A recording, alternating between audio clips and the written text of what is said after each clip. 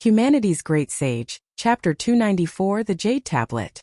What enabled Lu Yi to breathe more easily was the fact that he was not attacked even though he had revealed himself. He kept his presence low before he sped to where the commotion was coming from, looking rather frantic. That he had managed to reach this far without being detected meant that he was halfway to reaching his main objective. As if there was any need to stay invisible anymore. An outpost usually had, not only the acolytes of a sect or order, but also allied acolytes from friendly sects and orders, as well as associated independents who had pledged their allegiance. Naturally, that would mean that no one could possibly know everyone, so even if anyone were to see Lu Yi traipsing around in broad daylight, no one would know that he was the enemy unless there were people in the outpost who knew what the famous Lu Yi looked like. To say nothing of the fact that it was already night, which made Lu Ye's job easier. Lu Yi kept his head down and let the bangs of his hair hang over half his face as he raced to the main plaza of the outpost where every one of the House of Wintry Blossom's members had congregated. They had begun assembling here since the attack began. But although they were not worried about the shield's integrity, they nonetheless wore apprehensive and wary looks. Many people saw Lu Yi coming out of nowhere, rushing to join them, although most of them merely cast a cursory glance at him before returning their gazes to whatever it was they were doing.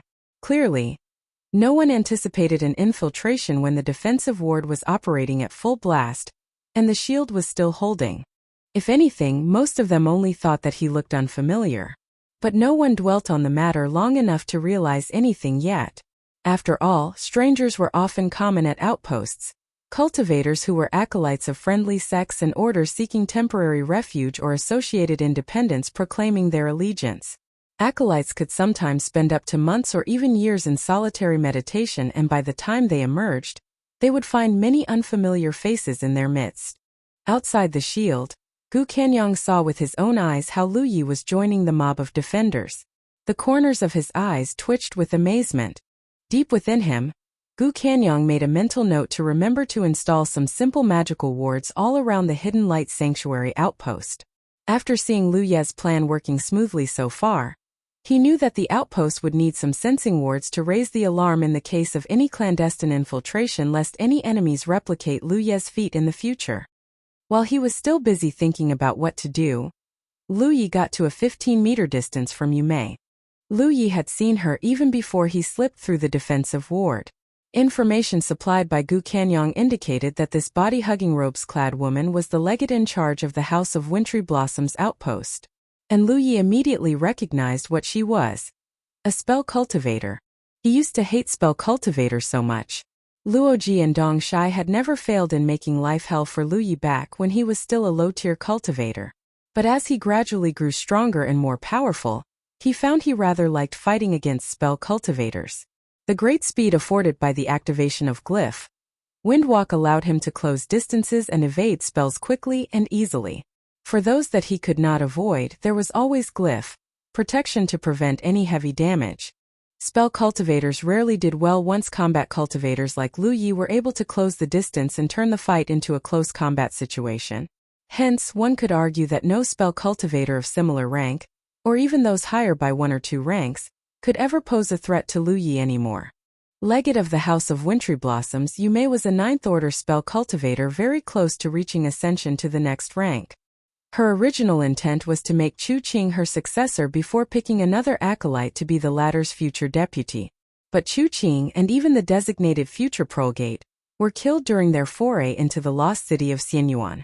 It was due to their deaths that the outpost still lacked a prolgate, and Yume had to shoulder the duties of both roles together. In the meantime, the members of the upper echelons of the House of Wintry Blossoms were still locked in an internecine squabble between each other. It was said that every one of the elders wished to nominate their own students to the post. It was no secret that being legate and prolgate had its uses and benefits. More income and more opportunities to earn contribution points. Everyone in the order knew that being pegged as the prolgate now would mean an immediate promotion to becoming legate when you may finally step down, which everybody expected to happen anytime soon. The order needs to select a prolgate after this. And fast. Yume was thinking to herself quietly. She and the busy business of handling the outpost's day-to-day affairs could not suffer any more delays. Still occupied with her thoughts, a strange premonition of dread jolted her senses. and her peripheral vision caught sight of a figure bolting straight for her. She tore her gaze away from the front to get a better look at the stranger. It was a young man no older than she was, and he was dashing toward her with his head lowered, effectively hiding his face. Yume could feel a chill shooting up her spine. She could not see him, but she was sure. She had never seen this stranger before. As legate of the House of Wintry Blossom's outpost, she knew almost every face, every acolyte, every allied cultivator, and even associate independents. She might not be close to all of them, but she knew their faces and names at least. Only she and the late Chu Qing knew every face in the outpost, for everyone who first arrived here had to meet them both before being allowed entry into the outpost. The unknown youth racing towards her might have kept his head down, but she could still see much of what he looked like. For this reason, Yume was sure that she had not seen this stranger here before. Not today, not before, not ever. Quick enough to remember the anomaly with the defensive ward earlier, Yume's hand shot up swiftly and a glow sparkled at the tip of her fingers as a blast came screaming straight for Luyi. That Yume could summon enough power in such a short time to fire a blast was a testament to her skill and strength. The spell was nowhere near lethal, but it was enough to defeat most 8th Orders. But firing that spell did not make her feel safe at all.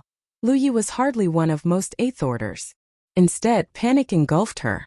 The moment her arm came up and she fired her spell, Luyi was gone. All that was left in his place was a harmless afterimage. One split second later, the glint of steel was all that filled her sight. Death descended upon her like a ravenous beast, breathing down her neck and licking her there, making her shudder with intense trepidation. The shrill cry of the stranger's weapon grazing every inch of the floor as he barreled straight at her brought to mind images of her own recollections before her very eyes. Visions vivid enough that she instinctively channeled her power just before a furious blow hammered at her throat. The force would have broken her spine, and as a burst of sparkles followed closely by another gleam of steel told her that the weapon was just withdrawing. For a second imminent blow, no doubt, she could feel a jabbing pain coming from her neck. Yume jerked to her senses. Her instincts had saved her by invoking a magical barrier just in front of her throat. She herself did not even know what had happened. Unequivocally, her life was spared only by that. Luyi meant to behead her, and the bursting twinkles were the magical barrier that took the hit for her. Magical barriers like this were spell cultivators' brand of magical defenses, not unlike Luye's glyph. Protection. They afforded sound protection, and most spell cultivators were trained in using spells like these to defend themselves. In the meantime, Luyi was not calling off his attacks just yet. Inviolable gave off another sheen of cold fury, as Luyi thrust it forward for a renewed assault. If he could keep himself within 15 meters of Yume, he could win. 8 times out of 10 Luyi could kill an enemy with just one blow. But this obviously wasn't one of those 8 times. Yume was just so cautious and quick that he failed to live up to his reputation and expectation. He might have hurt her, but that was not enough to kill her just yet. At the same time, Luyi knew he needed to be quick. He could only deliver one more attack before the rest of the House of Wintry Blossom's cultivator realized what was going on and ganged up on him. To that end, Luye's second blow wasn't after Yume's life. It was after his objective. Yume threw herself backward when she saw Luyi coming for a second attack. All she wanted to do was to put in as much distance as possible. Her hand came up and she aimed a finger at Luyi again, her powers churning as she got ready to fire another spell. Yet Luyi was just too fast for her. Before she could even do anything else, Inviolable sank into her other arm. A sharp jolt of pain zapped through the legate of the House of Wintry Blossom's outpost as she grunted in excruciation, her features twisting grotesquely. With a twist that elicited a sickening crunch, the severed arm flew into the air. An enraged Yume ignored the pangs of pain consuming her and shrieked at the top of her voice, "Kill him!" A pair of wings unfurled on Luye's back and he soared into the air, snatching up the severed arm. It was only then that the rest of the House of Wintry Blossom's acolytes realized what was going on. They weren't slow, but rather Luyi was just too fast. In barely 2 seconds, Luyi had delivered 2 successive attacks and no one knew what was going on or what to do, even if they had seen everything right from the start. Rays and beams of light tore away from the fingers and outstretched hands of the acolytes, but it was too late. Luyi was already in the sky, leaving all flying weapons that his enemies could unleash in the dust. Spells could reach far enough to hit him, but Lu Yi wasn't stationary. The last thing he ever wanted in a situation like this was to be a sitting duck and wait for his death. He deftly ducked and weaved around, relying on the quickness of his magically conjured wings and his speed to skillfully evade the many crisscrossing rays of light that came screaming at him. A pallid-faced Yume stared at the figure waltzing in the sky with the adroit grace and dexterity of a butterfly. When she saw the stranger removing something from her arm and throwing the arm away, her blood went cold. So that is what he's after. Back to Jojo, she cried with as loud a voice as she could summon. Back to Jojo now. Such was legate of the House of Wintry Blossom's outpost Yume, a decisive leader with circumspection and wit that in spite of the rending pain of an arm lopped off gnawing at her, she made the correct judgment. It was not a far stretch to expect that all legates in the Spirit Creek battlefield were each blessed with their individual qualities. At the very least, none of them were fools. Meanwhile, the rest of the acolytes of the outpost could barely believe what they had just heard. Petrified with bewilderment, they could hardly react to the order of pulling back to the Order's main stronghold in Jojo when the defensive ward was still intact and the intruder was just an 8th Order who was also heavily outnumbered. Those who were quick on the uptake immediately discovered why. The defensive ward might still be holding, but the Jade Tablet used to control it was no longer in their possession. Which was exactly why Lu Yi aimed for her arm in his second attack. He was after the Jade Tablet in her grasp. The very instrument that was the linchpin to the defense of this outpost. Destroy it and the defensive ward would be no more. Fast! Get out of here!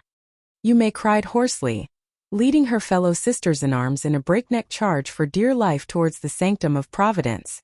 Everyone in the outpost tore after her. Still hanging in midair, Lu Yi exerted his full strength to crush the tablet to pieces.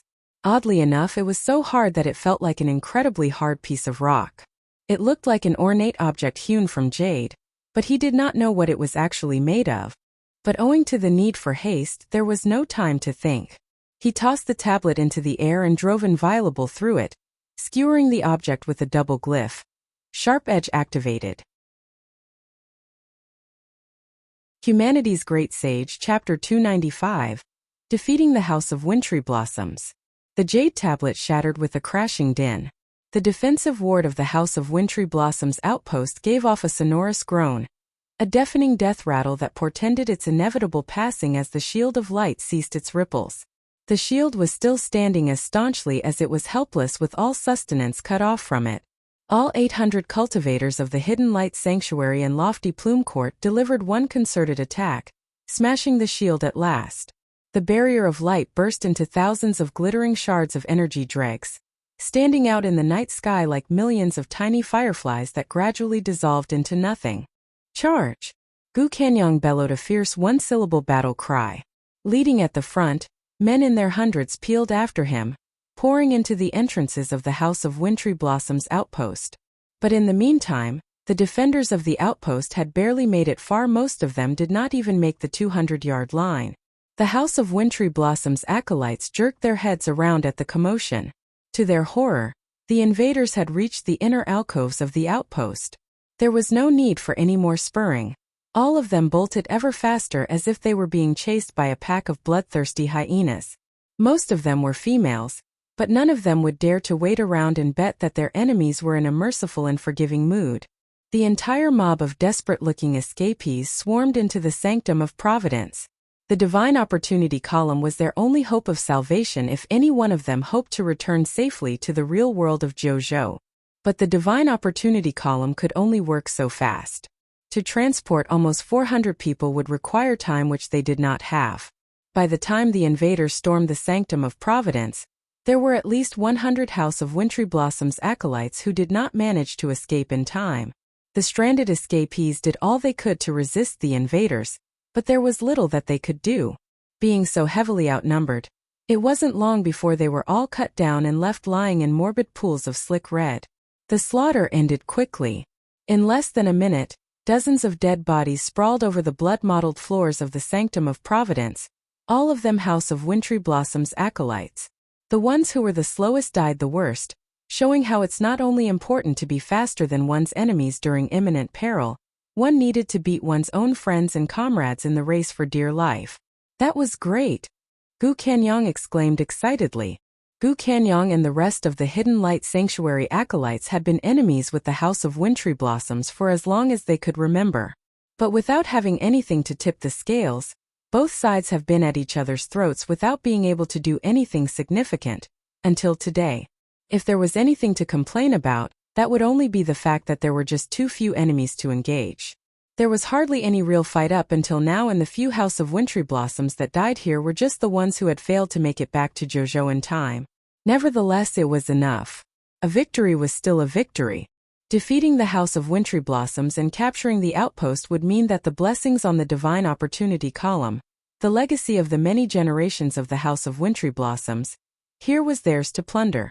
The contribution points must be many. Clear the place. You have a quarter of an hour. We will assemble again after that.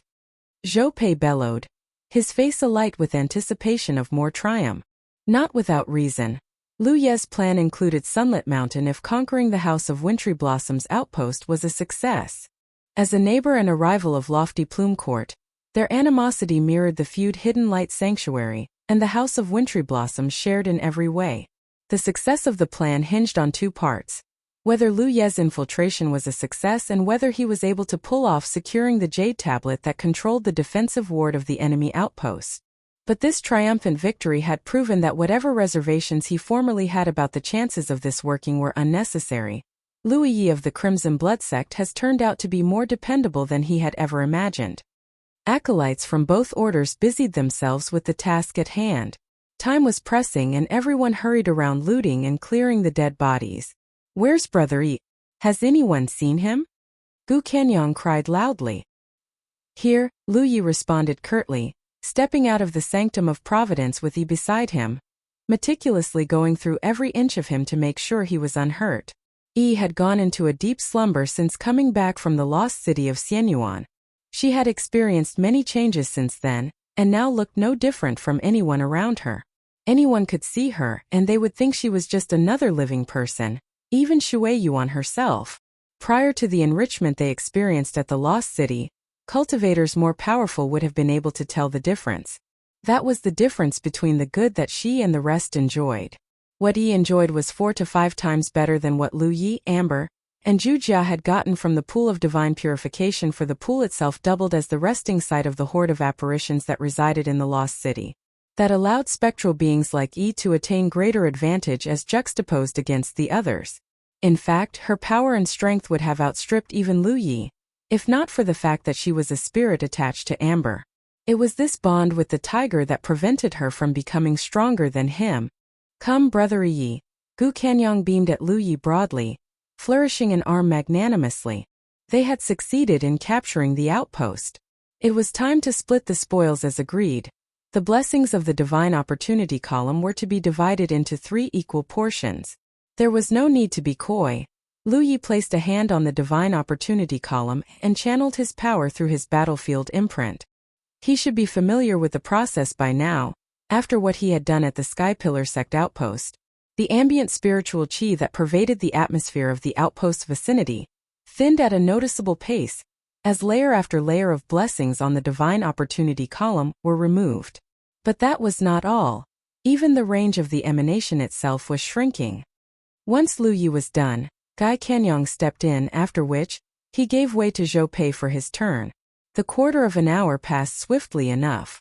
Everyone regrouped at the plaza outside the outpost's sanctum of Providence before they boarded the flying ships. It was time for their next target, Sunlit Mountain. They were halfway there when both Gu Kanyang and Zhou Pei received transmissions simultaneously, informing them about attacks on their respective strongholds. It was the same old trick again. Nearby Thousand Demon Ridge orders had dispatched enough men to make up 2 separate forces that had marched to attack the Hidden Light Sanctuary and Lofty Plume Court outposts in their bid to get both Gu Kanyang and Zhou Pei to retreat. Obviously, the enemies were unaware that the battle at the House of Wintry Blossoms outpost was over. Under usual circumstances, the maneuver would have worked. Both the Hidden Light Sanctuary and Lofty Plume Court forces would have been compelled to retreat, since capturing the House of Wintry Blossoms would have taken longer time, effort, and not to mention losses. Just losing men during the course of an ordinary assault would have put both Grand Sky Coalition orders in positions much weaker than before and thus making them vulnerable to counterattacks. But no one other than the invaders knew that the battle had been won and the outpost fully sacked and vacated. It was just too fast. Too incredibly and inconceivably fast. The defenses of the House of Wintry Blossom's outpost were brought to heel with such lightning speed alacrity that not even its acolytes could fathom how everything had happened so quickly. Neither would the rest of their allied sects and orders who were now launching assaults of their own on the Hidden Light Sanctuary and the Lofty Plume Court outposts. None of them knew that the invaders had homed in on another prey and were sailing there now. For this reason, Gu Kanyang and Zhou Pei disregarded the messages they received. They left instructions that the strength of their outpost's defensive wards was to be activated to the fullest while the invaders maintained their advance on Sunlit Mountain. Minutes later, word came again from their respective outposts, reporting about the Thousand Demon Ridge forces retreating, very hastily too. Gu Kanyang and Zhou Pei had a quick discussion where both of them unanimously concluded that the fall of the House of Wintry Blossom's outpost must have leaked out. How else would the sieges by the Thousand Demon Ridge forces at their respective outposts be lifted so soon? That was true, though Yume had not been able to warn the rest of the Thousand Demon Ridge during the chaotic evacuation from the outpost. When she finally got to safety, she had been trying hard to transmit her warning. It took her a long time and a huge effort until her warnings finally got through. Messages between the real world of Jojo and the Spirit Creek battlefield could not be transmitted directly. Yume had to deliver her messages to the main strongholds of the ones her warning was intended for, where the acolytes there would pass them onto the battlefield in her stead. Naturally, that would mean that the messages needed time before they could reach the intended recipients. When the legates received Yume's warning, all of them were flabbergasted. The purpose of attacking the Hidden Light Sanctuary and Lofty Plume Court outposts was to pressure the Grand Sky Coalition forces to retreat. It was to help lift the siege of the House of Wintry Blossom's outpost. But none of them could believe what they just heard. The House of Wintry Blossom's outpost had fallen before everyone could do anything. If only these legates could communicate with Yume directly. The foremost question looming in their mind was, what on earth went wrong? Is there something wrong with your outpost's defensive ward? With the House of Wintry Blossom's outpost already taken, the attacks on the Grand Sky Coalition outposts had become pointless. But what drove the Thousand Demon Ridge orders to quickly recall their forces was something else. The second part of Yume's warning. It said of another unbelievable news, that Lu Yi of the Crimson Blood sect had developed an ability to slip through a defensive ward shield with stealth. That was how the House of Wintry Blossoms had lost their outpost. Lu Yi had managed to infiltrate the outpost and in his sudden attack on the legate Yume, he somehow secured the jade tablet that controlled the defensive ward and undid its magic. If the Thousand Demon Ridge legates had never before feared Lu Yi, they did today. There was nothing wrong with the defensive ward that guarded the House of Wintry Blossom's outpost. It was Lu Yi of the Crimson Blood sect, an Eighth Order who now possessed the ability to slip through defensive wards. Nothing like this had ever happened before. There was little difference between the strength and capabilities of the House of Wintry Blossom's defensive ward and those of the defensive wards of their outposts.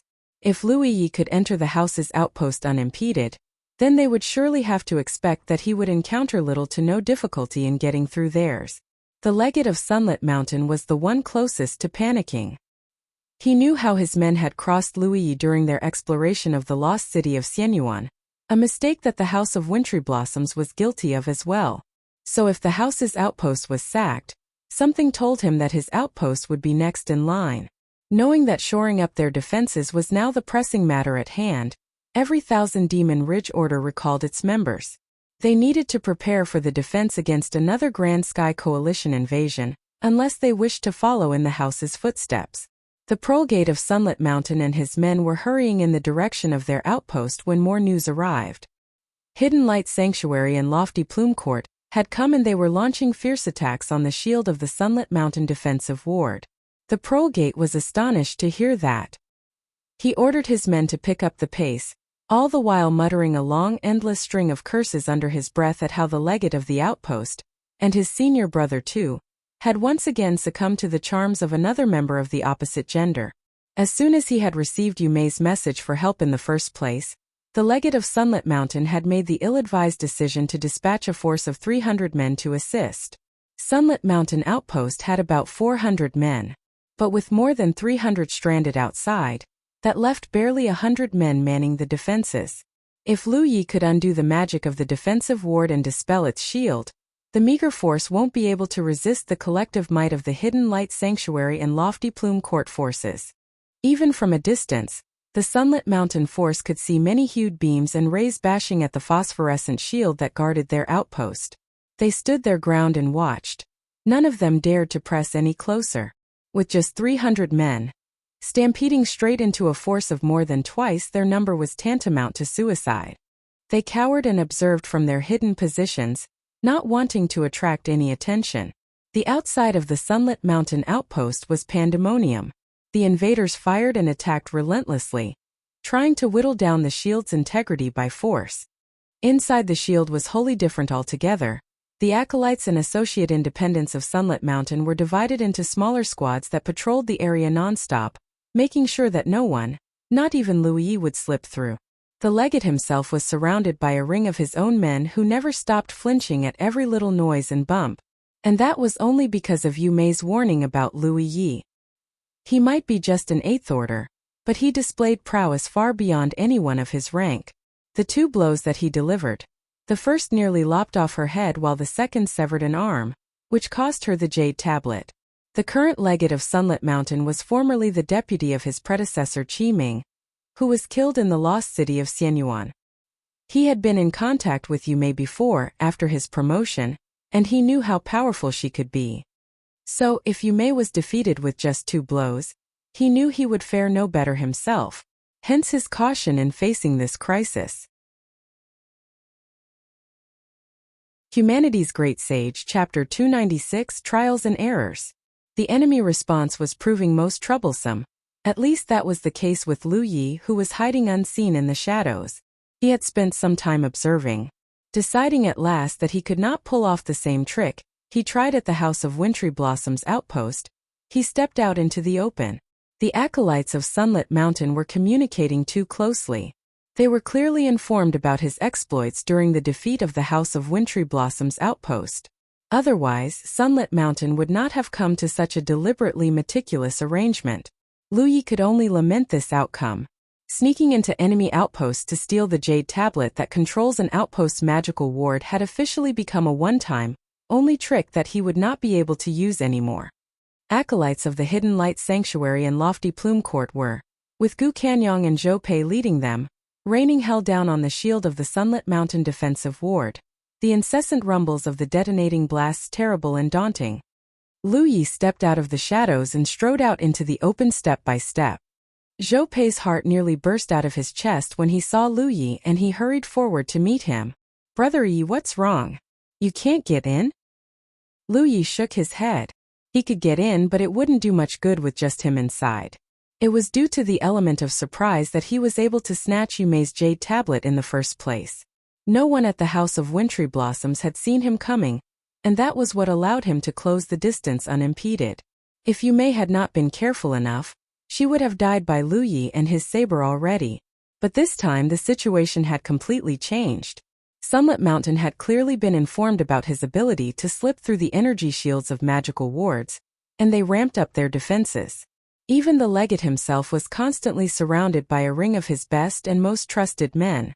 There really was no way for Lu Yi to get his hands on the enemy Jade Tablet anymore. Ah, gods! Zhou Pei groaned sourly. If only they could conquer the Sunlit Mountain outpost. Life at the Lofty Plume Hall would be so much better in the future. For instance, the House of Wintry Blossoms had suffered few casualties in the capture of their outpost, but they had lost the blessings on their Divine Opportunity column, which was a loss that they would never be able to repair in a short time. Without the blessings to keep the ambient spiritual qi in the atmosphere rich enough, the House of Wintry Blossoms could re-establish their outpost and rebuild their magical ward, but it would no longer be as solid and sturdy as before. In other words, the House of Wintry Blossoms' force at the outpost there would never again be able to pose any threats to the Hidden Light Sanctuary. With the odds now perpetually against their favor for the foreseeable future, The Hidden Light Sanctuary would be wise to bank on this opportunity to ensure that the House of Wintry Blossoms became just a simple footnote in the history of the Spirit Creek battlefield. The House of Wintry Blossoms invasion had turned out to be a massive success, and just when Lofty Plume Court had hoped that their allies would be able to assist in dealing with Sunlit Mountain, an ironic stroke of fate had denied Zhou Pei's wishes from coming true, and that left him somewhat disappointed. "If it's not working, we attack with all we can," Gu Kenyang remarked. The more than 800-man-strong army made it possible for the joint force to capture the Sunlit Mountain outpost by force, although that would demand both time and patience to whittle down the defensive ward's shield. A straightforward invasion of such crudeness would not be feasible in the past. Nearby Thousand Demon Ridge forces would definitely launch invasions of their own on the Hidden Light Sanctuary and Lofty Plume Court outposts. But no one would dare to attempt such a move anymore. The shocking fall of the House of Wintry Blossoms outpost had left such a lasting impression on its allies that no one dared to risk dispatching any sorties for fear of having Lu Yi of getting past their outposts' defenses and capture their outposts in their absence. There might be another way, though, Lu Yi uttered suddenly. Zhou Pei's eyes lit up with excitement. "What is that way?" he asked at once. "I can't guarantee that this method will succeed. All I can only say is that it's a chance." "That's good enough. Let's hear it, Brother E." "We'll need 10, just 9 will do, 9 body-tempering cultivators. The very best from both orders. Then equip them all with whatever defensive spirit artifacts you can find." Gu Kenyang and Zhou Pei might not understand what Lu Yi was up to, but they complied nonetheless. 9 body-tempering cultivators were speedily handpicked and assembled before Lu Yi, who surveyed them closely. Most of them were large and broad men with size and strength that could run through a brick wall with barely any difficulty. 2 of their numbers were even mutant cultivators. Clad in the full complement of every defensive spirit artifact their orders could supply them, they looked as dashing and intimidating as a coterie of knights. Lu Yi summoned Zhu Jia. Zhu Jia joined the rest and stood beside them, basking in the envious gazes of every other body-tempering cultivator around him. He might not be the biggest, but he definitely looked like the one with the most vigor and strength, easily eclipsing the rest of the 9. But that was not the only reason Zhu Jia was admired. As one of the strongest body-tempering cultivators, Zhu Jia's gifts made him highly coveted by many sects and orders. No one would ever commit the mistake of belittling him despite his rather modest provenance as being just a normal independent. Everyone knew full well that Zhu Jia was the sole reason Sima Yang managed to survive so long, the sole cause Sima Yang's fruitful life had managed to reach as far as the appearance of the lost city of Xianyuan. Naturally, the death of Sima Yang was much welcomed news. Cultivators, especially Grand Sky Coalition cultivators, rejoiced on Zhu Jia's behalf for having the yoke of servitude finally removed. But all of them could barely confess to not feeling envious that Zhu Jia had chosen to follow Lu Yi and rejected other offers. Lu Yi led the body-tempering cultivators on a beeline trail straight for the spot where he found a weakness in the shield. Then he gave them all his instructions. Everyone nodded their assent.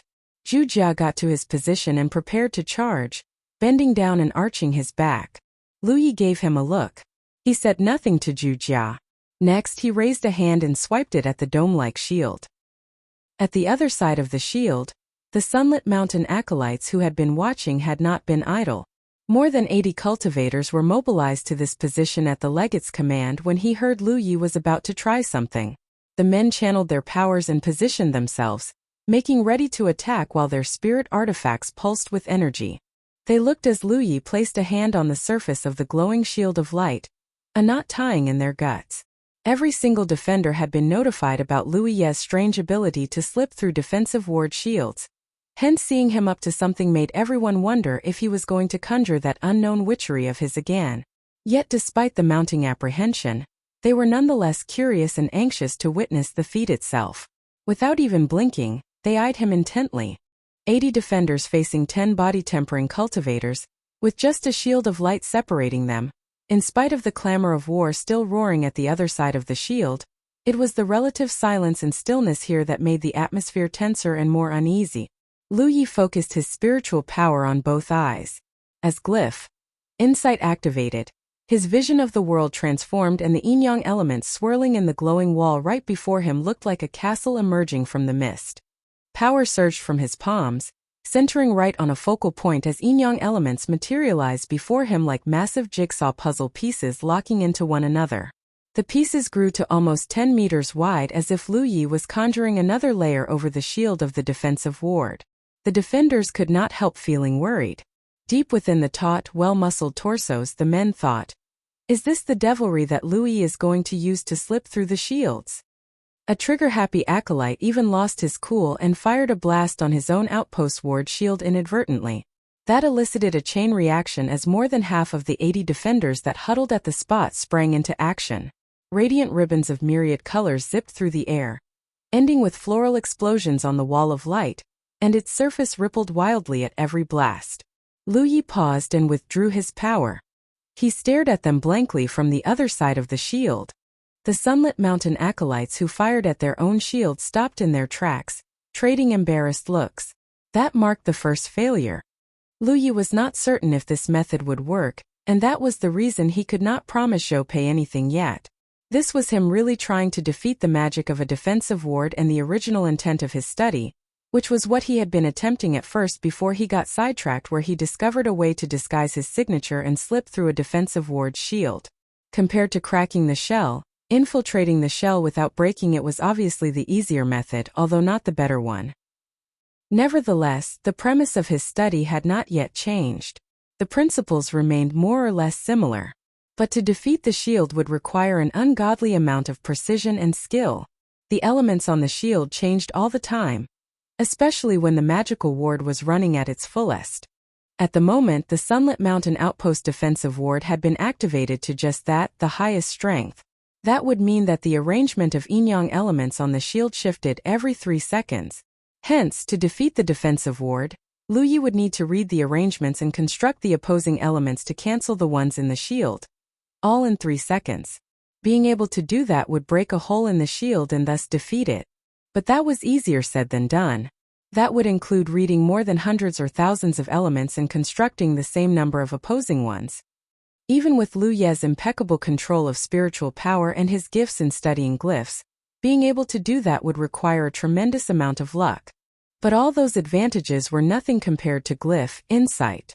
Without the visual enhancement of insight to enable him the ability to see the shield and read its intricate arrangements of yin-yang elements, Lu Yi would have needed more than just a few years of training before he could actually attempt defeating a magical ward of this size and strength. Lu Ye's trials with the shield went for a second time, then a third time, and on and on. He could go on for as many times as he wanted to. All he needed was to succeed one time. Pull it off once and the outpost would fall. For the umpteenth time, Lu Yi calmed himself down and observed the changes in the patterns of the shield again. He tried again, but he failed yet again. 3 seconds was just not enough time for him. Whenever his hand came up as he got ready to construct yin-yang elements, all 80 or so Sunlit Mountain defenders would flinch. But as the failures began to pile up, they eventually became insensate. It was not because they had gone tired or bored. It was fatigue from the constant trepidation that arose whenever Lu Yi made another attempt. The same trepidation that gnawed at their mind and souls whenever Lu Ye's hand came up. Zhu Jia straightened up. Maintaining an arched posture was tiring enough, although he quickly resumed his bent stance in preparation to charge. Maybe it was due to him staying with Sima Yang for far too long. Zhu Jia had always left the decision-making part of things to Sima Yang. But whenever he received an order, Zhu Jia would see it completed without fail. Lu Ye's trials and errors barely yielded anything useful up until now. Even at his best, he just couldn't make it in 3 seconds. Perhaps he could do it once he transitioned to a sky-grade cultivation technique. Cultivators who made the leap would experience a substantial increase in their control of spiritual power, which was also a prime reason cultivators became even more powerful once they began training in sky-grade cultivation techniques. Humanity's Great Sage, Chapter 297, The Charge. Lu Yi was just inches from giving up when a pleasant surprise presented itself.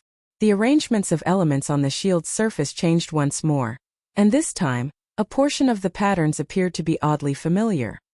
And as if in a stroke of ingenuity, he knew why. The tree of glyphs had many bits and pieces of incomplete glyphs that had used to boggle Lu Yi as to what their purpose could be. Unlike glyphs like sharp edge or protection that Lu Yi used during battle, they appeared nothing more than, incomplete glyphs. That was until Lu Yi began his tutelage of glyph weaving under Lady Yun. His rapid progress could not have been possible without the incomplete glyphs, which were nothing more than useless bits and pieces of yin-yang elements. Yet, right here, right now, Lu Yi discovered that the arrangement of yin-yang elements in the shield matched the ones on one of the leaves on his tree of glyph. There was no time to think. No time for the slightest inkling of hesitation. Lu Yi immediately conjured the element directly from the tree of glyphs, and the moment he set it into place, the pattern spread all over the whole surface of the shield like a virus. A tiny click could be heard, followed by cascades of popping noises of balloons bursting open. A gaping hole almost 3 meters wide yawned open on the surface of the phosphorescent shield. Charge! Lu Yi grunted aloud. Ready as ever, Zhu Jia bolted forward like a loosened arrow. He stepped through the hole quickly and dove into the sunlit mountain outpost with Lu Yi peeling after him closely. Lu Yi was well inside when the rest of the 9 body-tempering cultivators broke from their stupor and rushed in after them. The hole in the shield quickly closed behind them, sealing them in. The energy shield of an outpost's defensive ward was usually able to regenerate and repair itself.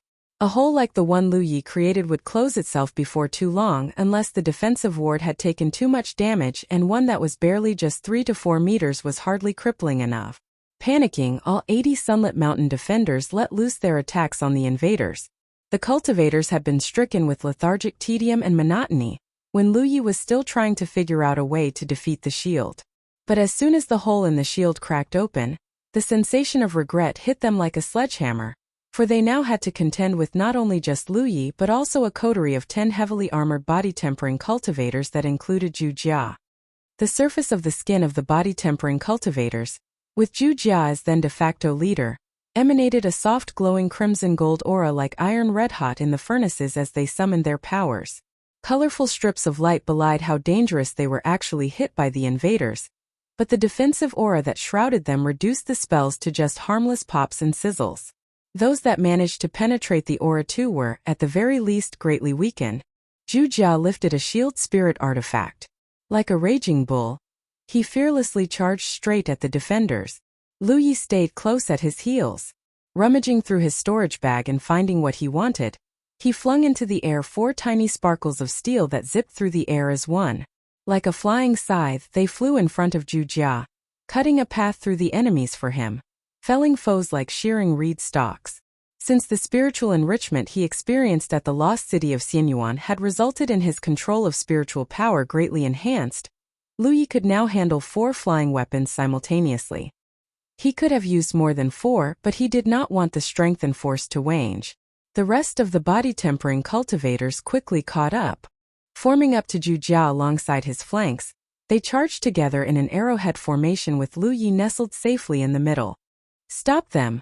a sunlit mountain acolyte roared, to no avail. Their number was 8 times that of Lu Ye's, but that did not make stopping the monstrous stampede any easier. That was a testament to Zhu Jia's strength and endurance. No one in the Spirit Creek realm could stop him when he began charging around like a thunderous rhinoceros, not unless anyone could kill him swiftly. On the other end, Gu Canyong and Zhou Pei had heard the commotion.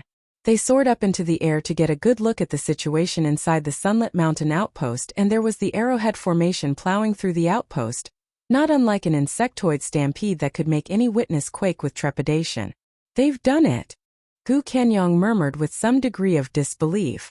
For so long Lu Yi had not been able to produce results that he was almost giving up. But Lu Yi had proven himself yet again. Not only had he managed to gain entry once more, this time he even took 10 body-tempering cultivators to wreak havoc behind enemy lines. "Gods, he's just so marvelous," Zhou Pei exclaimed with envy. Lofty Plume Court had once extended an offer to recruit Zhu Jia before, but that accursed Sima Yang had flatly refused it on his companion's behalf, and Zhou Pei could hardly abduct Zhu Jia and force him to join Lofty Plume Court. Doing that was nowhere near honorable, and Zhu Jia would never respect or be loyal to him, to say the least. Fortunately enough, Zhu Jia had somehow pledged himself to Lu Yi, and thankfully, they now had him to depend on in this skirmish.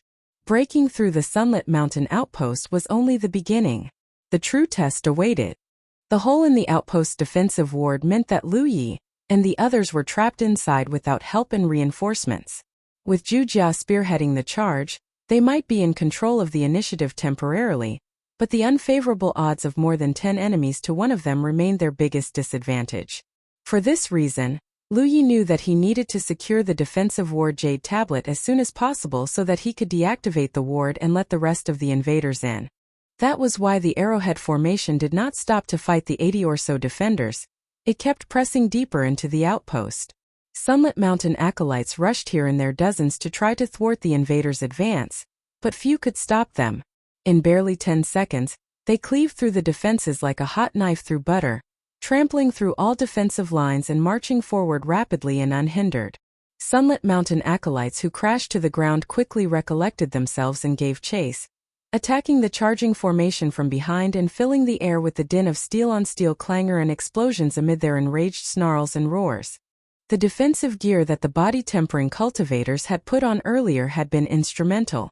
The gear had kept them safe from the relentless attacks the defenders rained so desperately on them. But no amount or quality of equipment could be expected to hold on for so long under such an onslaught. As explosions began to blossom and balloon around his defensive detail, Lu Yi recognized what he was hearing, the death rattles of the protective gear failing. Zhu Jia's shield, too, was beginning to collect more holes than a chunk of cheese, prompting him to discard it. The non-opal enchantment shield was given to him by Lu Yi during their adventures in the Lost City. That it was reduced to nothing but scrap iron indicated just how determined the enemy defenders were in wanting to thwart their advance. But he just retrieved another shield from inside his storage bag and went on charging headlong. Sima Yang had been hogging all the kills himself and he never tried to buy anything for Zhu Jia. Equipment never came cheaply and Sima Yang was hardly generous enough to equip Zhu Jia with enough gear. But things had changed since he joined Lu Yi, who had never been stingy with making sure that the lumbering giant of a man had all the items he needed. 4 to 5 defensive spirit artifacts. That was the minimum number of gear that Zhu Jia now carried with him at all times. Fortunately for the whole band, they had managed to punch through the 80-man Sunlit Mountain defensive line. They pressed on at full speed like a procession of siege engines rolling forward at full steam. Nevertheless, the defenders remained hot on their heels with dogged ferocity. The body-tempering cultivators holding up the rear began to realize that the group would never make it inside in time. A few of them peeled off and turned around to face the pursuing enemies. "Gio!" one of them cried. With their own bodies, a few nobly aspired to hold back the force of many.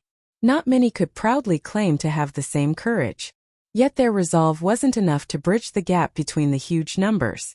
In seconds they crashed to the ground, splashing into puddles of their own blood as Gu Kanyang and Zhou Pei watched with racking guilt and misery. These were some of their best body-tempering cultivators, the cream of the crop that could not be easily replaced. Losing one was painful enough, and yet there were almost a handful of them. But the enemy defenders did not stay long to make sure that their fallen enemies were truly dead. The body-tempering cultivators might be grievously hurt, but they could be alive too. Nevertheless, they had bought Lu Yi and the rest more time, allowing them to put at least 300 meters ahead. That was when they spied a group of 30 or so Sunlit Mountain cultivators huddled together. Lu Yi caught sight of a man kept safe in the center of a ring, wearing an aghast expression of disbelief as if he was still having trouble believing that anyone could defeat the outpost's defensive ward shield. That must be the legate of the Sunlit Mountain outpost and the Jade Tablet must be with him. Victory is at hand, Lu Yi realized. Capture the Jade Tablet from him and destroy it and the 800-man-strong army will be able to come in. Stop them, the Sunlit Mountain legate cried as he saw the stampede of body-tempering cultivators led by Zhu Jia charging his way. The rest of the defenders did not need to be told that this moment marked the very survival of the outpost. With a signal, beams of light arced from all directions, homing in on the blitzing group. With an angry roar, Zhu Jia lifted his shield, ready to ram into his enemies. But with all the hails of attacks crashing down on them, the glow of the shield was waning fast and his pace was gradually slowing. On the other hand, the pursuers were swiftly catching up. Lu Yi, Zhu Jia, and the others were about to find themselves caught between the hammer and the anvil. Without their momentum, everyone would be sitting ducks. A crimson burst of spiritual energy erupted and Lu Yi unfurled his wings. He shot up into the air, catching everyone's attention. Sparkles, telltale signs of flying weapons, swarmed around the sky, streaking straight for Lu Yi. Lu Yi grabbed Amber. The tiger had been in its cat form, riding on his shoulder. With as much strength as he could exert, Lu Yi sent Kitty Amber hurtling through the air. A pair of steely sparkles grazed its fur, dangerously missing all vitals even though they left trails of blood in the cat's wake. Eldritch energies swirled around Amber's feline form, the ochre-brown effulgence enveloping it as cat turned to tiger at a speed visible to the naked eye. Amber was back into its full form in mere seconds. All thanks to Lu Ye's forceful toss, the tiger landed in a roll, just barely 30 meters away from the legate and his protective detail. Every man in the detail shuddered. They saw their own reflections staring back at them. A strange sensation of dread and disorientation clenching its fist around them and petrifying them. Roar! Amber bared its fangs viciously at them, its ear-splitting roar setting loose a ferocious wave of aura rolling forward and engulfing the men. As soon as the waves hit the men, some staggered. A few nearly stumbled. But all of them felt the same throbbing and crashing discombobulation, as if they had been bashed with a sledgehammer.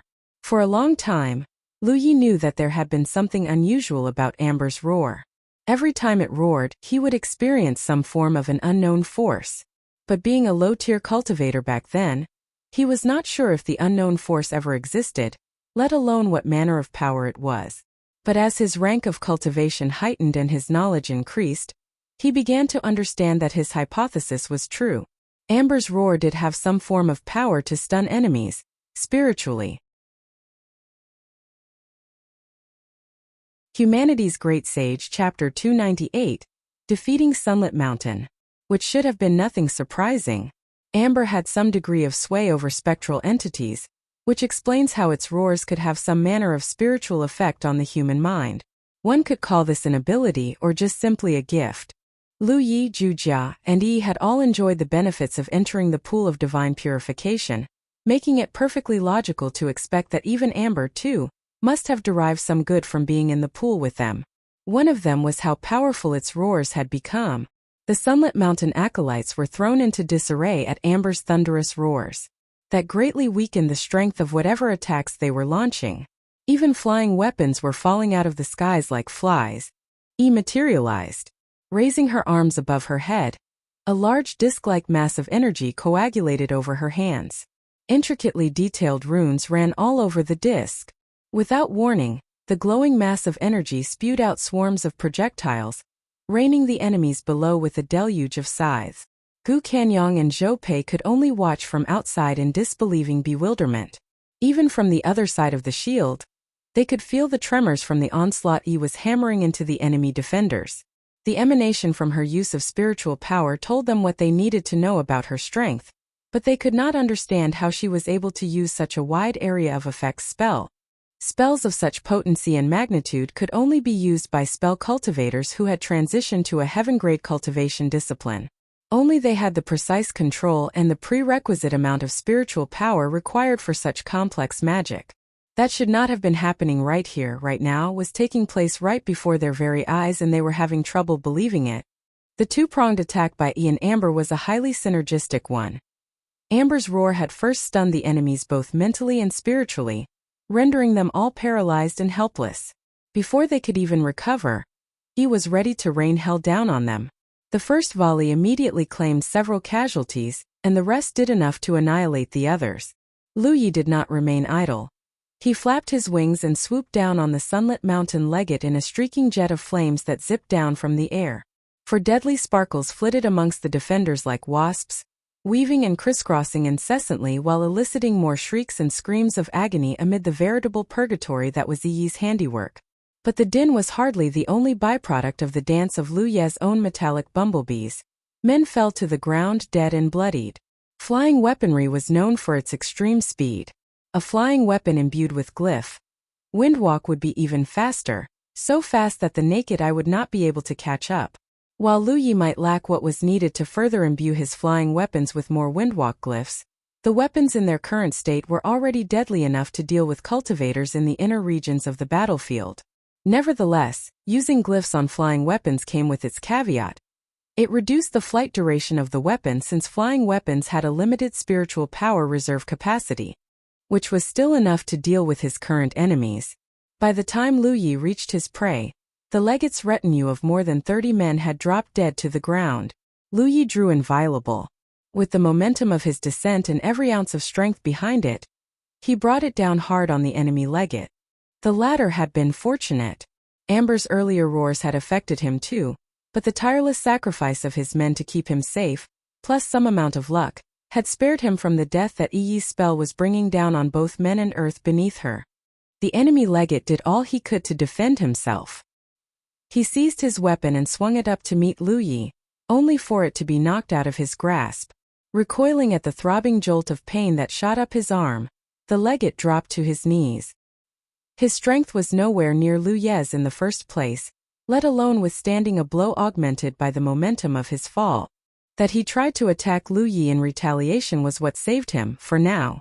It was what prevented Lu Yi from coming back with a follow-up attack, and the latter did not want to haphazardly risk losing his initiative only to land himself at a disadvantage. Lu Yi used the momentum of his opponent's swing to propel himself back into the air. Rumbles shook the ground. It was the cavalry arriving, Wuxia and the rest of the arrowhead formation of body-tempering cultivators. They had been bogged down by the defenders when Lu Yi took to the skies earlier. Amber and Yi's attacks had helped to lift the pressure off their backs, allowing them to catch up when Lu Yi began his assault on the Sunlit Mountain legate. The stampede blasted through the last of the Sunlit Mountain defensive lines, much to the despondent dismay of the acolytes who had been giving their all trying to repel the invaders. Like the predator it was, Amber roamed the area, launching attacks on its own on any unsuspecting Sunlit Mountain defender, while Yi picked off one target after another. With her allies now making an entry and the status quo pretty much under control, she had stopped her area of effect spell. Still, each and every blast she fired remained as potent and deadly as ever. In the meantime, Lu Yi was wheeling back for a second charge at his target. Still on his knees, the Sunlit Mountain legate barely had time to react when he felt a sudden chill run down his spine. He looked up frantically, just in time to see the glimmer of steel blinding his sight. In his panic he groped for his weapon. Only then did he realize that it was knocked out of his hand earlier. Desperate to survive, he lunged, aiming a bare-handed punch at Lu Yi. It caught Lu Yi squarely in the shoulder, the blow causing him to careen sideways, and they collided headlong into each other, crashing to the ground and rolling in a mass. Lu Yi sprang to his feet quickly with his prize, the jade tablet, firmly between his fingers. The legate laid on the ground, motionless with a spreading pool of red beneath him. Jade tablets used to manipulate defensive wards required a constant connection to the magical ward they controlled, or the ward would cease to operate. That prevented individuals who were carrying these tablets from stowing them away inside their storage bags. Lu Yi had noticed the jade tablet hanging off the legate's belt the first time he attacked him. Hence he was ready to snatch it the second time he wheeled around for a renewed attack. Lu Yi gripped the jade tablet in one hand and brought Inviolable down on it, smashing it with a crash, and the defensive ward gave an involuntary shudder. The invaders outside launched their last attacks, overwhelming the shield enough that it shattered with a huge burst. The unstoppable tide of the invaders surged into the outpost, pouring through every door, every alcove and every corridor. Any surviving Sunlit Mountain acolyte did not have to be told to escape. They began rushing for the Sanctum of Providence. The Divine Opportunity column inside was their only chance at making it back to Jojo alive. The choice was obvious enough, it was either retreat or certain death. Therefore, by the time the invaders reached the inner depths of the outpost, everyone was gone. Aside from the handful of stragglers, the outpost was almost deserted. But the battle was not yet won. Far from it. At another battlefront outside the outpost, it was still ongoing. The Sunlit Mountain Prolgate and more than 300 of his men were stranded outside when the invasion began. Charged by the legate to launch a diversionary attack on the Lofty Plume Court outpost in a bid to force both the Hidden Light Sanctuary and Lofty Plume Court forces from attacking the House of Wintry Blossoms, the men marched away from the safety of their own outpost only to realize that they were now under attack as well. The 300-man-strong assault force hurried back home at once, but there was a larger force besieging their outpost. the 800 acolytes of the Hidden Light Sanctuary and Lofty Plume Court outposts, barring their way home. That was when the Sunlit Mountain Assault Force decided to just lay low, until the moment when scouts reported to the Pearl Gate that Lu Yi had managed to gain entry with 10 body-tempering cultivators. That forced the assault force to take action. None of them could just sit by and watch their outposts being invaded and their brethren slain. Hence, the Pearl Gate made the suicidal decision of engaging the stronger enemy force from behind, hoping that this would at least relieve some of the pressure. But they had only just revealed themselves when, to the shocking despair of the Sunlit Mountain Assault Force, their outpost's defensive ward shattered right before their eyes. What hope there was that the defense would triumph dissolved into air, just like the flakes of energy dregs from the shattered shield that vanished with the winds. The very thing they had been dreading had happened, and they had failed to stop it. But things had now changed. The magical ward had failed and the outpost had been overrun. There was no longer any need to continue the fight, especially with the enemy's superior numbers whittling down theirs. The Pearl Gate gave the signal to retreat and the Sunlit Mountain force steadily began to withdraw. But the Hidden Light Sanctuary and Lofty Plume Court acolytes were not eager to let their quarry leave just yet. The main invasion force had been outside long enough to rush inside as long as the shield fell. But they had barely seen any action at all aside from hurling blows at the shield and slaying a few mice that got left behind. Back when the House of Wintry Blossom's outpost was breached, the acolytes had managed to withdraw to the real world of Jojo fast enough to prevent further loss of life. Similarly, there were barely dozens when the Sunlit Mountain outpost fell. For this reason, the invaders were restless, struggling with an itch they could not scratch, until the 300-man-strong Sunlit Mountain Assault Force appeared. 300 extra targets to hunt. The invaders gave chase. They hunted the assault force down like dogs, cutting them down man after man until what remained of the force numbered less than half the original number. At last, the invaders decided to call off the hunt when they finally had their fill of bloodlust. The remnants could finally escape alive. On the other hand, the invaders did not want to back the remnants into a corner. Rat or tiger, anyone trapped with no way out would fight to their deaths, and that would mean further unnecessary losses for the invaders. The Sunlit Mountain Pearl Gate might have survived, but he must be regretting the deaths of his men. He had made the call to send his men to their deaths, and the fall of the shield had proven that their deaths had been for absolutely nothing. As he grieved his men, he blamed himself for the poor judgment. If only they had stayed hidden, the magical ward could fail and the outpost could fall. But if he had spared his men such reckless deaths, they could always rebuild. What followed next was straightforward enough. The invaders spent the following hours stripping the outpost bare while Lu Yi, Gu Kanyang, and Zhou Pei divided the blessings of the outpost's divine opportunity column among themselves, each of them immensely pleased at the booty. But the only rain on the proverbial parade was the outcome of the 10 body-tempering cultivators who went into the outpost first with Lu Yi. Of the 10 that went in, 4 were killed and 5 were grievously wounded. Only Zhu Jia emerged with light injuries. Such were the differences in prowess between the body-tempering cultivators. All of them were of similar strength and cultivation rank to Zhu Jia, and few would dispute that they were the absolute best from each order. Nevertheless, Zhu Jia was the one that took the brunt of the abuse being in front, yet he was the one who was with the fewest wounds unlike the other 9. Compared to other types of cultivators, this illustrated how important talents and innate qualities were to body-tempering cultivators. A combat cultivator could still improve himself through hard work, training, or through other methods. But body-tempering cultivators without the much-needed qualities of physical strength and endurance, oftentimes being the ones to spearhead attacks in battles, would die very easily. To that end, body-tempering cultivators oftentimes received the most priority and attention. They would get the best portion of supplies and resources and the best training infrastructure, since their presence on the battlefield could dictate the outcome. That was what Hua Xiai told Lu Yi before. Body-tempering cultivators received the best amount of care and benefits, but they also needed to justify the favor by winning battles using their blood, sweat, and tears. The plundering took 2 hours before everyone finally boarded their aerial conveyances. The 2 flying ships took into the air with acolytes from both orders still exchanging tales and giggles in merriment. Beneath the ship, the outpost was engulfed in a furious conflagration. It was common for victors to lay waste to and raze enemy outposts to the ground. After all, the bad blood between Lofty Plume Court and Sunlit Mountain was the cast-iron guarantee of this happening. The flying ships flew together before they separated halfway, and acolytes from both orders traded farewells and withdrew to their respective outposts. Humanity's Great Sage. Chapter 299 Prophetic Foresight.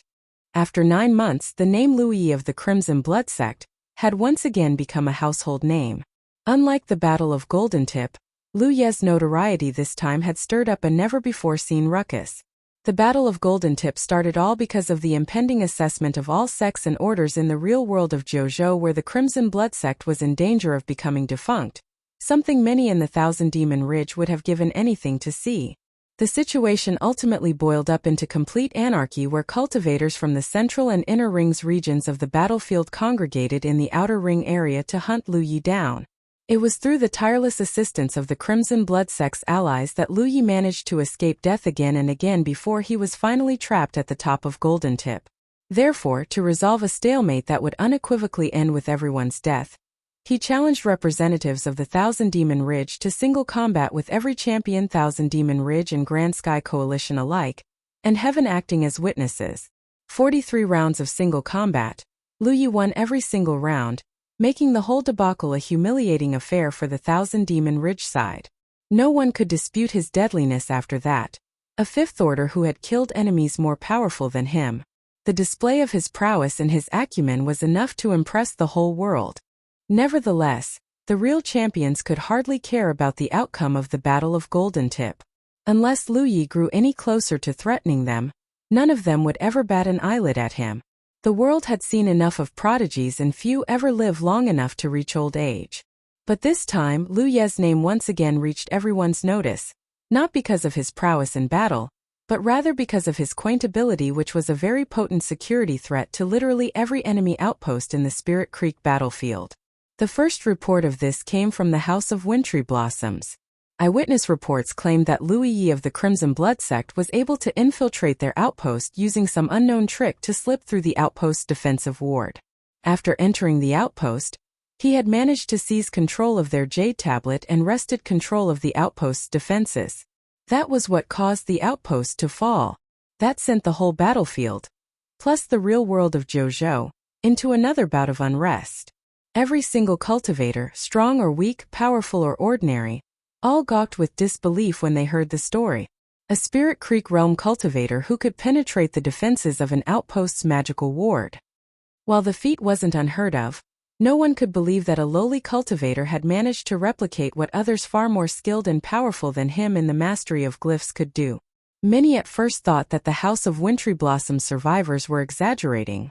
Some believed that it was the legate who was trying to shift the blame. But when more news arrived, this time from the Sunlit Mountain not far away from the House of Wintry Blossom's outpost, everyone realized that they were wrong. Sunlit Mountain had lost its outpost too.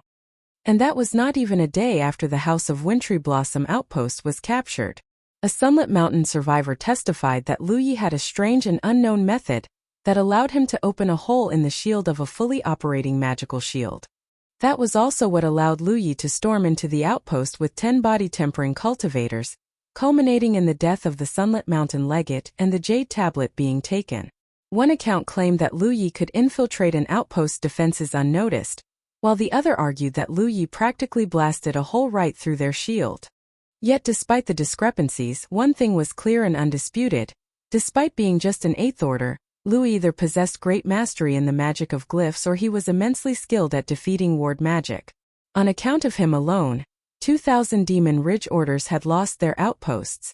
The men of both the Hidden Light Sanctuary and Lofty Plume Court might have been with Luyi during the 2 invasions, but no one bothered to mention them at all. Word of the invasion spread in small ripples at first. But in barely a day, all around the battlefield and the real world of Jojo, people could not stop talking about him. For if what happened was just like what the rumor mill was speculating, then the implications would be devastating. Outposts in the Spirit Creek battlefield depended on their defensive wards to keep their acolytes safe from any attacks. Like how the common folk would keep their doors barred and bolted, cultivators relied on defensive wards to give them peace of mind. Yet, out of nowhere there was someone who could walk through doors like a wraith. He could even open a hole in it and come inside. Then he would steal, plunder, and even kill. Anyone would go hysterical. If the outcome of the Battle of Golden Tip had shown the tip of the iceberg of what Lu Yi would grow to become, then the fall of the House of Wintry Blossoms and Sunlit Mountain was the catalyst of the panic and fear the Thousand Demon Ridgeside had whenever his name was invoked. Even Divine Ocean Realm cultivators would not dare to discount Lu Yi anymore. With outposts everywhere in the Spirit Creek battlefield and how cultivators relied on defensive wards to keep their refuge safe, Lu Yi had now become the biggest threat to each and every enemy outpost everywhere. If outposts became no longer secure, then their existence would become obsolete and all Thousand Demon Ridge cultivators would be deprived of safe shelter. Without a viable defensive ward, all outposts would be exposed to invasion. Just when the entire battlefield was buzzing with rumors of Lu Ye's unbelievable prowess, more beans about him were spilled. A few months ago during the insectoid attacks, the outposts of 2,000 Demon Ridge factions nearest to the Crimson Blood Sect outpost, Clan Feng and the Redoubt of Wrath, were also attacked. The former suffered the biggest losses with every Spirit Creek realm member in its ranks almost extinct. While some might attribute the collapse of their stronghold to the insectoid attacks, everyone who was not a fool could recognize Lu Ye's handiwork in this. Both Clan Feng and the Redoubt of Wrath had never endured such ignoble humiliation before. That would make the total number of Thousand Demon Ridge orders severely crippled by Lu Yi for first the Redoubt of Wrath and Clan Feng. Then there was the House of Wintry Blossoms and Sunlit Mountain. All 4 orders were brought to heel within the span of a few months. No one had ever done something like this since the early days of the Spirit Creek battlefield. The Legate and Prolgate of Silverlight Island, Luo Fu and Qi Shi were sitting face to face within the vastness of their outpost. Qi Shi had predicted that a number of Thousand Demon Ridge orders might find themselves in trouble when Lu Yi left a little more than 2 months ago. Not even he himself knew that his prophetic words would come true. After barely a couple of months, not 1 but 2,000 Demon Ridge orders were lost. If only the Thousand Demon Ridge coalition knew that the fall of the Sky Pillar Sect outpost, too, was Lu Ye's handiwork, albeit with the help of the giant serpent that single-handedly brought down the shield of the outpost's defensive ward. That would mean that Lu Yi had been the cause of the destruction of a total of 5,000 Demon Ridge outposts. But what everyone was certain about was that Lu Yi was not yet in possession of the ability to defeat magical wards 2 months ago, or he would have long been seen to employ it. To think that he's only just an 8th order, Qi Shi murmured all of a sudden. What do you mean, brother? Luo Fu glanced at his deputy. Lu Yi should be free to roam around the inner ring area of the battlefield, so long as he's not yet achieved the Heaven 7 realm. Even if he does, he did not have to immediately leave the inner ring area yet, no? Judging from the rate of his progress, surely that would mean at least a year or 2. Humanity's Great Sage Chapter 300 This instant. Shui Yuan and Li Baxian spared no effort in peppering Lu Yi with messages about how he should lay low at the Hidden Light Sanctuary outpost for the time being. There was no reprimand, but Lu Yi knew how worried and concerned Shui Yuan must have been. Li Baxian's message, on the other hand, carried a wholly different sentiment. Instead of asking him to be careful, he encouraged Lu Yi to go wherever his heart would take him and leave the rest to him. In the meantime, Wuxia, too, had delivered him a message of her own. The duties and rigors of serving as Prolgate seemed to have turned her playful and bohemian self into a more mature person. There wasn't much in her message save a few words about some recent events at the outpost, but the message was mainly to convey the assurance that everything was fine, and there was nothing to worry about. Lu Ye's forehead creased deeply when he arrived at the end. He could not help feeling like a soldier who had just received a letter from his wife. He made a quick calculation. It won't be too long before Wuxia reached the 8th order as well. She would be expected to make a foray of her own into the inner ring areas of the battlefield when the time came. She would be prudent to start handpicking deputies by now. Picking Chun Yu would be out of the question. The de facto chief of the Independents was expected to enter the 8th order much earlier than Wuxia herself. That would leave her at an impasse. After all, the Crimson Blood Sect had only very recently flung open its door to accept new members. Electing a proper replacement to watch over the outpost would be a conundrum requiring both time and patience to solve. Nevertheless, future Eighth Orders of the sect would no longer have to worry about where to go if, and when they were about to venture into the inner ring areas. Lu Yi had already taken care of that by making many friends along the way. Huaxi and Chun Yu would have all the freedom to make their own pick. Lu Yi was confident that all friendly sects in order that he had forged ties with would do their best to make sure that any guests from the Crimson Blood sect would be well taken care of. It took Lu Yi quite some time before he could finish going through the messages. "What are you grinning about?" Lu Yi asked without even looking up. "It's nothing," Yi shook her head. "Wow, looks like you have secrets of your own, huh?" Lu Yi muttered before he sighed. "That's you growing up, I guess." "Then you should know better than to pry." Yi returned a playful scowl. Unbeknownst to Lu Yi had always been worried about him. He was improving far too fast. They might not be equals when they first stumbled into each other. In fact, Amber was stronger and more powerful than the weakling Lu Yi was back then. But as they stuck through thick and thin together, Lu Yi began to catch up rapidly before he became better and flipped the tables. As of now, the gap between Amber's power and his was beginning to grow wider and wider. Since their departure from Green Cloud Mountain to embark on their journey together to find the Crimson Blood Sect outpost, Yi had discovered that, as Lu Ye's capabilities had grown, and more powerful enemies kept popping out of the woodwork, the role that both Amber and she could play was becoming more and more limited by the day. To a certain extent, it would not be a far cry to describe that Amber had been relegated to nothing more than a white, furry mount, while Yi could barely serve as anything more than a scout that was best suited for reconnoitering and reconnaissance. That was when the dread began to take root inside Yi. She started to worry that the day that Lu Yi would leave them behind would eventually come. The day when she would no longer be able to see him would eventually come. She could not bear to ever comprehend what that would even mean. Nor could she believe that she would ever accept the mere possibility of this happening. Affected by this, Amber increased the intake of spirit pills as best it could, to no avail. Lu Yi was progressing just too quickly. Fortunately, being inducted as a member of the Crimson Blood Sect family helped to tilt things in her favor. Tang Yifeng's taking her under his wing gave her the chance to train and arm herself with panoplies of spells where she and Amber began to improve more quickly. Any increase in her power would be reflected upon each other, hence, with both Yi and Amber doing their best to catch up, they would enjoy twice the amount of gain, plus twice the amount of satisfaction. That was how Amber managed to control all the apparitions at the lost city of Xianyuan. The spiritual enrichment Yi experienced in the pool of divine purification caused a paradigm shift in her abilities that was not only a one-time gain, but also a gradual one.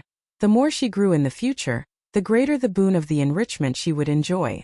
During the invasion of the Sunlit Mountain outpost, Yi and Amber's assistance was what broke the impasse. Amber's stunning roars and her spells were what gave Lu Yi the opening he needed to seize the Legate's Jade Tablet, and allow Zhu Jia and the rest of the body-tempering cultivators to catch up. At that precise moment, Yi was finally certain that they had finally caught up to Lu Yi. No one could tell what the future had in store. But at least for the foreseeable future, Yi and Amber did not have to worry about being left behind anymore. That was why she had been in an awfully good mood after that. "Oh, that reminds me. This came from the people of the Hidden Light Sanctuary," said Yi, handing Lu Yi a storage bag. "What's inside?" "Spirit stones and pills." The booty from the two invasions were not just the blessings of the divine opportunity columns, but also the bounty that could be looted off the dead, riches, treasures, rare herbs, among other stuff that could be found inside a storage bag. The people of the Hidden Light Sanctuary must have considered the notion that Lu Yi would not like having too many things inconvenience him.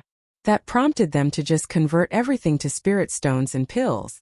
Both were widely accepted currencies all around the battlefield. "Keep them then," Lu Yi muttered as he panned left and right, looking everywhere. "Where's Zhu Jia, by the way?" "Still training, I think." "How are his injuries?" "I've seen them. He's fine." Lu Yi nodded. After some food, he left and headed for the outpost training chambers to meditate and read. His initial plan was to leave after the invasion, but the situation dictated that he keep his head low for the time being while the hype and fervor of his recent exploits died down. Shui Yuan might have sounded paranoid, but she had a point. Lu Yi needed to lay low at least, and not poke the bear any more than he ought to. More so, since Lu Yi was willing to bet every spirit store in his storage bag that his image would have been disseminated to every Thousand Demon Ridge sect in order by now. Retaining motion images was not a very difficult thing to do.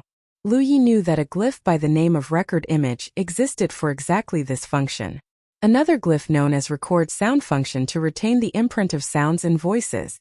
And employing both glyphs at the same time would yield amazing results. Long ago, Lu Yi found from inside the late manager Yang's storage bag an art catalog. But it wasn't just any art catalog.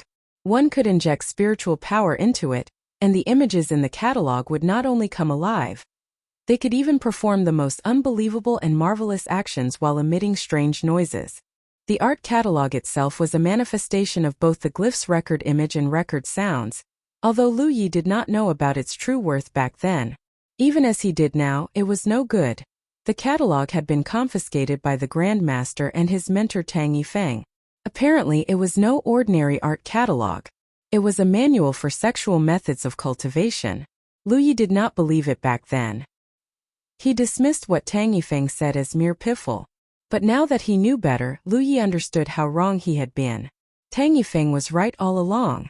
In the past, Lu Yi was just a speck in a multitude of hundreds or thousands of Spirit Creek realm cultivators that roamed the battlefield. Whatever feats he accomplished, remarkable or not, most wouldn't even bat an eye at him. Things had become different now.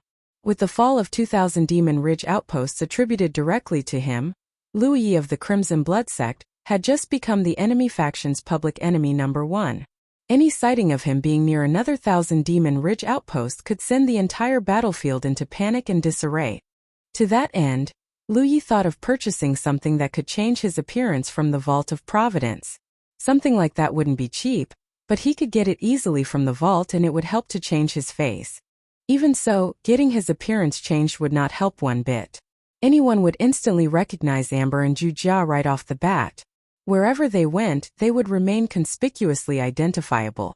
Unless Lu Yi were to operate alone, he would remain instantly recognizable anywhere. Lu Yi griped quietly to himself. Is that it? Is my plan to come to the inner ring area for some payback, dying in its crib before I even managed to do anything? But for all the frustration now swelling inside him, Lu Yi convinced himself that surely things weren't that bad. Luck had played a heavy role in the invasions of both the House of Wintry Blossoms and the Sunlit Mountain outposts, and Lu Yi could only keep his fingers crossed that the 1,000 Demon Ridge factions were aware of this too. So long as they came up with measures to prevent these lucky situations from happening, another successful invasion in this manner wouldn't be possible anymore. 1,000 Demon Ridge cultivators were not fools. By the time they got to the bottom of what happened, they would most certainly come to the same view as Lu Yi. While Lu Yi was enjoying the peace and quiet in the training chamber to read and meditate, a huge ruckus erupted in the audience hall of the Hidden Light Sanctuary outpost. Guests from afar never stopped streaming into the outposts, all of them legates, prolegates, or even emissaries of all Grand Sky Coalition outposts nearby. In barely a day, representatives of more than 7 to 8 allied sects and orders had arrived. Gu Kanyong and Wei Li did their best to hold everyone at bay. Beleaguered by the incessant demands, none of them looked like themselves during the successful invasions. Lu Yi had given very specific instructions the moment they came back here. He expected that people would come asking for his help to launch invasions of their own, but he needed Gu Kanyong and Wei Li to disavow them of any notion of success. It was all because of the invasion with the Silverlight Island people that had lent him this insight. As soon as everyone nearby heard of how the Sky Pillar sect outpost was defeated, many began to try to make use of the serpent. But the smart beast slipped away, or more 1,000 Demon Ridge outposts would have suffered its wrath. For this reason, Lu Yi knew that people would come banging on the doors, demanding to speak to him once word of his ability to slip through defensive ward shields reached every ear. Hence he refused to show himself, choosing instead to let the Hidden Light Sanctuary people deal with the crowd instead. Please. Everyone. Please. Gu Kanyong flung his arms wide in exasperation with the resemblance of an albatross, as if the gesture would kill the noise. I know the reason everyone is here and I understand how you all feel. But please understand.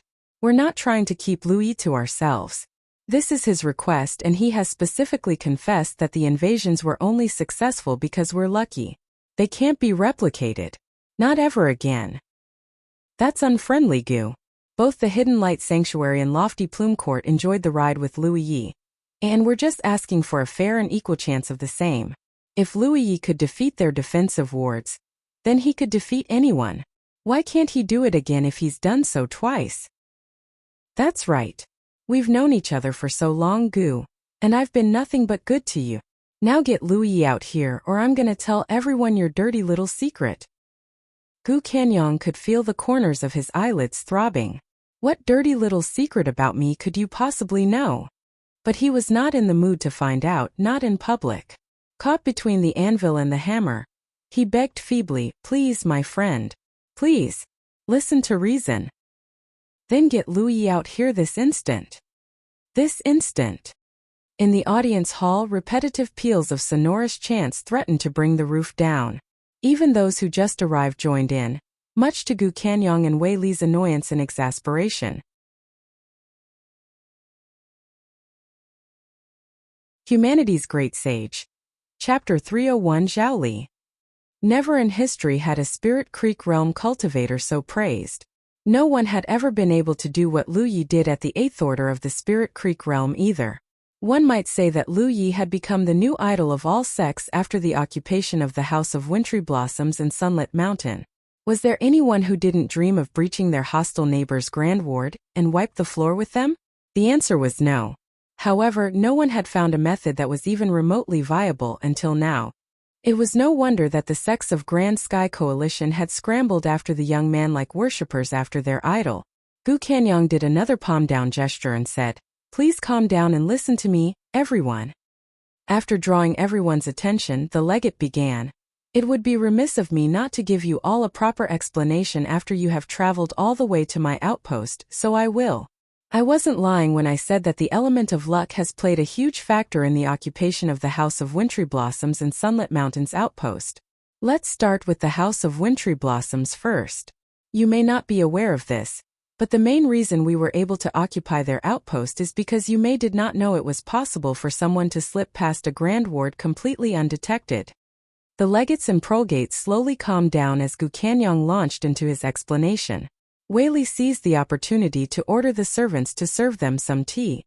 After Gu Kanyong was done explaining how they occupied Sunlit Mountain as well, he said, it should be clear now that Brother Yi infiltrates each outpost using different methods. In fact, both methods will not work a second time. I am sure you all understand what I'm saying. The legates and prolegates had all fallen into thoughtful silence. Assuming that Gu Kanyong was telling them the truth, then the methods were impossible to reuse.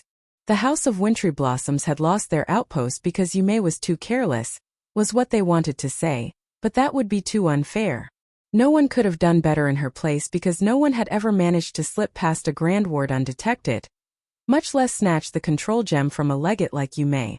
Not only that, Lu Yi had cut off Yume's arm and seized the control gem in just 2 strikes. That was how Hidden Light Sanctuary and Lofty Plume Court were able to break through the grand ward and invade the outpost. The occupation of Sunlit Mountain's outpost was even more clear-cut. After Yume had sent out the message, the Thousand Demon Ridge sect had immediately fortified their defenses to the point where even Lu Yi could no longer slip through the grand ward. He had changed his breaching method not because he wanted to, but because he had no other choice. In fact, the main reason he succeeded was because Sunlit Mountain did not have many cultivators in their outpost. Their total force numbered only a little over 100 cultivators, which was why Lu Yi and 10 body-tempering cultivators alone were able to disorient them. If Sunlit Mountain had 50 or even 30 more cultivators in their outpost, then the situation would have been completely different. Lu Yi and his group would have just died to a rain of attacks. For a long time there was only silence in the main hall. Finally, the legate with the surname Nyo said, so, you're saying that we've wasted our time coming here? Gu Kanyong shrugged. Brother Yi said that he might be able to make further attempts if his cultivation level and attainment in the way of wards was better, but yes, he can do no more at the moment. The crowd was disappointed, but they had to admit that Gu Kanyong was right. Lu Ye's tactics were impressive, but they were also pretty easy to defend against after they had been discovered. In fact, one might say that no amount of ward bypassing techniques were enough if people were guarding the outpost. Actually, this might not necessarily be a bad thing. A thin cultivator spoke up suddenly. What do you mean, Brother Zhao? The cultivator with the surname Zhao explained. If Brother Yi could breach any grand ward with impunity, then Thousand Demon Ridge would surely be wary of him. As long as he remained in the Spirit Creek battlefield, he would be beset by enemies and obstacles no matter where he went. In reality, the methods he used were fairly easy to defend against. He is a threat, but not a threat that they must eliminate at all costs. Therefore, Brother Yi should not be in danger for the moment. They agreed with him. If Lu Ye's methods were indefensible, then Thousand Demon Ridge would have been agitated beyond imagination. The previous fiasco might repeat itself, meaning that they might try every trick in the book to eliminate Lu Yi. There was no chance the young man could survive if he was visited by the champions of the core circle, specifically those who were named on the roll of supremacy. As of now, Thousand Demon Ridge was wary of Lu Yi, but they certainly hadn't been pushed to the point of complete unscrupulousness. It can't be helped. But damn it, Hidden Light Sanctuary and Lofty Plume Court are so lucky. Someone lamented. Why hadn't Lu Yi visited their outpost? If he had, it would have been them occupying their neighbor's outpost. Indeed, it can't be helped. Ha ha ha ha. Gu Kenyang guffawed. Now that he thought about it, Hidden Light Sanctuary really was incredibly lucky. If it wasn't for Lu Yi, he and Ji Yan would have died in the lost city of Xianyuan already. Their sect would have been too crippled to attempt anything even if Lu Yi still possessed the skill to breach their enemy's grand ward. It would have been hell.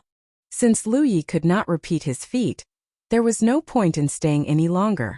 The legates and prolegates bade Gu Kanyang and Wei Li goodbye, and the latter saw them off warmly.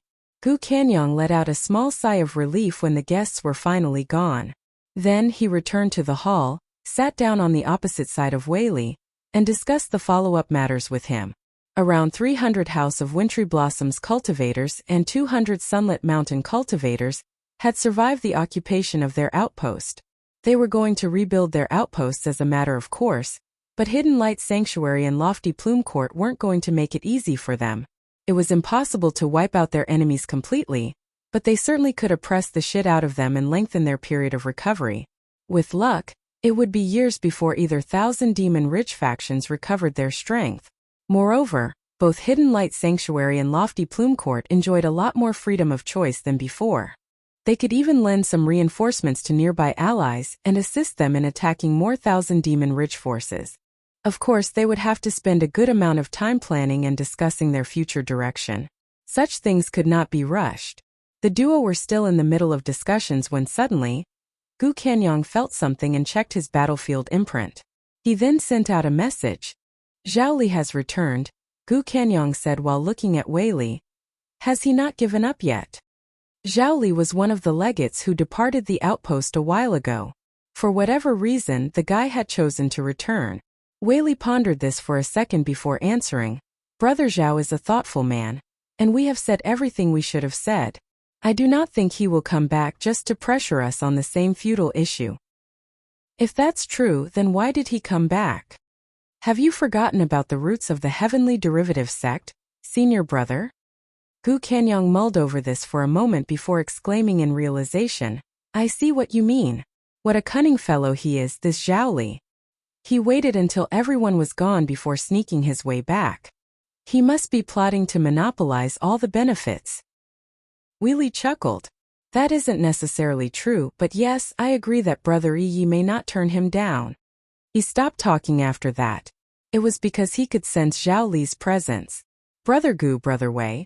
Zhao Li greeted while stepping into the hall. Gu Kanyang feigned ignorance and asked, Did you leave behind an item or something, Brother Zhao? Zhao Li smiled. No. I just recalled something I forgot to tell you while I was here.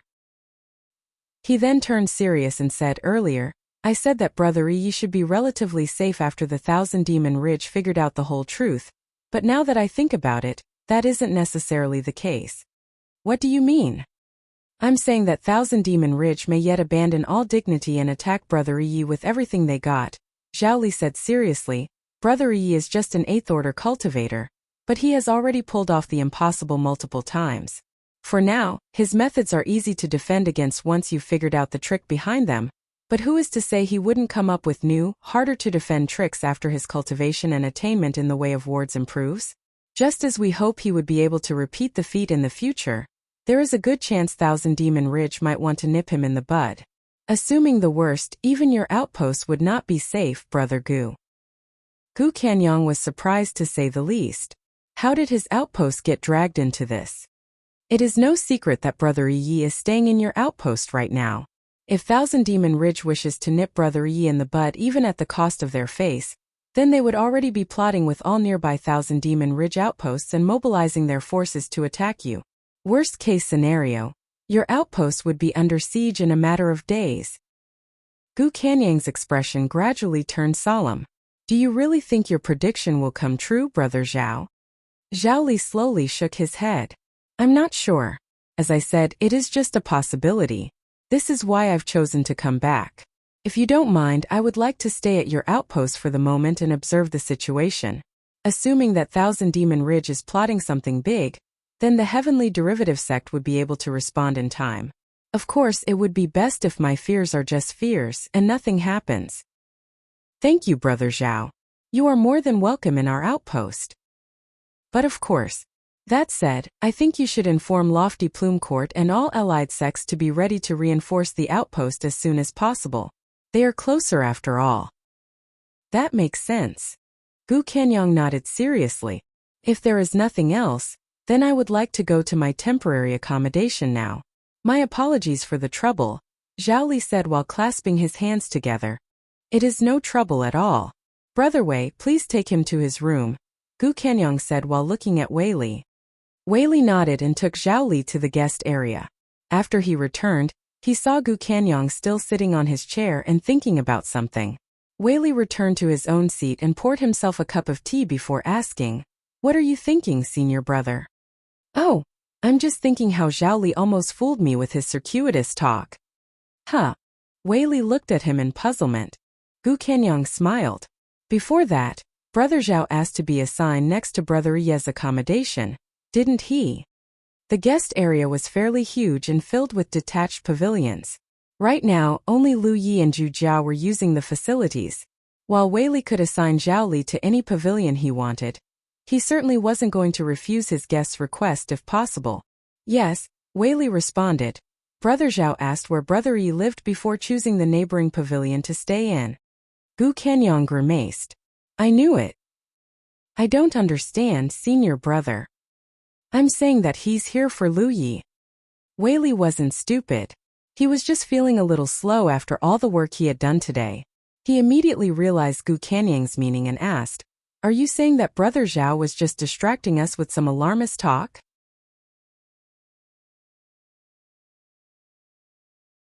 Humanity's Great Sage. Chapter 302, 100 Ward's Tower. I won't deny that he exaggerated things a little, but no, the threat he spoke of is quite real, Gu Kanyang said thoughtfully while clasping his hands and placing them on his legs. I would not have realized it if he hadn't brought it up, but we do need to watch our backs for the moment. Just in case, I've already messaged all our allies about this.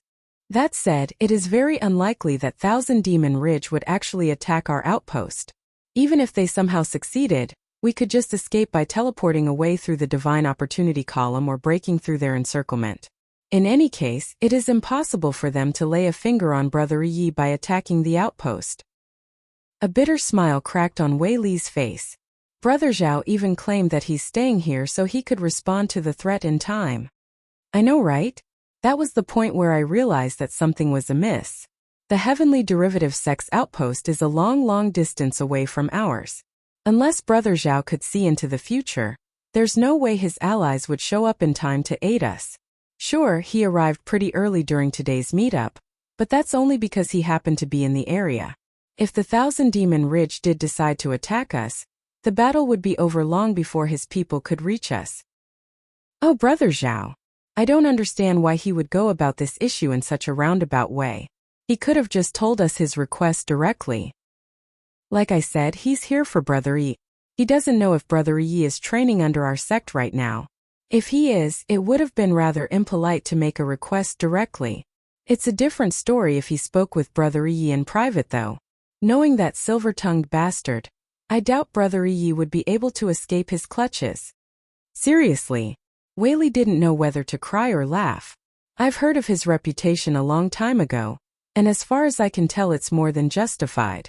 So should we respond to this or? Gu Kanyong waved his hands. Brother Yi never said anything about training in our sect, so there's a high chance he's just passing through. We've already received much kindness from Brother Yi, so it would hardly be right to influence his opportunities. If Zhao Li does succeed in inviting Brother Yi to whatever scheme he has in mind, then good on him. What we should do right now is to send out the scouts and monitor the movement of our enemies.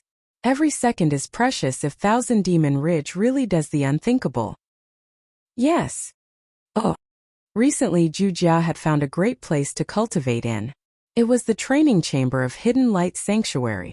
When he was following Sima Yang, the amount of times he entered an outpost could be counted on one hand, much less using a cultivation chamber. He had never cultivated in a world spiritual qi-rich environment until Lu Yi took him to a training chamber. Since then, he became absolutely obsessed and visited the place at least once every night. He was barely seen during the day either. Zhu Jia's tolerance for boredom was extraordinary. Even Lu Yi was no match for him in this regard. Then again, it wasn't that surprising. He was the guy who withstood Sima Yang's ridiculous exploitation without batting an eyelid after all.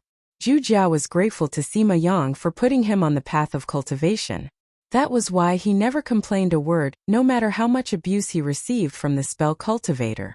Today, the cultivators who killed Sima Yang were dead in the lost city of Xianyuan, and even the House of Wintry Blossoms outpost had been occupied thanks to Lu Yi. If there was an afterlife, Sima Yang should be able to rest in peace now. In the pavilion, Lu Yi and Zhao Li were sitting opposite each other and engaging in an eloquent discussion. They were talking about wards. Oh. A few days ago, after the duo encountered one another by coincidence, they gradually grew familiar with each other's presence. However, they didn't talk much because Lu Yi spent most of his time in the training chamber. This lasted until Lu Yi accidentally learned that Zhao Li was a cultivator of the Way of Wards. His interest was immediately piqued, and he dragged the older cultivator into an academic discussion. Lady Yun taught him much about glyphs, but most of his knowledge regarding wards came from the books he took from her study. In that sense, he was a self-study in the Way of Wards, even though the Way of Wards was technically a branch of the Way of Glyphs. He thought he was doing okay in this field, but he could just be deluding himself. There was no one he could measure himself against after all. Naturally, he was most happy to find out that Zhao Li was a ward cultivator. So engrossed he was with the discussion that he did not notice that cold sweat was forming on Zhao Li's forehead at all. Zhao Li was wailing mentally right now. He already knew that Lu Yi was pretty good in the Way of Wards since he was able to slip through or breach a grand ward using his special methods, but it wasn't until they engaged in an academic discussion that he realized that he was seriously talented in this department. Zhao Li discovered that Lu Ye's knowledge was a bit skewed, however. There were two main directions in the Way of Wards. One of them was creating wards and the other was breaching them. Generally speaking, the two directions were complementary to each other.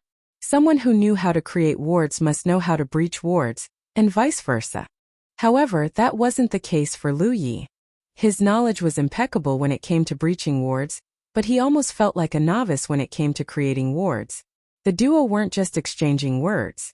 From time to time, they would create wards for the other person to breach. Zhao Li quickly discovered that Lu Yi was able to breach any ward he created in 2 or 3 breaths at most. Although Zhao Li's attainment in the Way of Wards wasn't particularly impressive, and the wards he created were a reflection of that, he could not understand how they were breached as quickly as they were. It hurt Zhao Li's pride and made him wonder if he had wasted his time all these years. The one thing that made him feel better was that the wards Lu Yi created weren't particularly impressive either. He wasn't able to breach them as quickly as Lu Yi, but it also didn't cost him too much effort. While the end result was nothing special, what really stunned Zhao Li was the process.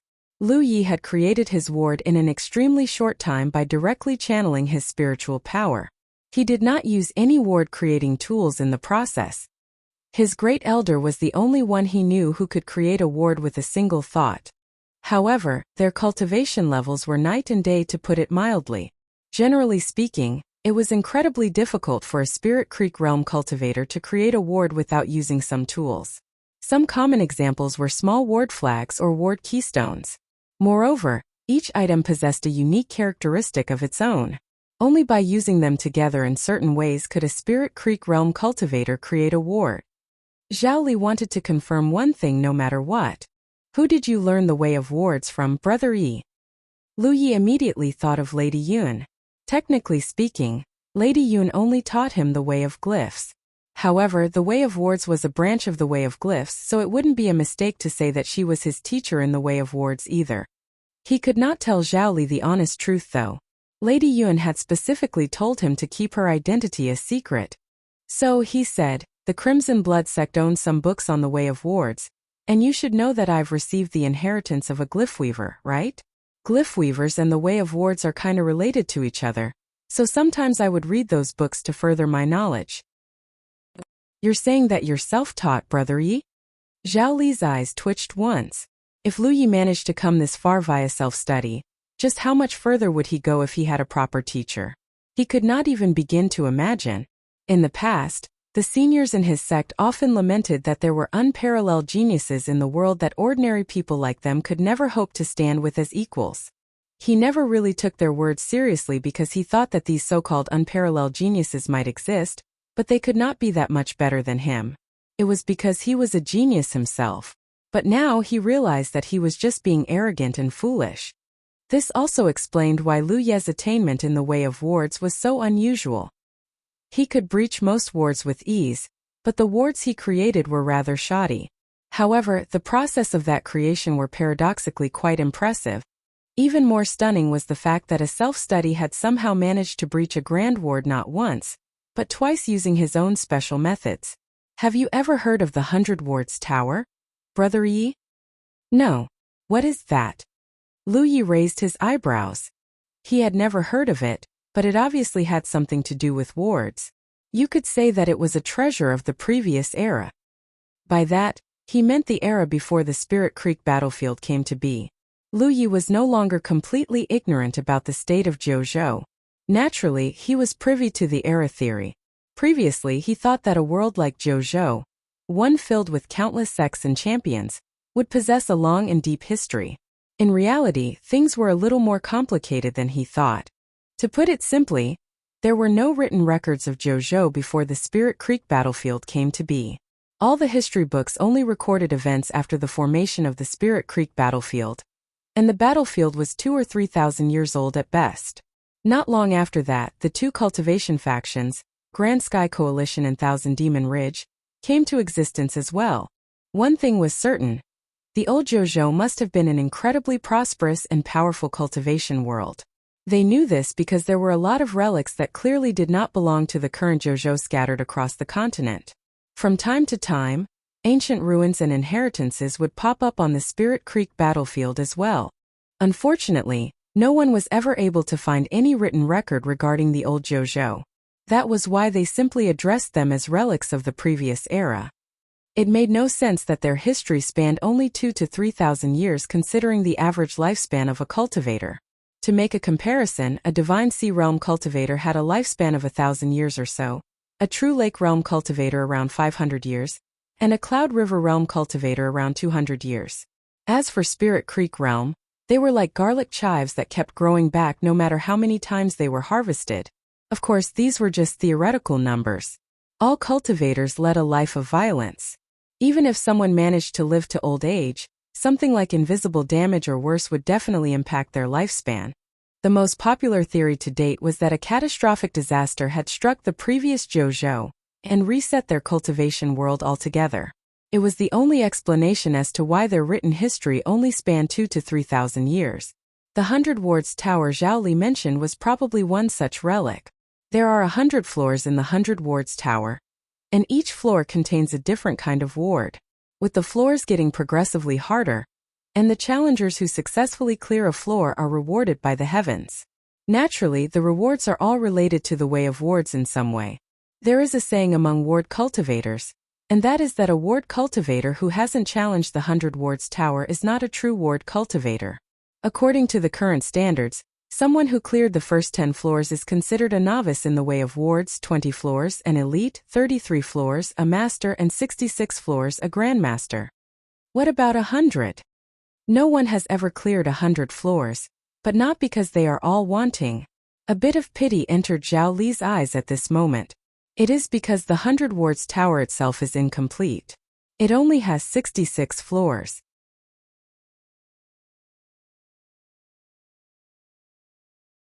Humanity's Great Sage, Chapter 303, Keeping an Appointment. The 100 wards tower wasn't just incomplete, it had been split into 3 separate portions. The first one was at the Heavenly Derivative Sect, and the second one was at the Cloud River battlefield. As the name suggested, only Cloud River realm cultivators could enter that place. The Cloud River battlefield was very different from the Spirit Creek battlefield though. For example, there were no outposts in the Cloud River battlefield. Unfortunately, the third portion of the 100 wards tower remained missing to this day. It was a sore point for all ward cultivators of Jojo because the rewards it gave out to those who cleared its floors could only be described as incalculable. There wasn't a single top-tier ward cultivator in Jojo who hadn't received the boon of the tower. No one knew why or how the 100 wards tower was split into 3 portions. Some people speculated that it had been sliced into 3 portions by a champion that only existed in myths and imagination because not even the strongest divine ocean realm cultivator in Jojo could boast the strength to so much as scratch the 100 wards tower, much less cut through it. One could even view it as a treasure belonging to an entire tier of its own, one that was definitely beyond a spirit treasure. If you wish to cultivate the Way of Wards, I would suggest that you head to our headquarters and give the 100 wards tower a try, Brother Yi. I am sure it will benefit you greatly. As Gu Kanyang thought, Zhao Li had snuck back to the outpost to tempt Lu Yi to his sect. He was certain that the young man would not be able to resist the Heavenly Derivative Sect's wealth and knowledge in regards to the Way of Wards. After engaging Lu Yi in an intellectual discourse, he truly believed that the young man deserved to further his skill and knowledge through the 100 wards tower. The tower was a strange place where the more talented the ward cultivator was, the better the rewards they would receive for clearing a floor. And if Lu Yi went to the tower, then he would have achieved his primary objective. In fact, Lu Yi found the offer to be irresistible. While the others were impressed by his ability to subvert the grand wards of the House of Wintry Blossoms and Sunlit Mountain, the experience only made him realize his shortcomings. He would not belittle his own attainments in the Way of Wards, but he could not deny that he was still lacking somewhat. For starters, the methods he used to breach or sneak past the enemy's grand ward could never be repeated. His enemies were sure to learn from their fallen comrades' mistakes and plug all the holes in their defenses. Moreover, putting a hole in the enemy's grand ward was a flawed tactic to begin with. Even if he was skilled enough to repeat the feat, it wouldn't take long for the other side to repair the hole in the grand ward at all. That was why he had to take 10 body-tempering cultivators with him that time. It should not need to be said why attempting the same tactic against a prepared enemy would be a terrible idea. Realistically speaking, there were only 2 ways to improve on his ward-breaching skill. The first one was to increase his cultivation level. Glyph. Insight was an advantage any ward cultivator would be hard-pressed to beat. The glyph allowed him to discover the flaws of any ward with ease. Therefore, he could theoretically destroy any ward as long as his cultivation was sufficient. Skill be damned. This was why there was a saying, 1 absolute power is superior to 10 good skills. There was nothing in this world that could not be defeated with absolute power. And if 1 hit wasn't enough, then 2 hits would do it. That said, he was 10 years too early to consider this method right now. He had already tried to breach a grand ward via brute force and failed because he lacked power. That was why he had no choice but to rely on the other method, aka further his attainment in the Way of Wards. There was a problem though. He knew he was improving at a considerable rate for a self-studier, but he was still nowhere close to the bar he had set for himself. Even if he returned to the Crimson Blood Sect and resumed his studies with Lady Yun right now, he still wasn't sure he could achieve his goal. His teacher was an outstanding glyph weaver, but she might not necessarily be an outstanding or even average ward cultivator. A person could only split their focus so much after all. Now a solution had been presented to him. If the 100 wards tower truly was as incredible as Zhao Li claimed, then he was definitely going to give it a try. Lu Yi took out his 10-point map and checked the location of the Heavenly Derivative Sect's outpost. He soon discovered that it was a fair distance away from here. Even if he flew on his spirit artifact the entire way, it was going to take him a few days to arrive. I am most grateful for your invitation, Brother Zhao, But I am busy with some matters right now. Why don't you head back to your outpost first? I promise I will visit the heavenly derivative sect when I am ready. Zhao Li was overjoyed to hear this. He immediately rose to his feet and said, "That is not a problem at all. In that case, I shall head back now and wait for your good news, Brother Yi." Lu Yi personally saw him off. A moment later, Zhao Li met up with Wei Li, the latter was keeping watch right now, and bade everyone goodbye. Since he had achieved his objective, there was no need to remain in Hidden Light Sanctuary any longer. After Zhao Li was gone, he appeared from the pavilion and asked in puzzlement, "What is this matter we're busy with, Lu Yi? Why haven't I heard about it?" She certainly hadn't seen him do anything out of the ordinary for the past couple days. "That was just an excuse," Lu Yi said while shaking his head. "Oh, I get it now. You were just putting him down gently." No. I do want to visit the heavenly derivative sect." Lu Yi smiled. "It's just that we stirred up the hornet's nest. I'm worried that we might encounter some trouble when we take our leave. If my fears come true, we would be putting Brother Zhao in danger by traveling with him. That is why I decided to send him away first." "I see. You're quite thoughtful, Lu Yi." Yi nodded in realization. "Do you really think we're going to run into trouble?" "Who knows?" Nothing was certain until it actually happened. The best he could do was to prepare for the possibility. A couple more days passed in the blink of an eye. Deciding that it was time, Lu Yi sought out Gu Canyang and bade him goodbye. Gu Canyang tacitly asked if Lu Yi was interested in staying, but it was clear that that wasn't the case. So he didn't push further. While it was a shame, he knew from the start that Lu Yi was just passing through the area. He was always going to leave eventually. In fact, he found himself envying Lu Yi a little. The man bore his burdens but did not allow them to dictate his fate, venturing the world wherever and whenever he wished. Although it was a more dangerous life, it also improved his knowledge and experience. Of course, Gu Canyang was only envious. He had no desire to lead such a life himself. The legate returned to his outpost after seeing Lu Yi and Zhu Jia off. Lu Yi was flying, but he wasn't using the boat he obtained from Yuan Guang this time. It was because he discovered that it was just a little too much for him to pilot as an 8th order cultivator. His main issue with it stemmed from the fact that it cost more spiritual power than he liked. That was also why Lu Yi almost always rode amber barring certain circumstances. It was the most energy-efficient method, and he could focus on cultivating. The flying spirit artifact they were currently riding belonged to Zhu Jia. Earlier, Lu Yi had given him a lot of spirit artifacts to exchange for contribution points, and a good number of them were flying spirit artifacts. Zhu Jia found one that he liked and decided to keep it. His decision to travel with Zhu Jia was already starting to pay off. It would have taken him more than half a month to reach the heavenly derivative sect if he had ridden amber there. Now it would only take them 3 or 4 days to arrive. Zhu Jia possessed something similar to a mutant core in his body that contained a tremendous reserve of spiritual power. If necessary, Zhu Jia could pilot the flying spirit artifact continuously for several days straight. Of course, doing this would put a tremendous burden on Zhu Jia since spiritual power did not equal stamina. That was why most people chose to take a break after flying for a quarter of a day or so. Meanwhile, at a concealed location over 2.5 kilometers away from Hidden Light Sanctuary's outpost, a pair of eyes were narrowing intently at the departing Lu Yi and Zhu Jia. The one whom the eyes belonged to immediately sent out a message after confirming that they weren't seeing things. The receiver of the message immediately forwarded the message to others upon reception. It wasn't long before countless people were made aware of the fact that Lu Yi of the Crimson Blood Sect had departed Hidden Light Sanctuary's outpost. His destination was unknown. Zhao Li's worries turned out to be true after all. Thousand Demon Ridge could no longer stand to do nothing after Lu Yi had played a pivotal role in the occupation of the House of Wintry Blossoms and Sunlit Mountain. Yes, there was an element of luck in his successes. Yes, none of his methods were repeatable. However, Lu Yi had also been an insignificant 5th order cultivator just 8 to 9 months ago. Today, he was an 8th order cultivator who, by luck or no, was instrumental in the occupation of multiple outposts.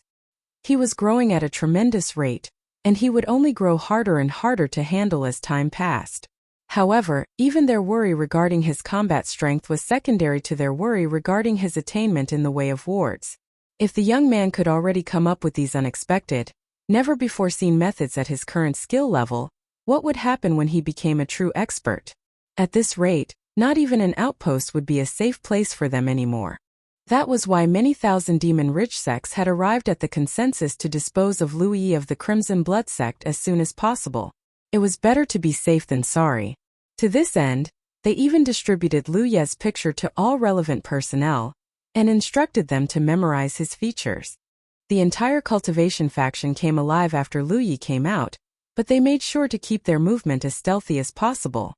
The Battle of Golden Tip was a lesson they weren't going to forget anytime soon. They would try to keep a low profile, or as low as they could with an operation at this scale anyway. This was why they hadn't made a move when Lu Yi was staying in Hidden Light Sanctuary. It would have been meaningless. Even if they managed to occupy the outpost, Lu Yi could just teleport back to Jojo through the Divine Opportunity column. They would have failed their primary objective, and the cost would far outweigh their gains. No, their only chance to kill Lu Yi was to do it in the outskirts. The scouts they posted all over the place immediately began to take action. Every once in a while, 1,000 demon-rich cultivator or two would report Lu Ye's movements to their allies. So many people were involved in this operation that it was impossible for Lu Yi to escape their surveillance no matter where he went. Once in a while they would lose sight of him, but it did not matter. It never took long before someone picked him out from the sky again. There was one thing that amused Thousand Demon Ridge though, and that was Lu Ye's movement was erratic and unpredictable. Sometimes he would travel to the east in a straight line. Sometimes he would reverse course and travel west instead. Sometimes he even flew circles around a particular area. It was clear he was doing this to confuse his pursuers. It was pointless though. Nearly every Thousand Demon Ridge sect in the inner circle had come together for this operation. Unless he hid himself completely, there was no way he could escape their tracking no matter where he went. On Jujia's flying spirit artifact, Lu Yi narrowed his eyes a little. He had no idea about Thousand Demon Ridge's plans for him, but he did know that he felt like he was being watched since the moment he left Hidden Light Sanctuary's outpost. It was why he asked Jujia to change directions again and again. Unfortunately, it didn't seem like his countermeasure was very useful, if at all. In the past, he wouldn't even realize if he was being watched. That was the good thing about having a powerful divine soul. His sixth sense would tell him if something was off. The fact that he was unable to shake off his spies could only mean two things. One, someone had been following him in secret this whole time. Two, this whole place was being watched, so he was easily spotted no matter where he went. Looks like things are even more complicated than I initially thought. He took a moment to inspect his spiritual points. He was now at 165 spiritual points and 15 away from becoming a 9th order cultivator. Given a good enough cultivation environment, Lu Yi could unlock 15 spiritual points in less than a month. When that happened, he would be able to purchase the Great Sun Valurium technique with 5,000 or so contribution points and unlock more spiritual points. He was looking forward to the Heaven Grade cultivation technique.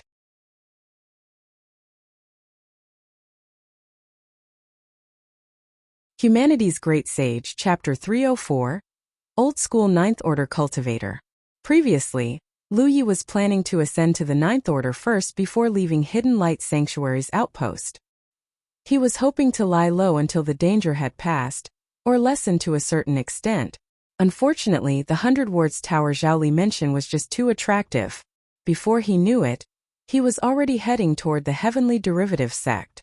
Lu Yi wasn't too afraid that his enemies were spying on him. As long as Thousand Demon Ridge still conformed to the rules, there was only so much they could do against him. Of course, there was always the possibility that they would ignore everything. That was what really worried him. It wasn't until evening that the unpleasant feeling finally vanished from his back. But it did vanish. No matter how well Thousand Demon Ridge's arrangements were, there was no way they could watch him all the time. They had to lose him once in a while. Lu Yi immediately asked Jujia to lower them and fly into a forest. A while later, a bonfire was lit, and Jujia took out a good amount of raw meat from his storage bag. He gave Amber one before barbecuing the rest over the bonfire. His movements were extremely practiced. Clearly Sima Yang had made him prepare his food for a very, very long time. Very soon the silence was interrupted by the crackling of oil, and the fragrance of cooked meat filled the air. Zhu Jia then produced a bunch of salt and spices from God knows where, and sprinkled them over the meat. The scent grew even more enticing.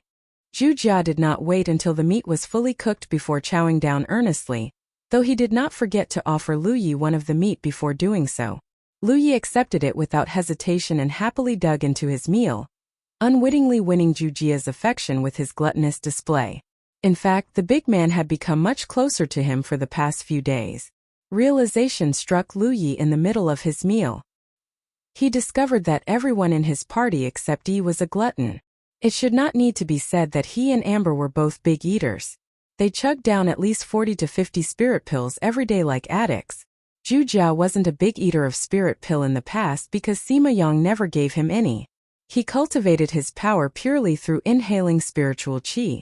Of course, Lu Yi was nowhere as miserly and selfish as Sima Yang. He told Zhu Jia to consume as many spirit pills as he wanted, and the latter gratefully accepted the offer. Of course, Zhu Jia still did not consume too many spirit pills.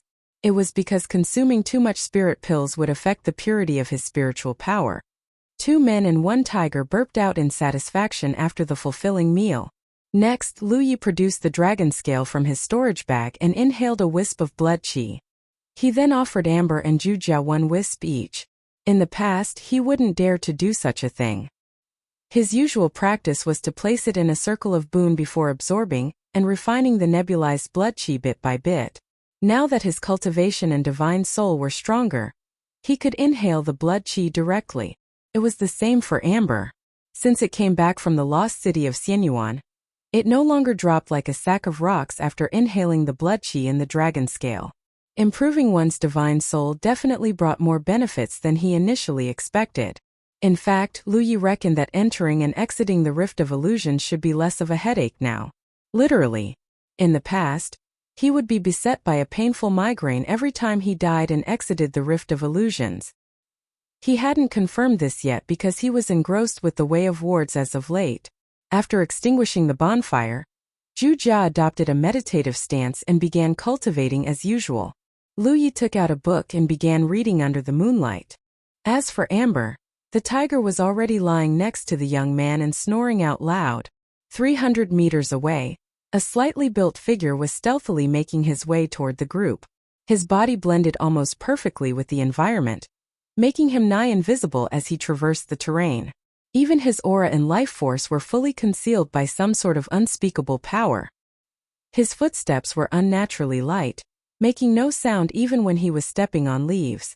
He wasn't moving slowly either. He was traveling at near normal walking speed. It was clear that the man was extremely confident in his ability to conceal himself. Thousand Demon Ridge had lost track of Lu Yi a while ago, knowing that he had vanished somewhere in this area, but not his exact location. Therefore, a lot of people were scouring the place for him. Naturally, they were all ghost cultivators. Cloaked by darkness, the ghost cultivator peeked at the young man in front of him, his aged heart stirring a little with excitement. It was because killing the young man might give him a shot and becoming a Cloud River Realm cultivator. Last time, the major sects of Thousand Demon Ridge had put a ridiculous bounty on Lu Ye's head to ensure the removal of the Crimson Blood sect. That bounty had been hefty enough to last a cultivator a lifetime. The newest bounty they set up wasn't as hefty as the first, but it was still worth 100 barrier-penetrating pills. That was enough for him to unlock his spirit points and finally meet the requirement to achieve Cloud River Realm. 30 years. He had waited 30 years to become a Cloud River Realm expert. He would be damned if he didn't give it his all. In the Spirit Creek battlefield, there was a special community of people known as old-school Ninth Order Realm cultivators. Contrary to what some people might think, it was neither a complimentary nor a derogatory term. It was simply an apt one. Not everyone possessed the talent to ascend and become a Cloud River Realm cultivator. The higher you climbed, the harder it became to unlock spiritual points. It was because everyone possessed a natural limit. There were a total of 360 spiritual points in the human body, and only 10% of all Spirit Creek Realm cultivators were naturally capable of unlocking all of them. Without exception, these people were the most gifted of them all. Did that mean that the remaining 90% could never achieve Cloud River Realm no matter what they tried? Of course not. A cultivator who had reached the ninth order could purchase a heavenly grade cultivation technique to unlock another 60 spiritual points and obtain a total of 240 spiritual points. After they switched out the heavenly grade cultivation technique to the one that fit them best, they could then ascend and become a Cloud River Realm cultivator. In other words, a cultivator needed at least 240 spiritual points to achieve Cloud River Realm, and not one less. Despite this, there were still a ton of people who could not meet that requirement naturally. Some people hit their natural limit after just unlocking 200 or so spiritual points. Take the slightly built Ghost Cultivator for example. He had unlocked 223 spiritual points, meaning that he was still 17 points away from the hard limit to achieve Cloud River Realm. That was why he had been stuck on Spirit Creek Realm 9th Order for 30 years, and there were plenty more people like him in the Spirit Creek battlefield. Everyone who reached the 9th Order a long time ago, but was unable to unlock more spiritual points to ascend was known as an old-school 9th Order cultivator. Again, they were a very special community of cultivators. Most of them could not be measured by their cultivation level, because they all possessed the strength to fight beyond their level. There were many such cultivators in sects as well. Generally speaking, a Spirit Creek Realm cultivator who looked old was most likely an old-school 9th Order cultivator. Since there was no way to advance their cultivation level, these people often found other methods to further their strength. These methods could range from unpredictable to downright terrifying. This Ghost Cultivator, for example, had almost reached the pinnacle of the way of concealment for his level. In fact, he was better than most of his peers in the core circle who already cultivated a heavenly grade cultivation technique. Lu Yi of the Crimson Blood sect was an expert in killing enemies beyond his cultivation level. The first time he officially displayed his talent in this area was the Battle of Golden Tip. More recently, he had successfully cut off Yume's arm in 2 strikes and snatched the Grand Ward's control gem despite being a cultivation level lower. This wasn't a secret. The Ghost Cultivator didn't even need to hear through the grapevine to know this. However, this talent did not belong exclusively to Lu Yi alone. There were plenty of geniuses in the cultivation world who were capable of such a thing, and this was doubly true for Ghost Cultivators. Their entire niche was to assassinate targets who were usually stronger than them, so they rarely fought an enemy head-on. Given the right opportunities and circumstances, forget assassinating enemies who were just 1 cultivation level above their own, they could kill targets who were 2 or even 3 cultivation levels higher than them. The Ghost Cultivator's plan was very simple. While under cover, he would slip behind Lu Yi and kill him in 1 decisive hit. Then, he would bring his head back to the nearest bounty collection spot to receive his reward. The body-tempering cultivator named Wuxia was a bit of a problem. The big fellow would definitely attack him if he were to reveal himself. He was confident in his speed though. As long as he could survive Wuxia's first attack, he was certain he could make his escape. It was going to be a dicey assassination, but what was a bit of risk compared to the rewards? If this was the price he must pay to ascend to Cloud River Realm, then so be it. Unfortunately, man plans and the heavens laugh.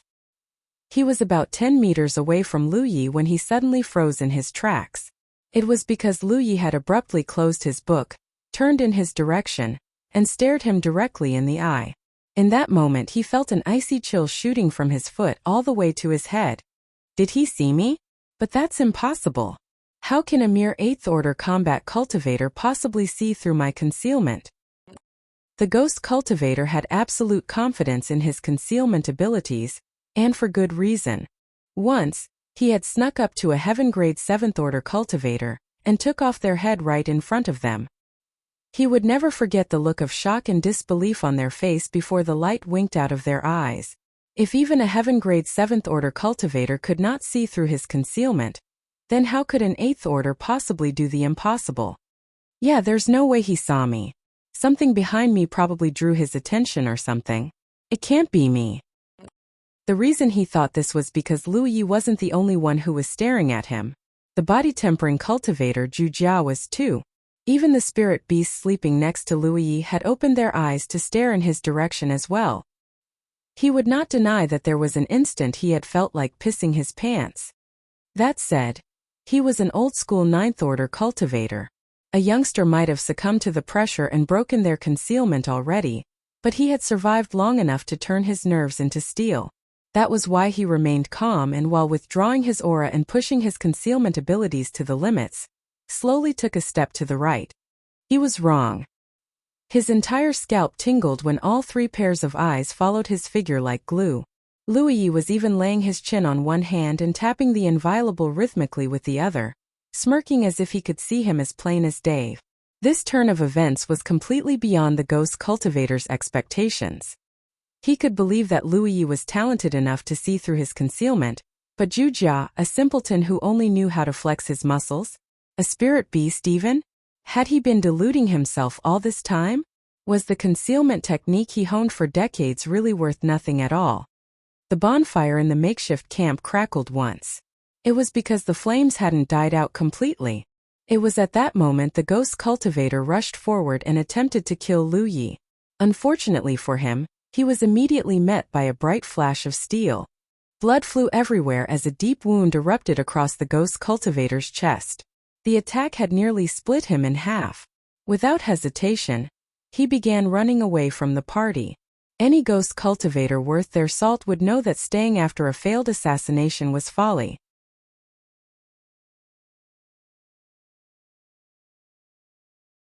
Humanity's Great Sage.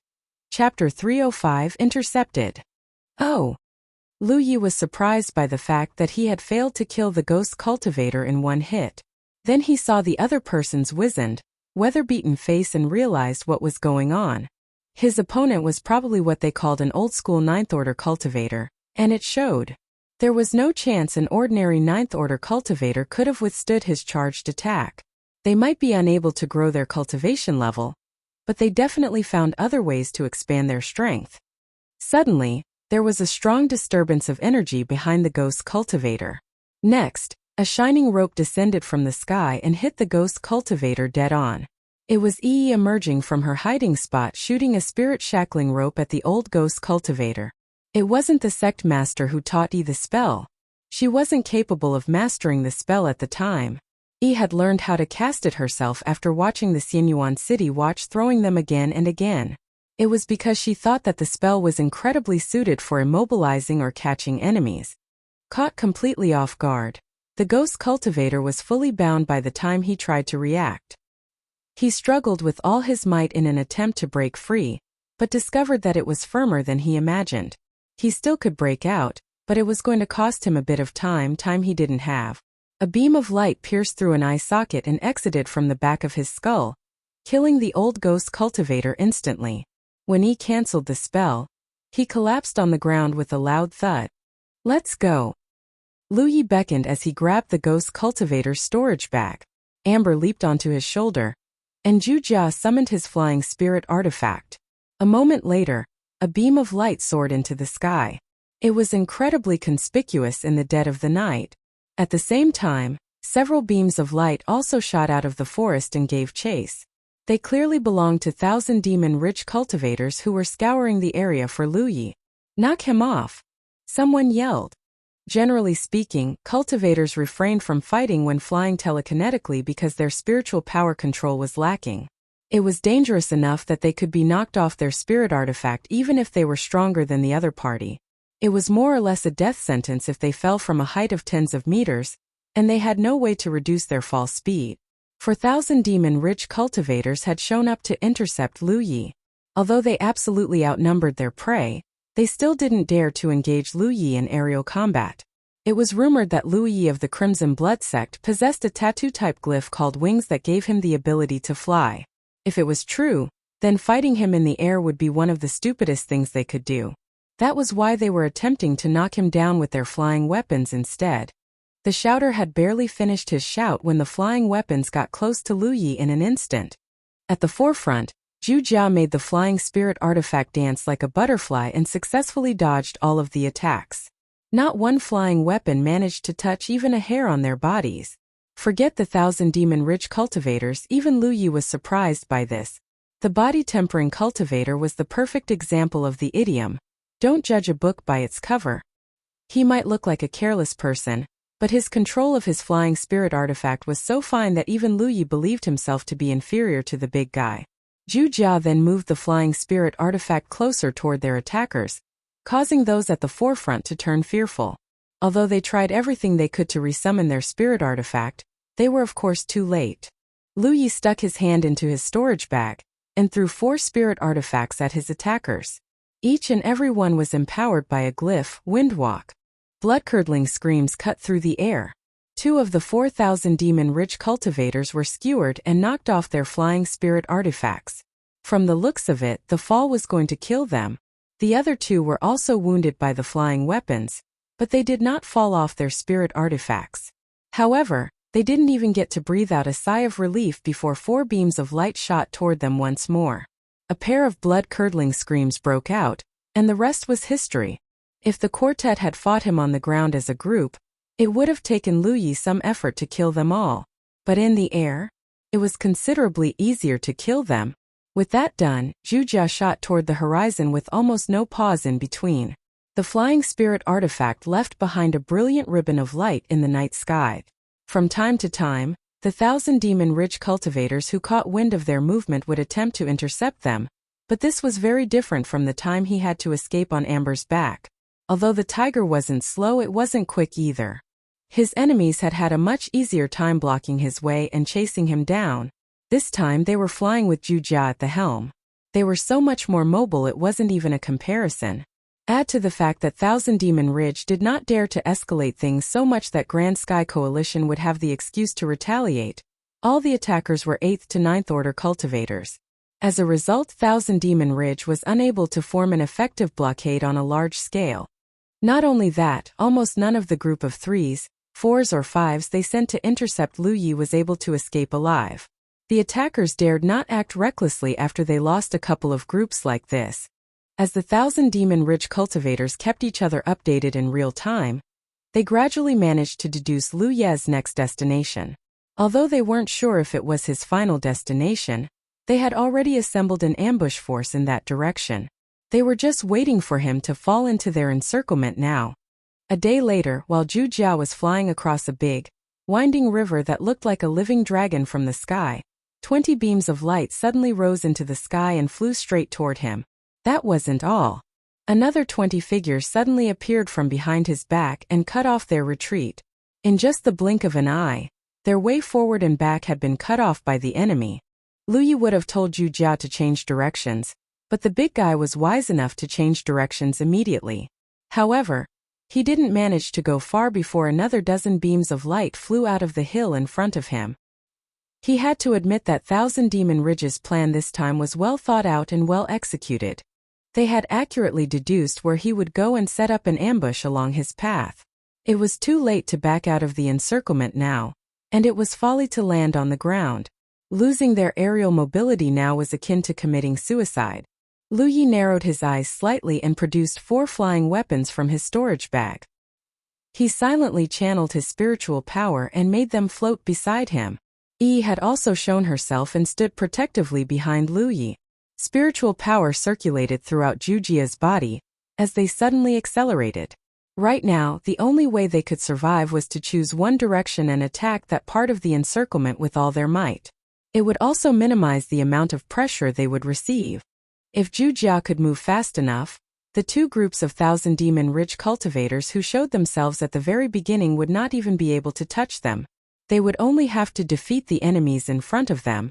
The distance between the 2 groups quickly lessened until finally, the enemy group decided to attack first. 8 spell cultivators immediately channeled their spiritual power and launched a myriad of colorful spells at them. Once again, Zhu Jia stunned everyone with his fine control of his spiritual power. Somehow, the flying spirit artifact was always able to dodge out of the way at the last possible moment.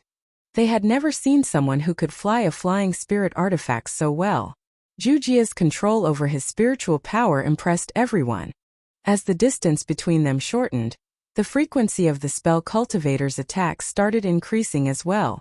Not only that, the spell cultivator started casting small, speedy spells after realizing that their big spells would not land no matter what they tried. The adjustment definitely gave Zhu Jia some trouble. It was no longer possible to dodge all of the attacks. The big fellow wasn't stupid though. He made sure that the spells he couldn't avoid would only hit his body, and not his flying spirit artifact. He was a body-tempering cultivator who boasted a thick skin and powerful vitality, so it didn't matter if he got hit by a couple of small spells. On the other hand, the flying spirit artifact was a completely different story. The equipment was notoriously fragile, and even a few weak spells might just be enough to destroy it. Speaking of which, Yi was also casting her own spells and attacking the spell cultivators. She brought shame to every spell cultivator present because she was several leagues above in terms of casting speed, spell types and even spell power. She was only one person, but her short-term explosive power was as good as 3 or 4 spell cultivators attacking at the same time. Their spells met each other and exploded in mid-air. The explosion sent shockwaves across the sky and deafened the ears again and again. It was during this chaotic situation when a 1,000 Demon Ridge combat cultivator suddenly took out his bow and performed a full draw. Aura started flashing wildly from his body. Swoosh! There was an ear-piercing noise when a huge arrow that was at least 1 meter long cut through the air and reached in front of Wuxia almost instantly. The arrow wasn't just faster than all the spells that had been cast until this point, it was obviously more powerful than a flying weapon as well. Wuxia was focused on flying his flying spirit artifact and could not dodge the attack. Letting out a mighty roar, he crossed his arms in front of himself. He was wearing a pair of pitch-black vambraces that looked incredibly solid and sturdy. It was clearly a powerful defensive spirit artifact. The combat cultivator's aura destabilized a little because the full-powered arrow cost him quite a bit of spiritual power. However, the corners of his lips curled up when he saw Wuxia's movement. He was aware of Wuxia's reputation. His full-powered arrow might be able to threaten an ordinary body-tempering cultivator, but definitely not a monster like Wuxia. That was why the arrow wasn't aimed at him. The arrow was seconds away from connecting with Wuxia when suddenly, it made an unnatural curve in midair. Looking at the angle, it was going to hit the flying spirit artifact. From the beginning, his goal was to destroy the flying spirit artifact. It looked like the man was going to succeed when a glyph appeared out of seemingly nowhere in front of the flying spirit artifact. It instantly enveloped the equipment in a solid defensive layer. Behind Wuxia, Lu Yi was crouching on one knee and pressing a palm against the flying spirit artifact. With his current control over his spiritual power, applying a protection to Wuxia's flying spirit artifact was well within his ability. Boom! The arrow struck the wall of spiritual power and caused a massive explosion. While it had failed to destroy the spirit artifact thoroughly, it was enough to knock it off balance and send it spiraling toward the ground. Wuxia did his best to regain control and he did. However, the short interruption was all the enemy spell cultivators needed to send more spells flying their way. Worse still, the 2 groups of 1,000 Demon Ridge cultivators chasing behind them were swiftly approaching. They were seconds away from getting close enough to attack them.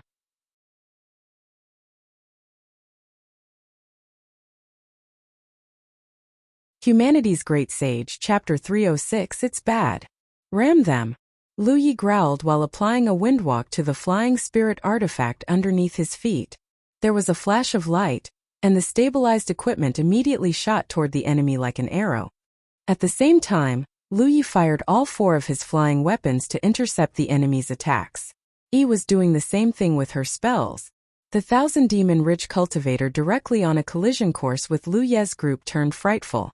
It was because he realized that they weren't planning to change directions at all. He could not help but cry out in terror, "Don't come closer." Of course Wuxia ignored him completely. The man could be an impenetrable wall of steel, and he still would obey Lu Ye's order without question. There was a loud boom as the 2 flying spirit artifacts collided with one another. The 1,000 Demon Ridge cultivator's flying spirit artifact immediately shattered into a million pieces, and the man himself was screaming, spitting blood and falling toward the ground with a caved chest. On the other hand, Wuxia's flying spirit artifact was completely unharmed. It was because Lu Yi had applied a protection to the flying spirit artifact right before they collided with each other. As for the depression in the cultivator's chest, that was caused by a punch from Wuxia. More blood-curdling screams pierced through the air. They came from people who had been wounded by Lu Ye's flying weapons and Yi's spells. The group blocking their way was no more, and Windwalk allowed Wuxia to outstrip their pursuers with ease. The 1,000 Demon Ridge cultivators tried to give chase, but it wasn't long before they were forced to give up. Wuxia was just too fast. Even the ninth order cultivator's top speed was about 1/3 slower than the body-tempering cultivators. Of course they wouldn't be able to catch up to him. How weak are you people? How are they able to plow through you like nothing? Yelled a 1,000-demon-rich cultivator who arrived just a tad too late. To be fair, they had planned out this ambush extensively, and Lu Yi had fallen for it hook, line and sinker. But just when they thought they would finally be able to remove the thorn in their sides, the man had escaped and left them feeling like they had completely wasted their time and energy. You try to stop him then. A youngster shot the guy a hostile look even though there were still traces of lingering fear on his face. That Wuxia is as tough as a goddamn divine opportunity column. No one could have stopped him from breaking through. That's not an excuse for your failure. You outnumbered the guy at least 10-1. Cut the crap. The same shit would have happened if Wuxia had chosen to break through your group. Like hell it would. Calm down, you two. Someone finally acted as the mediator. We are all here for Lu Yi. Just because the operation failed doesn't mean we should tear into each other. It would only give the Grand Sky Coalition the excuse to look down on us. The two cultivators shot each other a hateful glare before looking away. The less they saw each other's faces, the better. The other 1,000-demon-rich cultivators were wearing grim expressions. Despite the first cultivator's complaints, Wuxia's resilience had exceeded everyone's imagination. Generally speaking, most people would not choose to collide into another flying spirit artifact unless they were aiming for a double suicide. It was rumored that Lu Yi fought using glyphs, and that he had the potential to become a glyph warlock. Now, it appeared that he could use his glyphs on both his equipment and himself. That was how he was able to improve his flying spirit artifact's defense and shield it from damage. It was a pain in the ass to say the least. Not only that, Wuxia's flying spirit artifact was a little too fast and nimble. There were many among them who were experts in telekinetic flight, but they were practically novices compared to Wuxia. Suddenly, they realized that Lu Yi's growth had gotten a little out of hand. They had mobilized a ton of people to kill him, and they had succeeded in ambushing him. However, the young man was still able to break out of their encirclement. They highly doubted that they would get another chance like this in the future. Even if they managed to force him to land, they still might not be able to gang up on him. Forget the fact that they had already failed to do so when all the odds were stacked against him. Lu Yi still had the tattooed glyph, wings. Worst case scenario, he could activate it and fly away once more. Also, where was the guy heading anyway? He had been moving non-stop since he left Hidden Light Sanctuary's outpost. For now, there was no way to tell what his destination was. Lu Yi had become a big headache for 1,000-demon Ridge. He was no longer the fifth order cultivator whom they could trap and force to play their game like the Battle of Golden Tip. The man had become far stronger and trickier than he was before, and as much as they loathed to admit it, no one in the inner circle could force him into a bad spot anymore. Technically speaking, they could summon reinforcements from the core circle to deal with Lu Yi. However, doing so would undoubtedly have some serious consequences. The last time 1,000-demon Ridge had broken the rules, a true Lake Realm champion of the Crimson Blood sect had stepped into the Spirit Creek battlefield and committed a massacre while enduring the judgment of the heavens. As if that wasn't bad enough, after the Battle of Golden Tip was over, the sect master of the Crimson Blood sect had personally invaded Yunzhou and wiped out 3,000-demon Ridge factions in a row. Although he was ultimately pushed back by their Divine Ocean Realm champions, no one dared to do unto the sect master what he did to them for fear of escalating the conflict completely out of everyone's control. In the end, they could only leave it at that. It was also said that the 3 destroyed factions hit rock bottom during the next tier evaluation, which was a terrible fate to say the least. Since then, everyone learned that the Crimson Blood sect was extremely protective of their young. If they broke the rules, heavens only knew how far they would go to take revenge against their wrongdoers. But if they operated within the rules, it was already proven their best efforts were not enough to get rid of Lu Yi once and for all. It was a saddening situation to say the least. 2 days later, they received word that Lu Yi had arrived at the Heavenly Derivative Sect's outpost. Every 1,000-demon Ridge cultivator felt a burst of panic when they finally realized what the young man was plotting. Why had they gone to the lengths they had to kill Lu Yi? It was because he had displayed an astounding amount of talent in breaching wards. Although the methods he employed against the House of Wintry Blossoms and Sunlit Mountain were unrepeatable, And Thousand Demon Ridge wasn't going to give him the chance anyway. Everyone could see that he was a threat they had to nip in the bud as soon as possible. Before Lu Yi, they didn't even think it was possible to breach a Grand Ward without overwhelming force. At this rate, no one's outpost was safe from the young man. As it turned out, their window of opportunity was even shorter than they could imagine. What was the Heavenly Derivative Sect? It was the sect that owned the first portion of the 100 Wards Tower. Many of their cultivators cultivated the Way of Wards, and although their great elder was only a 9th Order True Lake Realm Master, his attainment was among the best of the best in the entire Jojo. It did not take a genius to figure out Lu Yi's motive for traveling to the Heavenly Derivative Sect. The Sanuvabich was planning to further his skill because he was addicted to breaching wards, and he knew that his existing methods were unrepeatable. What would happen if Lu Yi succeeded in his goal? Well, for starters, peace and quiet would become a distant dream. Heavens knew when their Grand Ward would suddenly fail, and an army of Grand Sky Coalition cultivators would invade their home. The sense of impending doom hung over every Thousand Demon Ridge sect like a million dark clouds. Even the Divine Ocean Realm cultivators were beginning to realize the severity of the situation. That was why they began trading messages immediately after they confirmed that Lu Yi had entered the Heavenly Derivative Sect's outpost. Not long after that, an emergency meeting was held to discuss the situation.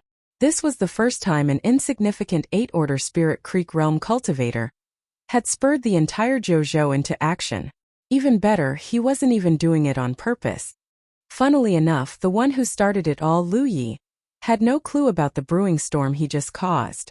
Their journey was smooth after they had broken through the encirclement of almost 100 cultivators, and they were able to arrive at the Heavenly Derivative Sect without further incidents. After they arrived, the Prolgate warmly welcomed them into the outpost and led them to the guest area. Zhao Li wasn't present right now. According to the Prolgate, he was currently busy with something at their headquarters in Jojo. That was why he had assigned his Prolgate to do the welcoming instead. Lu Yi had no qualms with this. While he would like to enter the 100 Wards Tower as soon as possible, a small delay would hardly kill him. He could wait until Zhao Li had wrapped up whatever it was that was keeping him. At the same time, at the Heavenly Derivative Sect's headquarters, the Sect Master Yu Xiao and the Great Elder Bai Qian were seated on the left and right side of a great hall. The former was a stern-looking middle-aged man who looked to be in his 40s, and the latter was an old man with white hair but a healthy complexion. Of course, one could not decide a cultivator's age based on appearance alone. There were people who looked like youngsters but were really a couple 100 years old. Zhao Li, the legate of the Heavenly Derivative Sect, was standing before the two men with a pale complexion. For some reason, his expression resembled a child who was ready to receive his punishment from his elders. He said dejectedly, "I hadn't thought that deep, Sect Master, Great Elder. I invited Brother Yi to the Heavenly Derivative Sect simply because his talent in the Way of Wards was incredible. I also thought that our sect might gain some fame and glory if he was able to achieve a breakthrough thanks to us." He was telling the truth. He thought he had considered every possibility until the Sect Master and Great Elder told him exactly how wrong he was. Under any circumstances, Zhao Li's decision to befriend Lu Yi and invite him to the Heavenly Derivative Sect would be a sound one. After all, it was perfectly normal for sect members between sects from the same faction to visit and exchange discourse with each other, not to mention that the Heavenly Derivative Sect and the Crimson Blood Sect shared some ties with each other. The problem was that Lu Yi had stirred up quite a lot of trouble just a while ago, and attracted the attention of countless Thousand Demon Ridge factions. To invite Lu Yi to the Heavenly Derivative Sect now was the same as pouring fuel on the fire. They were already afraid of Lu Yi's talent in the Way of Wards. If the young man actually achieved a breakthrough in the Heavenly Derivative Sect, then no outpost would be safe from the young man anymore. In other words, Zhao Li had unintentionally forced Thousand Demon Ridge's hands. They had to respond to the growing threat that was Lu Yi before it was too late. According to the Sect Master's wisdom, they would most likely assemble a massive force and attack the outpost with everything they had. Their only option now was to force Lu Yi to leave. Again, to invite Lu Yi to the Heavenly Derivative Sect's outpost now was to invite destruction to their doorstep. A single misstep might result in the annihilation of their outpost. One might think that the Sect Master and the Great Elder were exaggerating things, But the fact was that the Grand Sky Coalition would probably have made the same decision if the situation was reversed. It would be folly to underestimate Thousand Demon Ridge's determination and daring. This was also why the sect master and the Great Elder himself were questioning Zhao Li regarding his decision. Normally, true Lake Realm cultivators like them would never interfere with the business of Spirit Creek Realm cultivators. Zhao Li also realized his lack of forethought after listening to the Great Elder's explanation.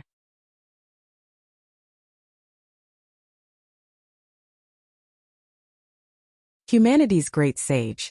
Chapter 307 Poison. Yu Xiao glared at Zhao Li with disappointment. How much longer do you need before you finally learn to look at the bigger picture? Zhao Li sniffed. I am sorry, Sect Master. At least he didn't try to defend his mistakes. I will message Brother Yi and cancel the invitation immediately, Zhao Li said. Are you listening to yourself? What would people think of us if we cancel an invitation we ourselves extended several days after the fact? Zhao Li replied, Brother Yi is an understanding man. I believe he won't mind if I tell him why it would be a bad time for him to show up right now.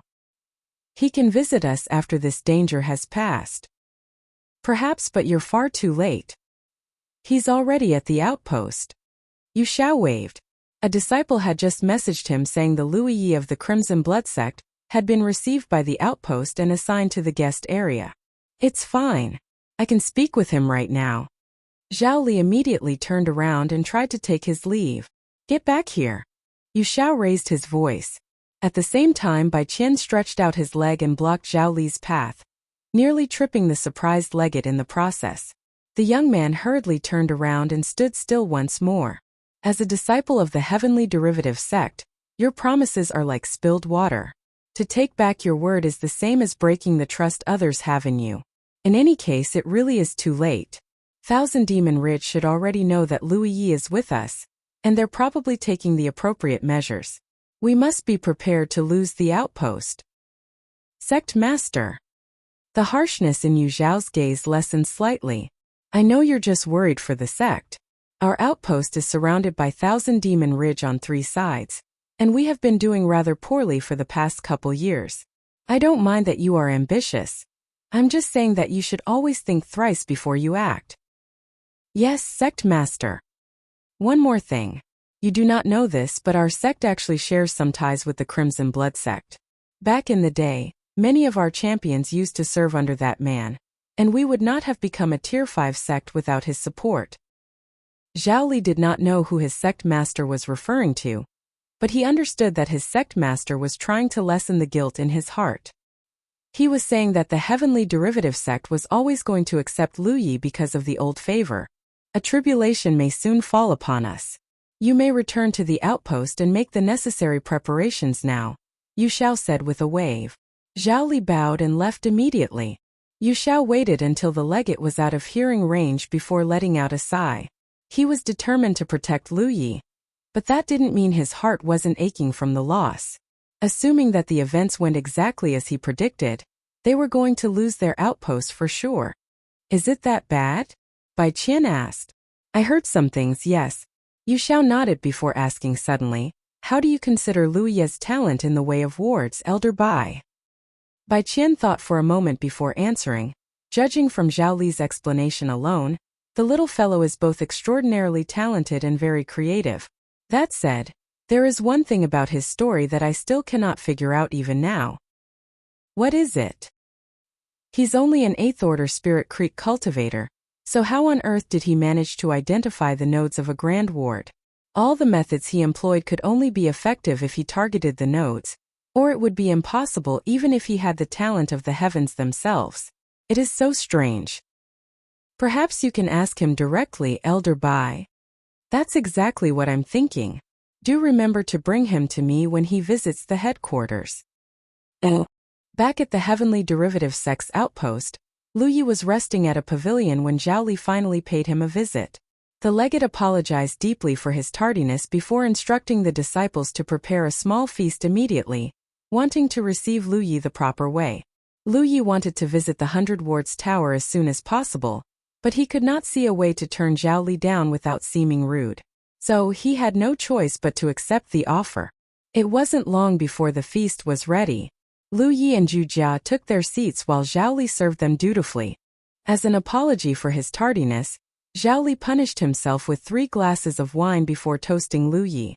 He would have toasted Zhu Jia too, but the big guy was busy stuffing his face with food right now.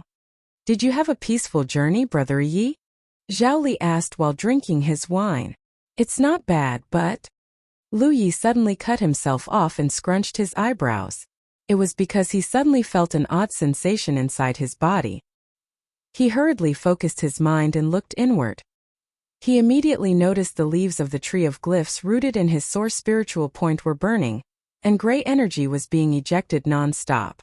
Normally, this would be of no concern to Lu Yi. The tree of glyphs always reacted like this after he consumed a spirit pill, burning away the pill poison in the spirit pills and leaving behind only pure spiritual power. However, he hadn't eaten a spirit pill. Moreover, the gray fog rising from the tree of glyphs looked incredibly thick. In fact, he had never seen the tree of glyphs reacting so fiercely. Whatever was causing it, it was definitely not a spirit pill. Brother Yi? Zhao Li looked at him in confusion. Not only had the young man fallen silent, his expression was growing more and more severe by the second.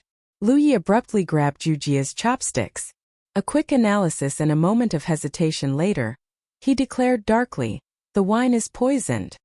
It was a most deadly poison too, although it was probably a slow-acting one. Zhao Li had drank from the same wine, but on the surface he looked perfectly fine.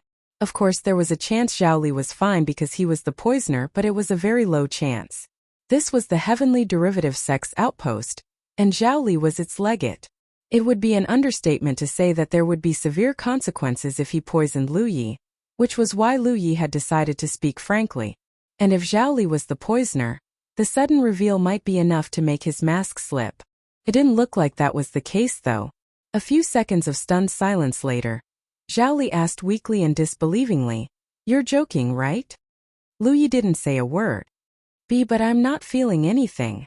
Zhao Li started to panic a little. Lu Yi glanced at Zhu Jia, and the body-tempering cultivator slowly shook his head. He too didn't feel anything amiss, although it could be because he hadn't drunk the wine and so wasn't poisoned. He also didn't know if the dishes were poisoned. Lu Yi continued to inspect the tree of glyphs.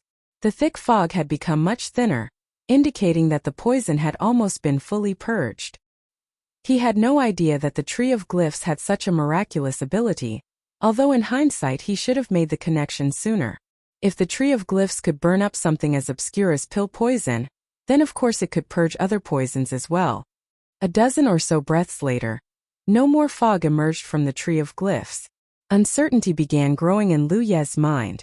Maybe he was wrong and he was poisoned some other way. Lu Yi thought for a moment before pouring himself another glass of wine. Then he drained it all in one gulp.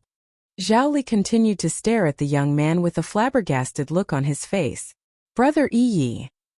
He was completely confused at this point. A moment ago, Lu Yi told him that the wine was poisoned. Now he was drinking from that same wine. Was it a joke after all? It's definitely poisoned, Lu Yi confirmed after seeing thick gray fog rising from the tree of glyphs once more. Zhao Li's mind turned white, and his thoughts fell into chaos. For a moment he could not think of anything at all. He wondered if it was just his imagination, but he was starting to feel a little unwell as well. He then saw Lu Yi taking a bite from the dishes, waited a couple of seconds, then said, "The dishes are poisoned as well." Brother Yi. Zhao Li felt like crying at this point. "Spit it out now." Lu Yi turned to Zhu Jia and ordered. The body-tempering cultivator immediately rose to his feet and went to a corner. Lu Yi then tapped once on his battlefield imprint and sent out a message before looking back at Zhao Li. "Brother Zhao, I need you to announce a lockdown over the outpost immediately. Also, you should check if anyone has left the place in the past 2 hours. Finally, please rally everyone you can trust to our side as soon as possible." That was what Zhao Li needed to hear to finally realize the severity of the situation, especially since it didn't look like Lu Yi was joking. There really was poison in the wine and the dishes. So, he sent out the messages as Lu Yi asked as quickly as he could. At the headquarters of the Crimson Blood Sect, Shui Yuan suddenly barged into the sect master's living quarters and startled the man out of his meditation. Lu Ye's been poisoned. A steely glint flashed across the sect master's eyes as he asked, "Where is he?" "The heavenly derivative sect's outpost." The sect master immediately went over to Shui Yuan. A few breaths later, they took to the skies at high speed. At the heavenly derivative sect's headquarters, Yu Xiao also looked like he could swallow a man alive. He shattered the armrest of his chair and uttered through gritted teeth, "Bastard." He had predicted many ways the Thousand Demon Ridge might attack his sect and Lu Yi, but even he hadn't anticipated the young man to be poisoned barely an hour after he arrived at their outpost. Clearly, someone at the top level was making some very swift decisions. Grand Sky Coalition and Thousand Demon Ridge had fought one another for many years, and espionage was a game as old as time itself. That was why no one dared to claim that their disciples were 100% clean. Some spies might never reveal themselves for as long as they lived, but when they did act, they could always deal massive damage to their target. In fact, the ambush that nearly killed Lu Yi when the sect master was bringing him to the headquarters was exactly the doing of a Thousand Demon Ridge spy. Moreover, the spy was a real Lake Realm cultivator. Although Peng Jin managed to locate the spy and take him out promptly, Lu Yi had been lucky to survive the encounter. It took a tremendous amount of time and effort to plant spies in the other faction. Even if they succeeded, there was every chance they might be routed before they could ever be of use. That was why everyone who managed to plant themselves behind enemy lines were incredibly valuable assets. They were almost never used unless it was for a critical job.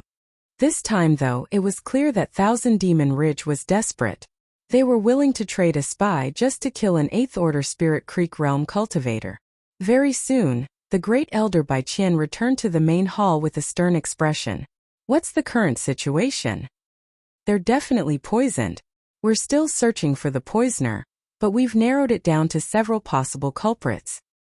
We must capture the poisoner no matter what. We cannot cure them without knowing the exact poison he was afflicted with," the Great Elder said. "My thoughts exactly.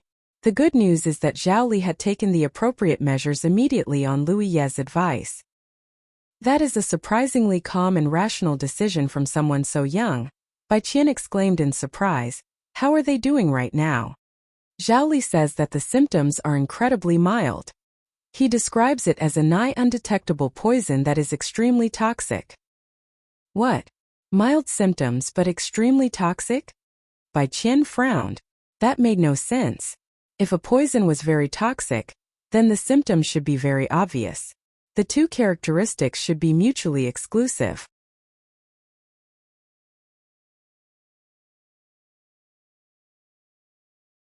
Humanity's Great Sage, Chapter 308. A poison that attacks the divine soul. If the symptoms weren't obvious, then how did he know that it was incredibly toxic? Zhao Li said that Lu Yi is the one who determined this. "Tell them to come to the headquarters as soon as possible. I already sent them the message." Back at the Heavenly Derivative Sect's outpost, Lu Yi was staring at the blood streaming out of Zhao Li's nostrils. Suddenly he turned around and punched Zhu Jia in the nose. It was such a powerful punch that even the body-tempering cultivator saw stars for a bit before he shot Lu Yi a look of confusion. At the same time, blood started dripping out of his nostrils as well. "It's your turn now. Punch me in the face," Lu Yi said. Zhu Jia scratched his head before replying in a muffled voice, "I refuse." Lu Yi rolled his eyes, but there was no forcing Zhu Jia to do something he did not want to. Left with no choice, he sucked in a deep breath and slammed his own face against the table. Stars went round and round his head as he got up and sniffed a little. Now he too had a nosebleed. By now Zhao Li was growing a little dizzy. He asked weakly, "What are you doing, Brother Yi?" "We're going to your headquarters," Lu Yi said while waving for Zhu Jia to follow him. Zhu Jia nonchalantly rose to his feet. He carried Zhao Li because the legate could not even balance on his 2 feet anymore. When Lu Yi saw this, he hurriedly added, "Carry me as well." "Okay." Zhu Jia did as he said and placed Lu Yi on his shoulder. Then, he started walking toward the Sanctum of Providence. On the way, they passed by many confused Heavenly Derivative Sect disciples, but it wasn't long before they heard that their Crimson Blood Sect guests and even their own legate, Zhao Li, had been poisoned. Shock rippled across the outpost like a spirit bomb. Now they understood why a lockdown had suddenly been imposed on the outpost, and why the authorities were checking who were currently absent.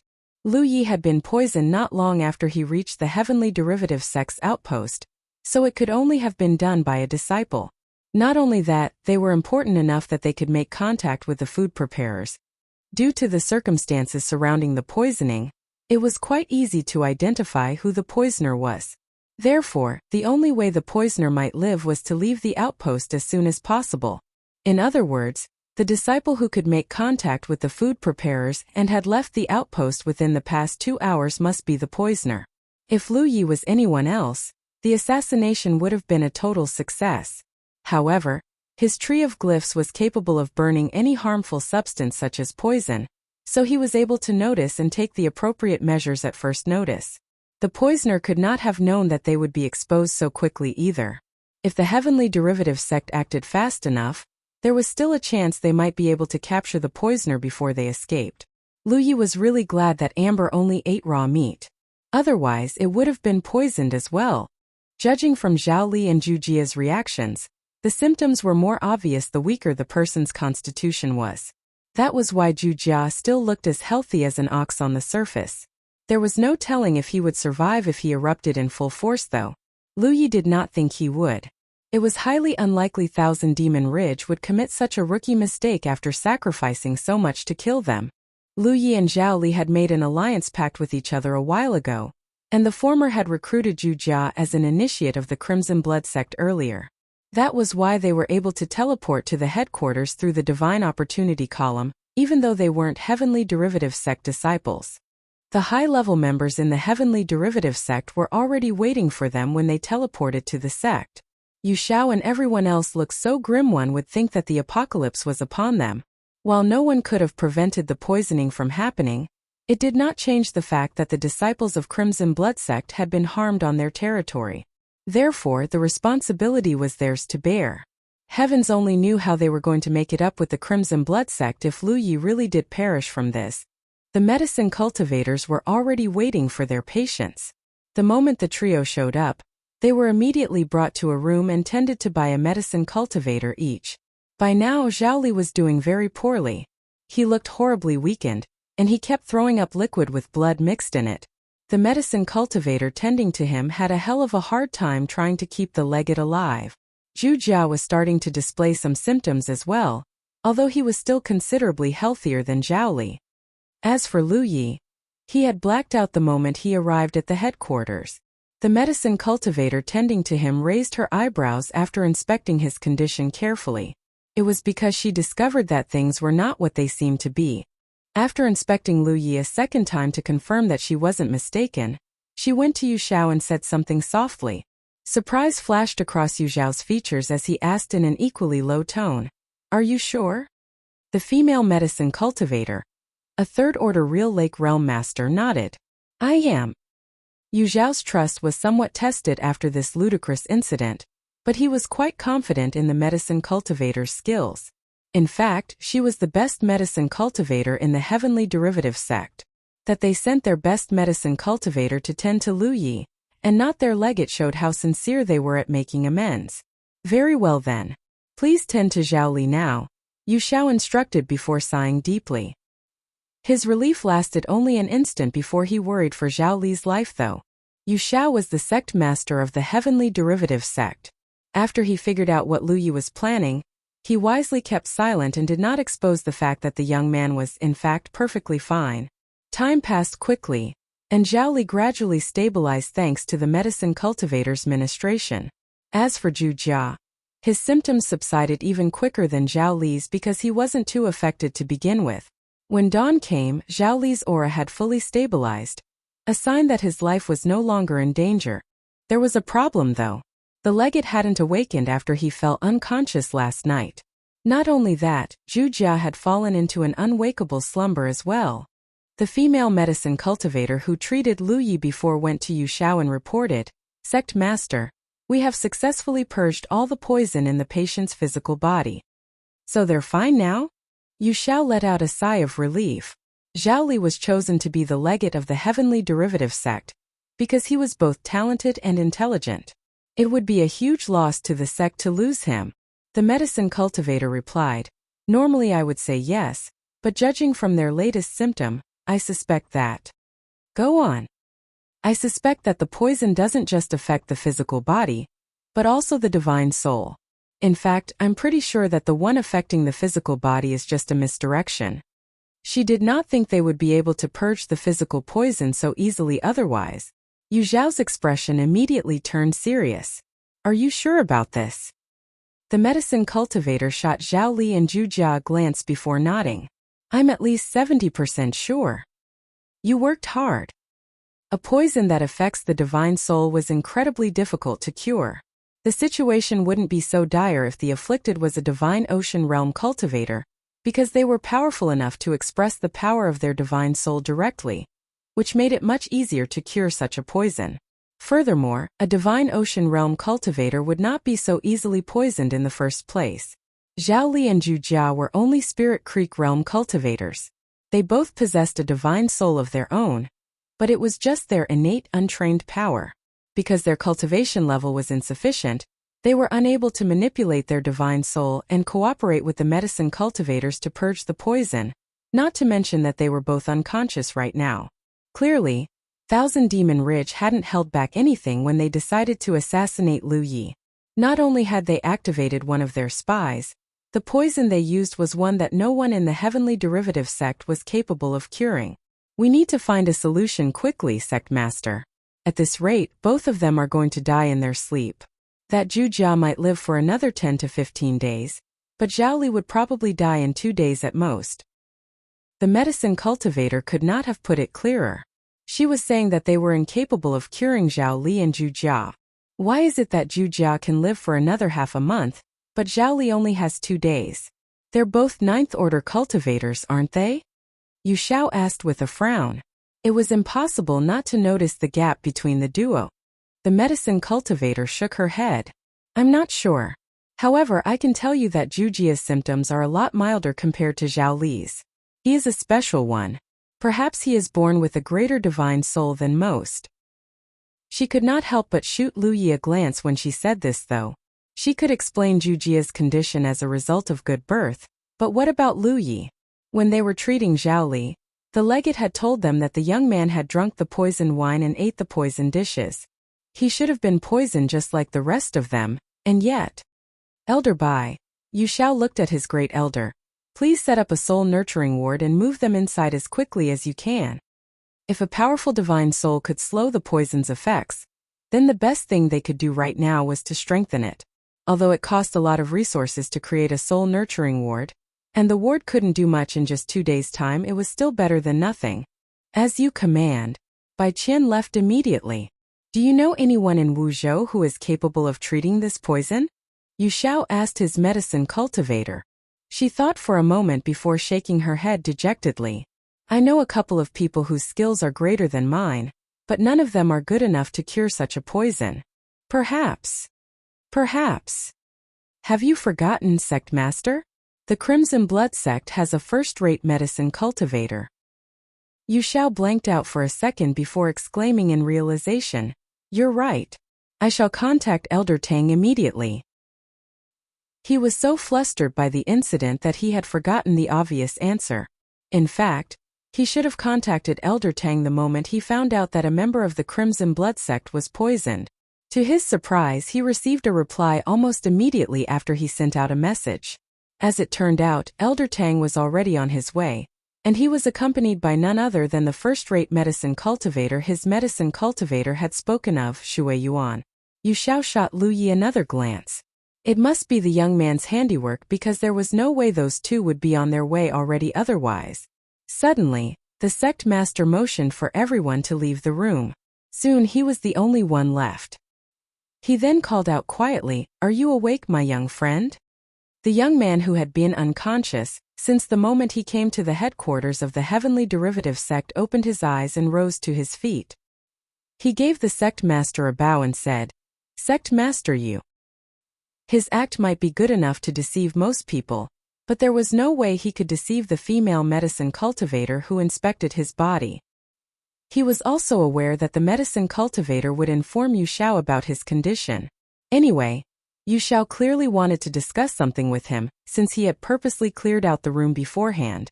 Elder Tang and Sister Shui Yuan are already on the way. They should arrive in less than half a day. Although Bingzhou and Wuzhou were very far apart, a divine ocean realm cultivator could still cross the distance relatively quickly. Since the duo had taken off almost as soon as Lu Yi had messaged them, they were making good time, to put it mildly. You should have heard everything that was said, right? Yu Xiao turned to look at Zhao Li. I would not deny that Zhao Li invited you with ulterior motives in mind, but he never intended you any harm.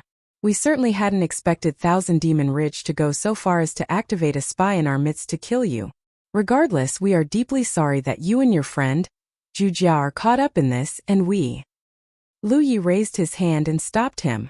You don't need to say anything, Sect Master Yu. I am aware of the circumstances, and I know that the knife in the back is the hardest to anticipate. None of us wanted this to happen. Yu Xiao nodded.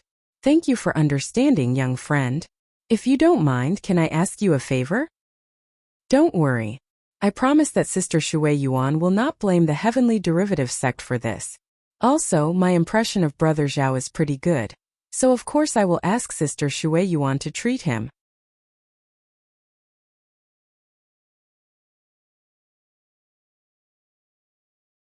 Humanity's Great Sage, Chapter 309.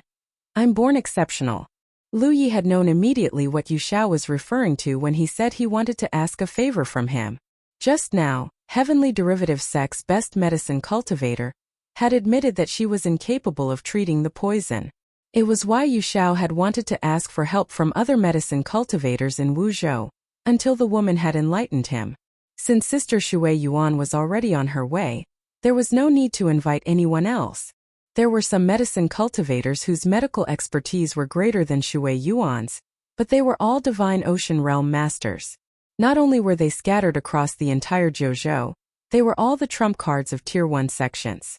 It would be expensive to employ their services, and that was assuming they cared enough to treat the lives of two insignificant Spirit Creek realm cultivators. That was why Shui Yuan of the Crimson Blood sect was their best option, bar none. There was no one whose medical expertise was better than hers beneath the divine ocean realm. However, the Crimson Blood sect was also infamous for their protectiveness. There was a good chance Shui Yuan would refuse to treat Zhao Li for putting Lu Yi in danger, and with good reason. Lu Yi was poisoned in Heavenly Derivative Sect's territory after all. Still, Yu Xiao was the sect master. It was his responsibility to at least try to save a disciple of his sect. That was why he had asked Lu Yi to help him. To Lu Yi, this was just a small issue. If his senior sister really could purge the divine soul poison, he did not see why she wouldn't cure Zhao Li as well. Furthermore, Lu Yi was planning to improve his skill in the way of wards. Saving Zhao Li would give him the peace of mind to further his studies in the Heavenly Derivative sect. Of course, this was assuming that his senior sister was skilled enough to save Zhu Jia and Zhao Li. If not, then... He had heard every word of the conversation between Yu Xiao and his medicine cultivator. His senior sister was one of the best medicine cultivators in Jiuzhou, but the medicine cultivator had also explained why medical expertise alone might not be enough to cure Zhu Jia and Zhao Li. Thank you. Please get some rest while we wait for Elder Tang and Sister Shui Yuan to arrive. Of course, I will tell them to keep your condition a secret, and you have my word that I will give you a satisfactory resolution to this fiasco. Yu Xiao made to leave, but he stopped when he arrived at the exit. Oh right.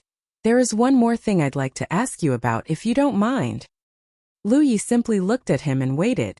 Yu Xiao launched into his question. Were poisoned, were you not? So why are you perfectly fine? I'm not sure. Maybe it's because I'm born exceptional and immune to all poison? Yu Xiao let out an involuntary chuckle before shaking his head and leaving. Naturally, he thought that Lu Yi was just joking or deflecting his question. There was no such thing as someone who was born immune to all poisons, and even if there was someone like that, they would not be immune to a poison that afflicted the divine soul. Unbeknownst to Yu Xiao, Lu Yi was in a sense immune to all poisons. If the Tree of Glyphs could identify and burn something as obscure as pill poison, then of course it could do the same to other poisons. Lu Yi had no idea that the Tree of Glyphs possessed such an ability until now. It wasn't without a cost, however. He could sense that burning the poison had used up much of its fuel reserve, so to speak. When he ran out, he would have to feed it more flame of earth and spirits. There was no hurry, though. It wasn't because he didn't want to unlock more glyphs, but because he needed to save up his contribution points for something. Earlier, he had saved up his contribution points to purchase a heaven-grade cultivation technique. Now, he was saving up for something that cost far more contribution points. To give an example, it was an amount that would discourage any other Spirit Creek Realm cultivator. This was also why he was so enamored with occupying outposts. There was no other way he could have accumulated the necessary amount, not even if he sold all the loot he got to the Vault of Providence. Although he had to go through several hoops to obtain his contribution points, first, he would have to return to his outpost. Next, he would have to convert the contribution points he got into sect contribution points. Finally, he would need to issue himself a salary, which was 10% of the total sect contribution points. It was still much faster than earning contribution points via killing enemies. Speaking of which, Yu Xiao was a meticulous man. It was clear he realized something, since he purposely mentioned that he would keep Lu Ye's condition a secret. Lu Yi had notified his senior sister the moment he realized that the food and wine were poisoned because 1. Her superior medical expertise could save a life, and 2. He thought this was a good opportunity to drop out of Thousand Demon Ridge's radar. Thousand Demon Ridge had been keeping an eye on him since the day he left Hidden Light Sanctuary. Not only was he ambushed multiple times on his way to Heavenly Derivative Sect, he was poisoned within the hour he arrived at his destination.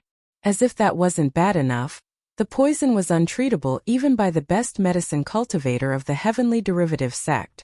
Just how badly did Thousand Demon Ridge want him dead? However, he could drop out of their radar if he died in this poisoning incident.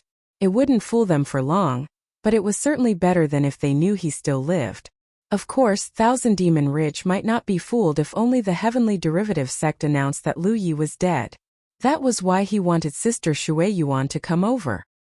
He had told Shui Yuan that he was fine in the message, but his senior sister still brought the sect master with her.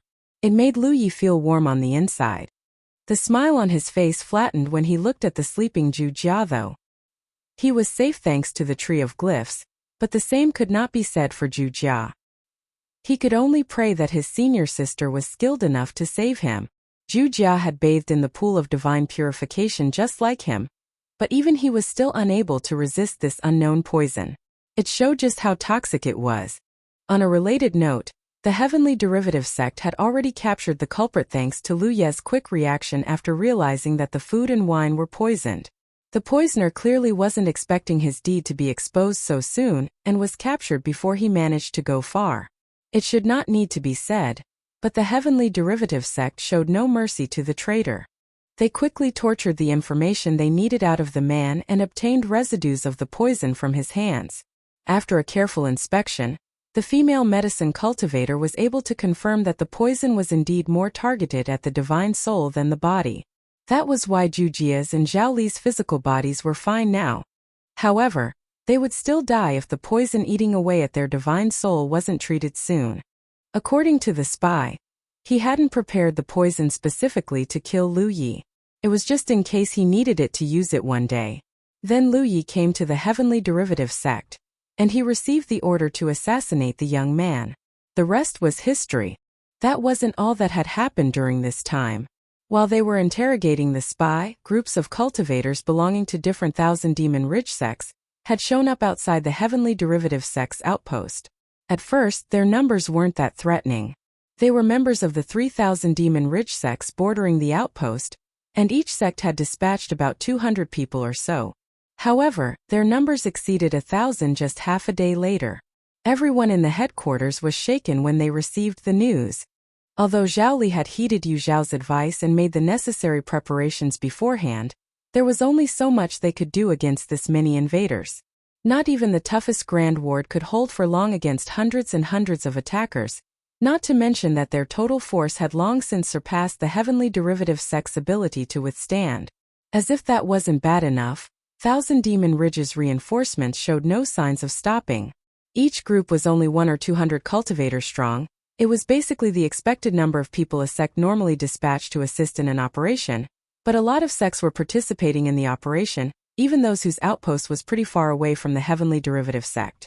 This rarely happened on the Spirit Creek battlefield because it opened up the group to being ambushed in the middle of a march. Of course, the Heavenly Derivative sect also asked for help from Grand Sky Coalition, but most sects were too far away to assist in time, and those who were close could only dispatch so many cultivators without compromising their own safety. Still, no one hesitated to send help. They knew that they would suffer massive losses since they would be clashing against a force with far superior numbers than theirs, but that was no excuse to let the Heavenly Derivative sect's outpost be breached without resistance. When the time was right, the Thousand Demon Ridge army finally launched their invasion. As expected, the Heavenly Derivative sect failed to defend their outpost even though their allies were able to divert some forces away from them. Their Grand Ward was broken by force, and the disciples had no choice but to withdraw to Jouzhou. For a time, somberness hung above everyone's heads like dark clouds. This wasn't the first time their outpost had been conquered by the enemy, but never had they been outmatched so thoroughly that they were unable to put up even a bit of resistance. They had practically teleported away while watching their Grand Ward be diminished little by little. There was a silver lining though. Realizing just how outmatched they were, the cultivators of the Heavenly Derivative sect had gone into evacuation mode from the beginning. As a result, not one person was injured or killed even though their outpost was conquered. They were temporarily stuck in the headquarters though. From what their allies had told them, the enemy had not retreated despite having occupied the outpost. They just stayed there as if the ruins were their new home. This was clearly a warning to all Grand Sky Coalition sections. They were saying that anyone who dared to take Lu Yi of the Crimson Blood sect into their sect would have to face some serious consequences. Naturally, Grand Sky Coalition was unhappy with this situation. Many legates started communicating with one another and tried to organize a full-force counterattack, but the effort quickly petered out, not because they lacked the determination or courage. They were all youngsters eager to prove themselves after all, but because their seniors had put a stop to it. There was no changing the fact that the Heavenly Derivative sect's outpost was occupied. If the Grand Sky Coalition were to launch a full-force counterattack, the battle would surely escalate into an all-out war. Thousand Demon Ridge would not like this, but Grand Sky Coalition would suffer massive losses as well. This was something the older generation could not accept. As a result, the Thousand Demon Ridge cultivators hanging out in the outpost grew even more arrogant. Meanwhile, Gu Kanyang and Wei Li of the Hidden Light Sanctuary were shaking in their boots and thinking how close they had come to losing their outpost and potentially their lives. Although they knew that the reason Thousand Demon Ridge went to such extremes was because they wanted to stop Lu Yi from furthering his studies in the way of wards at the Heavenly Derivative sect, they could not help but be scared anyway. If Thousand Demon Ridge had acted sooner and pulled this stunt while Lu Yi was still at their outpost, there was no chance they would have been able to repel them. Meanwhile, the Thousand Demon Ridge sects were feeling much better after occupying the Heavenly Derivative sect's outpost and striking back against the Grand Sky Coalition. They felt even better when they heard the news that Lu Yi of the Crimson Blood sect was gravely poisoned, and he would be dead very soon. The doom and gloom that hung above their heads a while ago was swept away like a hurricane. Now they were just waiting for the news of his death to spread, so they could bring out the gongs and fireworks to celebrate.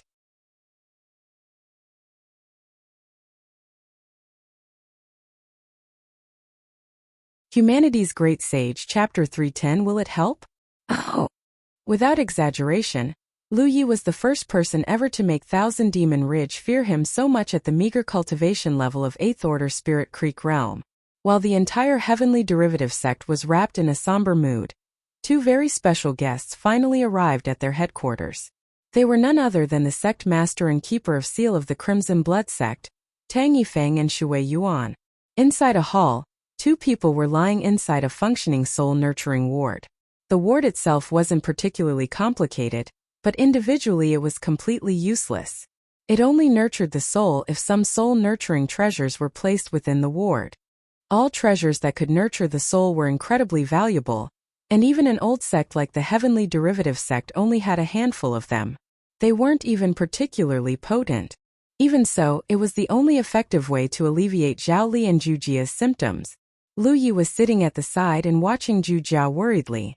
the great elder of the heavenly derivative sect, Bai Qian was guarding the place as well. He was the one who made the ward after all, so of course it was up to him to ensure that everything was functioning properly. They were the only two people inside the hall. Countless shadows were swaying to the weak candlelight in the hall when suddenly, Bai Qian let out a sigh. Hey kid, if you're going to pretend to be dead, then at least act like it. What if someone sees you like this and spreads the news? Lu Yi asked, don't you trust your own people, Elder Bai? That's not it. I'm just saying that it's better to be safe than sorry. A pair of prying eyes and a loose mouth are all it takes for secrets to spread. You must not be confident in your wards then. Screw you. Bai Qian lifted his chin and declared arrogantly, I dare not claim to be the best ward cultivator in Zhouzhou, but I dare say that no one is capable of peering through the wards I've set up. The old man was generally a friendly man as long as you did not speak to him about wards. Otherwise, his personality would do a 180. He was especially confident in his attainment in the way of wards. Lu Yi would have loved to learn from the old man, but the heavenly derivative sect's outpost had just succumbed to the enemy, and both Zhu Jia and Zhao Li were still in grave danger right now. Naturally, he wasn't in the mood to expand on the subject. Suddenly, Bai Qian warned, get into the ward now. Someone's coming. Lu Yi hurriedly lay inside the ward and closed his eyes. As if on cue, the door swung open with a creak. A series of hurried footsteps resounded across the hall as Yu Zhao's voice rang. We have placed them inside a soul-nurturing ward. For now, their lives are not in danger. The next moment, Lu Yi felt someone grabbing his wrist as a familiar scent tickled his nostrils. He opened his eyes and saw Shui Yuan staring back at him. Sister Shui Yuan. Don't move. The ice on Shui Yuan's face melted slightly as she pushed Lu Yi back to the ground. Then, he felt her gentle spiritual power entering his body and inspecting his condition. The sect master was standing behind Shui Yuan with a worried look on his face. Although Lu Yi had already informed them that he was unhurt, neither of them could be assured until Shui Yuan had checked him herself. Shui Yuan did not pull her punches this time, not letting go of Lu Ye's wrist until an entire incense stick had passed. Finally satisfied, she released her grip and moved to check Zhu Jia next. It was only then Lu Yi rose to his feet and saluted Tang Yifeng. Greetings, sect master. The sect master nodded back. I'm glad you're safe. Since Shui Yuan hadn't said anything, it meant that Lu Yi really was safe and sound. I'm so sorry for the trouble I've caused you both. Lu Yi apologized in a regretful tone. The sect master tapped his head lightly with his fist. What are you talking about? Forget that this is no trouble at all, so what if you brought actual trouble to our doorsteps? We are your seniors, and we exist to act as your shield. If I was the type to balk at trouble, I would never have become a cultivator in the first place. All is well as long as you do not regret the decisions you made. Do not allow fear to cow you into inaction. Yes, sect master. It didn't take long for Shui Yuan to finish inspecting Zhu Jia and move on to Zhao Li. An incense stick later, she rose to her feet and scrunched her pretty eyebrows tightly. It's definitely a poison that attacks the divine soul. Yu Xiao had given Shui Yuan the poison residue they obtained from the trader after they arrived. Combined with her observation of Zhu Jia and Zhao Li's condition, she was able to make several educated conjectures in just a short time. Is it treatable? Yu Xiao asked hurriedly. It is, but I'm worried they won't be able to survive the treatment. What do you mean? His best medicine cultivator had been helpless before the poison, but Shui Yuan had declared otherwise shortly after her arrival. It proved that her medical expertise was far greater than his medicine cultivators, though it was clear from her words that her solution wasn't without its repercussions. The poison will be attached to their divine soul, and I know of a way that can remove it. However, it's going to deal massive damage to their divine soul because they are only at Spirit Creek realm, and their divine soul is quite fragile. Frankly, their chances of surviving the operation is pretty low. Lu Ye's heart sank when he heard this. He was the reason behind this whole fiasco, so how was it that he was totally fine, and Zhu Jia and Zhao Li were the ones who were suffering? Yu Xiao frowned deeply. Is it truly hopeless? Well, they might still survive if we feed them treasures that could strengthen their divine souls in a short time, but treasures that could strengthen the divine soul? Huh? Yu Xiao couldn't help but utter in a bitter tone. Such treasures were so valuable that even the Vault of Providence did not sell them, and if he did possess such a treasure he would have consumed it as soon as possible. Of course they wouldn't have such a thing. It was at this moment Lu Yi called out, "Sister Shui Yuan." The medicine cultivator turned around and saw Lu Yi beckoning her to his side. After she went over, Lu Yi pulled her to a corner and produced a jade bottle from his storage bag stealthily. He then asked in a soft voice, "Will this help?" Shui Yuan accepted the jade bottle, but did not really think that Lu Yi could solve their conundrum. He was just a Spirit Creek realm cultivator, and it was unlikely he would have a treasure that would be up to her standards. Her skepticism only lasted until she opened the jade bottle and took a sniff. Shock and puzzlement flashed across her features as she glanced back and forth between Lu Yi and the bottle. She had a feeling she knew what it was, but she needed to be 100% sure. Sect Master. Shui Yuan turned around and beckoned Tang Yifeng to their side. After the sect master reached them, Shui Yuan passed him the jade bottle and asked, "Can you please check what this is?" "You don't recognize it?" The sect master sounded surprised. His confusion lasted until he accepted the jade bottle and inspected its contents. He was so shocked that his hand trembled slightly. "I cannot believe it." "Is it really that?" Shui Yuan asked for confirmation. The sect master nodded seriously and said, "I'm pretty sure." Before looking at Lu Yi, "Where did you get this?" Lu Yi was just a Spirit Creek realm cultivator, and he hadn't left the Spirit Creek battlefield until recently. So, how on earth did he obtain a treasure that even Divine Ocean realm cultivators would kill to get? "I recently entered the lost city of Xianyuan." Lu Yi had immediately thought of the soul-cleansing water when Shui Yuan said that only a treasure that could strengthen the soul in a short time could save Zhu Jia and Zhao Li.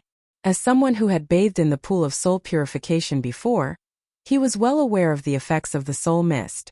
The soul-cleansing water was the condensed form of the soul mist, so of course it was going to be beneficial to the divine soul. "Oh, the lost city of Xianyuan," the sect master exclaimed in realization. At his position, he was well aware that the lost city of Xianyuan was connected to the Rift of Fortune. It was also the only way a Spirit Creek realm cultivator might obtain such a priceless treasure. However, the Rift of Fortune had appeared many times across the Spirit Creek battlefield, and almost no one had obtained the soul-cleansing water. In fact, he had only ever heard of one lucky cultivator obtaining a couple drops of soul-cleaning water by chance. It might not sound like a lot, but it was easily worth a fortune. However, Lu Yi had an entire bottle of soul-cleansing water. That was at least 30 or 40 drops in total. Just how on earth did he do it? "Will it help?" Lu Yi asked again. Shui Yuan nodded affirmatively. "Yes, but are you sure? Their lives are more important." Lu Yi knew what his senior sister was trying to imply, and looked at the duo lying in the soul-nurturing ward. "Zhu Jia is extraordinarily talented, and I am sure he will become a great cultivator in the future. I've already accepted him as an initiate, and I was going to convert him into an official disciple the moment we return to Mount Ao. Even if this wasn't the case, we've been traveling together and fighting side by side for a while now. There is no way I'm going to leave him to die. As for Brother Zhao, I'm the reason he is suffering in the first place. If this item will help save them, then please do not hesitate to use it, senior sister." The sect master nodded. "I'm glad you can think this way. A senior sister should not spurn her junior brother's goodwill, don't you agree?" "Yes." Meanwhile, Yu Xiao and Bai Qian were exchanging conflicted looks with one another. It was because they had heard the trio's conversation, of course. They weren't trying to eavesdrop on purpose, but the trio weren't really trying to hide their conversation either. Long story short, they heard enough to know what was going on. There were only a handful of treasures in this world that could stun the sect master of the Crimson Blood sect. Considering the circumstances and the mention of the lost city of Xianyuan, it became obvious what Lu Yi was offering to save Zhao Li and Zhu Jia. Under any other circumstances, they would be rubbing their hands together with greed, or wearing a look of desire at the very least. Of course, they knew better than to do that right now. Forget that they belonged on the same side. The Heavenly Derivative sect and the Crimson Blood sect also shared some old ties. It also took a kind of moral fiber to offer such a priceless treasure just to save an acquaintance. That was why the duo feigned ignorance even though they figured out what Lu Yi had produced from his storage bag. Sect Master Yu, Shui Yuan said in a frigid voice as she turned toward Yu Shao. She had been fuming ever since she received the message from Lu Yi. The man should count himself lucky that she hadn't vented his anger on him. Although the Heavenly Derivative Sect's outpost was conquered by Thousand Demon Ridge as a result of this, it did not change the fact that Lu Yi had been poisoned in their territory. She only cared about the effect and not the cause. That was just how she was. Logic be damned. What are your instructions, Sister Shui? Yu Xian asked in a humble tone. I require some herbs. You will prepare them all within the hour. Shui Yuan produced a jade slip, injected it with her spiritual power, and imprinted it with some info. She then passed it to Yu Shao. I shall handle this myself. If Lu Yi was willing to make such a huge sacrifice to save his disciple, how could the Heavenly Derivative Sect not cooperate to the best of their abilities? While it was true that they had lost their outpost as a result of Lu Ye's presence, Zhao Li was the one who invited the young man to his place. It made no sense to blame him for their loss. Plus, Lu Yi himself did not realize that his visit to the Heavenly Derivative Sect's outpost would cause such a disaster. Now is not the time to sort out this mess though. There were lives to be saved. Plus, Zhao Li would actually benefit from this ordeal if he managed to survive. He was pretty talented to begin with, but now there was a chance he would surpass expectations. Yu Shao was shrewd enough to realize this.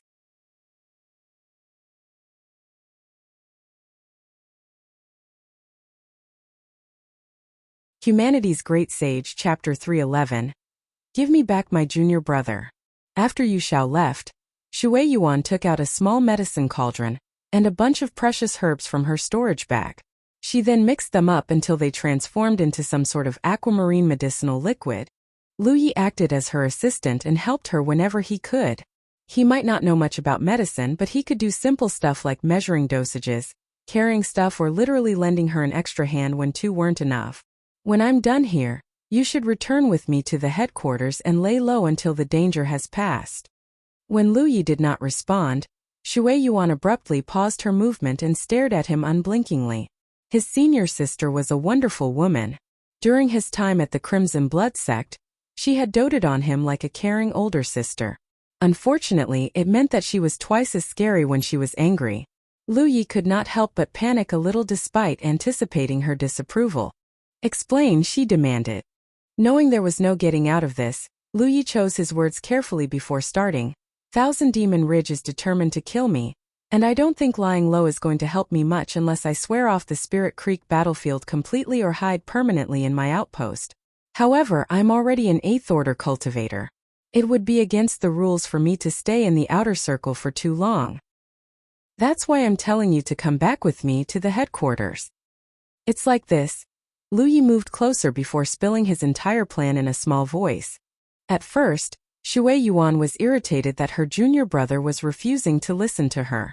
However, the lines on her face smoothened after she listened to his plan. So you're planning to fake your death? That's right. By now, news of my condition should have spread throughout Thousand Demon Ridge. It is no secret that you and the sect master have come to the Heavenly Derivative Sect either. One might say that you are just in time to collect my poisoned corpse, don't you agree? Shui Yuan frowned a little at his choice of words, but did not make a fuss about it. This way, Thousand Demon Ridge would no longer be keeping an eye on me, and I would have the freedom to study the way of wards and deepen my attainment. That's a pretty good idea, said the sect master while nodding approvingly. He was going to share some of his own ideas when Shui Yuan shut him up with a glare. Fortunately or not, the great elder of the Heavenly Derivative Sect lacked the sect master's keen eye. Unaware of Shui Yuan's displeasure, he echoed in agreement. If that is your wish, then it is this old man's pleasure to teach you everything I know. Also, the 100 Wards Tower is right around the corner. You are welcome to challenge it at any time. My thoughts exactly. Lu Yi hurriedly nodded in agreement. So, senior sister? Shui Yuan fell silent for a moment before replying. I won't say that it's a bad plan, but you are aware that your status can be verified through the battlefield imprint, right? That's not a problem. The only ones who have my imprint are Crimson Blood Sect disciples or legates. I'll tell them my plan, and they'll keep the secret. Why are you even consulting me if you've already thought of everything? Shui Yuan huffed. I'm glad you approve, senior sister. When the time comes, I would need you and the sect master to put on an act for me. Their most talented disciple had perished in the heavenly derivative sect. Logically speaking, Shui Yuan and the sect master would be mournful and vengeful. He did not tell them how to act the part, trusting that they knew better than him. Not long after they wrapped up the discussion, Yu Xiao returned with the Shui Yuan she had commanded him to prepare. 2 hours later, she began treating Zhao Li. The reason she treated Zhao Li first was because his condition was far more urgent. Zhu Jia had been baptized in the soul-cleansing pond just like Lu Yi, and so possessed a much stronger divine soul than Zhao Li. The delay would not affect him much. The process of the treatment was complicated and not easy to express succinctly. In summary, Shui Yuan continuously concocted all kinds of medicine and poured them into Zhao Li's mouth. Then she used some sort of technique to pull out the poison rooted in his divine soul. Zhao Li moaned and shook violently despite the fact he was unconscious. His clothes were so drenched it looked like he just crawled out of a pool. One could only imagine how much worse his suffering would be if he was conscious. The treatment did not finish until 4 hours later. Yu Xiao and Bai Qian looked at their disciple with great concern. The young man was still alive, but his aura had weakened considerably. As Shui Yuan had told them earlier, the treatment wasn't kind to the patient's health. He would have died without Lu Ye's soul-cleansing water.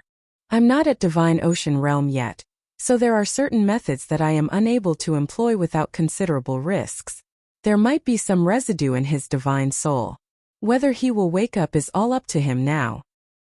Yu Xiao said gratefully, Thank you, Sister Shui Yuan. He knew that Shui Yuan had given her all. She was only a 9th order real Lake Realm master, and yet she was capable of treating an affliction that affects the divine soul. No ordinary medicine cultivator could have done what she did. Shui Yuan rested for half a day before moving on to Zhu Jia. To her surprise, treating Zhu Jia turned out to be much easier than Zhao Li. Not only that, what had tormented Zhao Li greatly even in his unconscious state, hadn't affected the body-tempering cultivator in the slightest. It was almost as if he had fallen asleep. Even better, the big guy actually started snoring when the treatment was over. It was such an unexpected reaction that Shui Yuan started doubting her own skill, and inspected him all over again. She relaxed only after she confirmed that she hadn't missed anything. It was then Shui Yuan recalled Lu Ye's comment about Zhu Jia, and realized that the big fellow really was as special as he claimed. She took a moment to catch a breather before returning to Lu Ye's side. She then attempted to hand him the jade bottle containing the soul-cleansing water. She had used only a total of 5 droplets to treat Zhu Jia and Zhao Li. The treasure was extremely precious, so Shui Yuan had saved them as much as possible. However, Lu Yi pushed it back and said, You can keep it, senior sister. I have more. Shui Yuan caught his wrist and deposited the jade bottle firmly in his palm. This treasure is more precious than you think. When you've reached real Lake Realm, consume it bit by bit to realize its effects. A strong divine soul will make ascending to Divine Ocean Realm so much. Suddenly, Shui Yuan's words became lodged in her throat. It was because she saw Lu Yi grabbing a couple more jade bottles from his storage bag. How? I told you I have more, so just treat it as my gift to you and the sect master and keep it, Sister Shui Yuan. Don't hesitate to come back to me if it's not enough.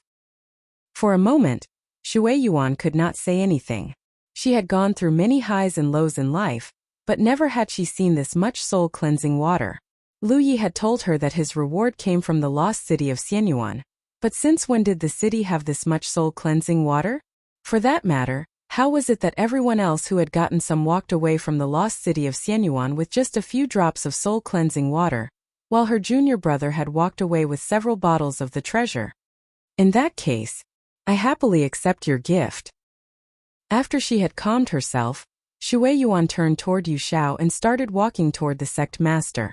Let us begin, sect master Yu. Yu Xiao looked at her in confusion. He did not understand what she was talking about. Suddenly, Shui Yuan's pupils turned a shade of purple. At the same time, she spoke in a tone cold enough to rival the wind of the 9 nethers. My junior brother visited the heavenly derivative sect as a guest, but now he is dead by an assassin's hands. What do you have to say for yourself, Sect Master Yu? Now Yu Xiao was completely confused.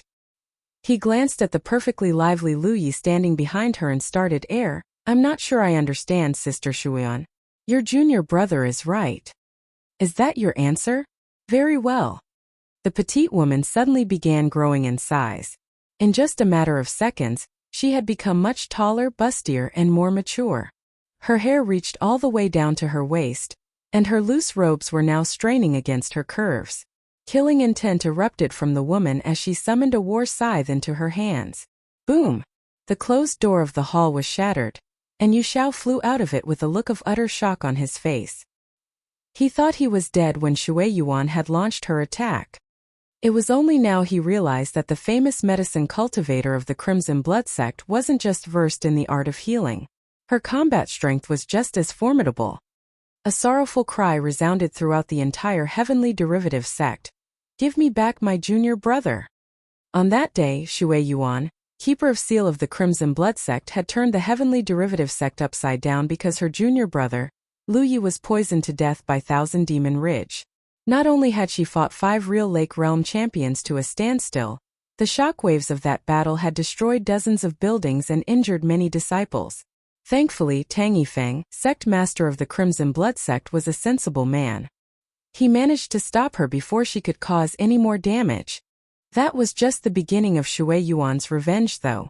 Furious and brimming with vengeance, the woman actually teleported into the Spirit Creek battlefield through the Heavenly Derivative Sect's Divine Opportunity column. As the Heavenly Derivative Sect's outpost had been occupied, a lot of Thousand Demon Ridge cultivators were still camping in the area and acting as an eyesore to all Grand Sky Coalition cultivators. They were all celebrating and basking in their recent victory. That was why they were caught completely off guard when Shui Yuan appeared out of nowhere with her ridiculously huge war scythe. Naturally, there wasn't a single person in the outpost who was a match for her. While enduring the judgment of the heavens, Shui Yuan slayed dozens of Thousand Demon Ridge cultivators and chilled the hearts of every soul present. Not a single person dared to stop her when she finally ceased her madness and retreated. Naturally, the world was shocked when the news was spread. This was the second time the Crimson Blood sect's keeper of seal had invaded the Spirit Creek battlefield and thrown herself into a senseless slaughter. If the first time she invaded the Spirit Creek battlefield was justifiable because Thousand Demon Ridge was the one who broke the rules first, then what about this time? Sure, the method in which they killed Lu Yi was scummy and despicable, but it hadn't violated the rules. They were enemies after all. No tactic was too much as long as it was within the rules. So why did she do it? Because her junior brother was killed? It was completely unreasonable, to put it mildly. Lu Yi had killed plenty of people himself. If everyone were to emulate her example and go on a killing spree every time one of their disciples was dead, then the Spirit Creek battlefield would surely fall into chaos. No low-level cultivator would be safe anymore. For a time, a mountain of accusations and abuses were flung in the direction of Shui Yuan. That was all they did, though. Shui Yuan dared to invade the Spirit Creek battlefield because she could neutralize the punishment of the heavens via a special method. But the champions of Thousand Demon Ridge could not boast the same thing. They would most likely be dead if they tried to emulate her examples. Moreover, the amount of damage she did was ultimately insignificant. Women were emotional beings, and in her fury Shui Yuan had chosen one of the worst ways to retaliate against Thousand Demon Ridge.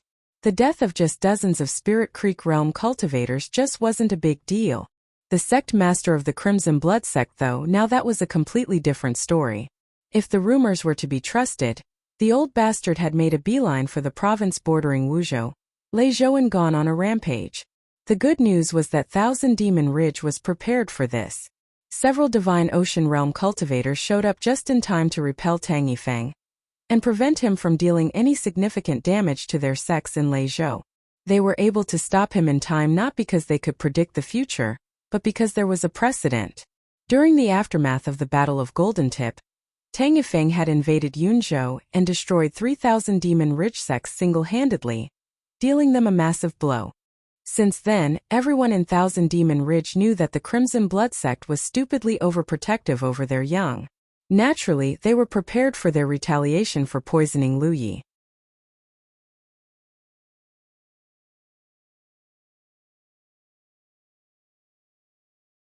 Humanity's Great Sage, Chapter 312, Cry or Else. Just as they anticipated, Tang Yifeng had attacked Lei Zhou. What they didn't anticipate was him not retreating after they repelled him the first time. Right now, the man was roaming the borders between Lei Zhou and Wu Zhou and waiting for an opportunity to present itself. This was a massive headache for Thousand Demon Ridge, of course. To give an example, it was way harder to be the guard than the thief because the guard had to be on the lookout all the time, while the thief only needed to succeed once. This was doubly true for a champion like Tang Yifeng, who had shed all pretense no less. The one true way to deal with him was to trap and kill him once and for all, but this was Tang Yifeng they were talking about. To call him a wily old fox would be to shame him, and to dream of catching him in a death trap was just that, a dream. The fact that he was single-handedly turning Lei Zhou upside down was a testament to that. Not even the core circle of the Spirit Creek battlefield was spared from the Crimson Blood sect's wrath. Specifically, Li Baxian had left his sect to cause trouble. The most authoritative list of the most powerful cultivators in the Spirit Creek battlefield was the role of supremacy. It was because it was governed by the heavens themselves, meaning that it was 100% fair. The list was automatically updated by the heavens based on the strength a cultivator displayed in combat. The names on the list were prone to frequent changes because a cultivator who reached the peak of Spirit Creek realm rarely lingered at that cultivation level. At most, they would spend some time accumulating their strength before ascending to Cloud River realm. In the past, Li Baxian was 10th on the list and the only 8th order heaven-grade cultivator on the roll of supremacy. Everyone else was a 9th order cultivator. Today, he was 3rd, not only because the previous holders had ascended to Cloud River realm, but also because he was that powerful. He was able to hide his strength for a time until he battled the first runner-up on the roll of supremacy, Yan Xing. Since then, his true strength was revealed to all. Speaking of which, every genius in the Spirit Creek battlefield from both Grand Sky Coalition and Thousand Demon Ridge had some nasty words to offer the top 3 cultivators on the roll of supremacy. Why? It was because the 3 bastards had remained at Spirit Creek realm for over a decade. How could any up-and-coming youngster possibly hope to replace them? It was said that the top 3 cultivators on the roll of supremacy would earn the boon of the heavens, though the specifics were unclear because no one got the exact same boon. The only thing they knew for certain was that the higher your placement, the better the boon you got. That was until these 3 bastards claimed the top spots 3 years ago. Since no one could replace them, no one else had received the boon of the heavens for the past 3 years. Even the heavens seemed to loathe their refusal to ascend and free up the roll of supremacy. It was because the heavens stopped bestowing them its boons after the first couple times. Of course, the roll of supremacy wasn't the only list that existed within the Spirit Creek battlefield. There were many more lists created by the cultivators themselves, such as the Hidden Dragon list, Beauties of Spirit Creek, and so on. One of them was called the Lazy Crane list. It was aimed at powerful cultivators, and they were evaluated based on their threat level, battle frequency, and kill count. To put it simply, the higher the cultivator's threat level, the lower their kill count, and the longer it had been since they fought a battle, the higher they ranked on the list. Before the Battle of Golden Tip, Li Baxian was the indisputable king of the Lazy Crane list. In fact, it had been years since anyone even came close to dethroning him. It was because he was that lazy. He spent most of his days holed up in the Devoted One's outpost like a shy woman who was afraid to show her face to the public. He never exited the gates, and he barely even stepped out of his own room. He was nominally the Devoted One's prolgate, but in reality even the disciples rarely got to see him. However, the king was dethroned and knocked all the way to the bottom of the list after the Battle of Golden Tip. Today, his name was completely removed from the list. The reason was very simple. He was like a young, healthy man who was locked in a monastery and forced to practice asceticism for decades until one day, he was suddenly let loose into the red light district. Day and night, the sword cultivator had roamed the core circle in search of Thousand Demon Ridge cultivators to kill. Since he was the second runner-up of the roll of supremacy, who in the entire Spirit Creek battlefield was a match for him? Already, his wanton action had resulted in several massive battles. Naturally, his newfound bloodthirst had disqualified him from the Lazy Crane list. To be fair, Li Baxian and Feng Yuechan had not caused any trouble during their time in the Devoted One's outpost. Their presence also made their outpost the safest place in the entire Spirit Creek battlefield. No one even dared to shoot them a word of challenge, much less attack them. So, why had Li Baxian suddenly done a 180? It was because Lu Yi was poisoned to death by Thousand Demon Ridge, of course. At the Crimson Blood Sect's outpost, Hua Xiai stepped out of her training chamber and stretched like a cat. The sunlight felt most welcoming after several days of secluded cultivation. That was when she noticed that Ruan Lingyu was waiting outside her door. She asked curiously, "What's the matter? Did something happen?" Lingyu walked up to her and grabbed her hand. She then said in a serious tone, "I need to tell you something, but first, you must promise me to stay calm, okay?" Hua Xiai tilted her head in confusion. What was she talking about? Ruan Lingyu looked left and right before moving closer to Hua Xi's ear. She then said in a low tone, "Lu Yi has been poisoned to death." Hua Xiai abruptly froze like a statue, and Lingyu could feel her body temperature departing her fingers in just a matter of seconds. Realizing that this was going to turn into a disaster if she didn't reveal the truth as soon as possible, she added hurriedly, "It's fake. He's faking his death. Lu Yi is really fine. When I asked Sister Shui Yuan about this, she said that a lot of Thousand Demon Ridge cultivators mean to do Lu Yi harm, so Lu Yi decided to turn this against them and fool them into thinking he's dead. She also said we should act like he's dead because our outpost is a lot busier than before." The reason Lingyu had waited at Hua Xi's doorstep was to be the first to inform her of the news. If the medicine cultivator had heard it from someone else, there was a chance she might accidentally reveal that Lu Yi was alive in her denial. Hua Xiai felt like her heart was bouncing all over her chest as she listened to Lingyu's words. She immediately checked her battlefield imprint and to her relief, found that his imprint was still present. Not entirely convinced, she sent him a message and did not relax until she finally received a reply from him. Hua Xiai did not reveal her true emotions on her face or her body, however. She even collapsed to her knees and started sobbing in silence, tears streaming down her cheeks like unending waterfalls. "Sister Hua Xiai." Ruan Lingyu was stunned to say the least. She already told her that Lu Yi was faking his death, so why was she acting like this? If Lu Yi was here, he would have praised her acting skills for sure. Half a day later, Hua Xiai and the core members of the Crimson Blood Sect were gathered at a quiet place in the outpost. Why? Well, they were here to burn some ritual money for the deceased Lu Yi. Towering flames licked the air as Hua Xiai dumped bundle after bundle of ritual money into the fire, tears still streaming silently down her cheeks. Chun Yu, Kong Niu, Gu Yang, Hixin, Zhu Wenba, Yi Haoran and Luo Qixing were all present. They were also wearing extremely odd expressions on their faces. Everyone here had been notified beforehand that Lu Yi was alive, and yet Hua Xiai had cried, was still crying, so hard that her eyes were completely swollen. It was such a convincing act that they were starting to wonder if Lu Yi really was dead. It was at this moment Hua Xiai uttered in a soft but threatening voice, "Cry or else." The gang exchanged glances with each other. Finally, Chun Yu wailed, "What a horrible way to die, Brother Lu." The rest of them started fake crying as well.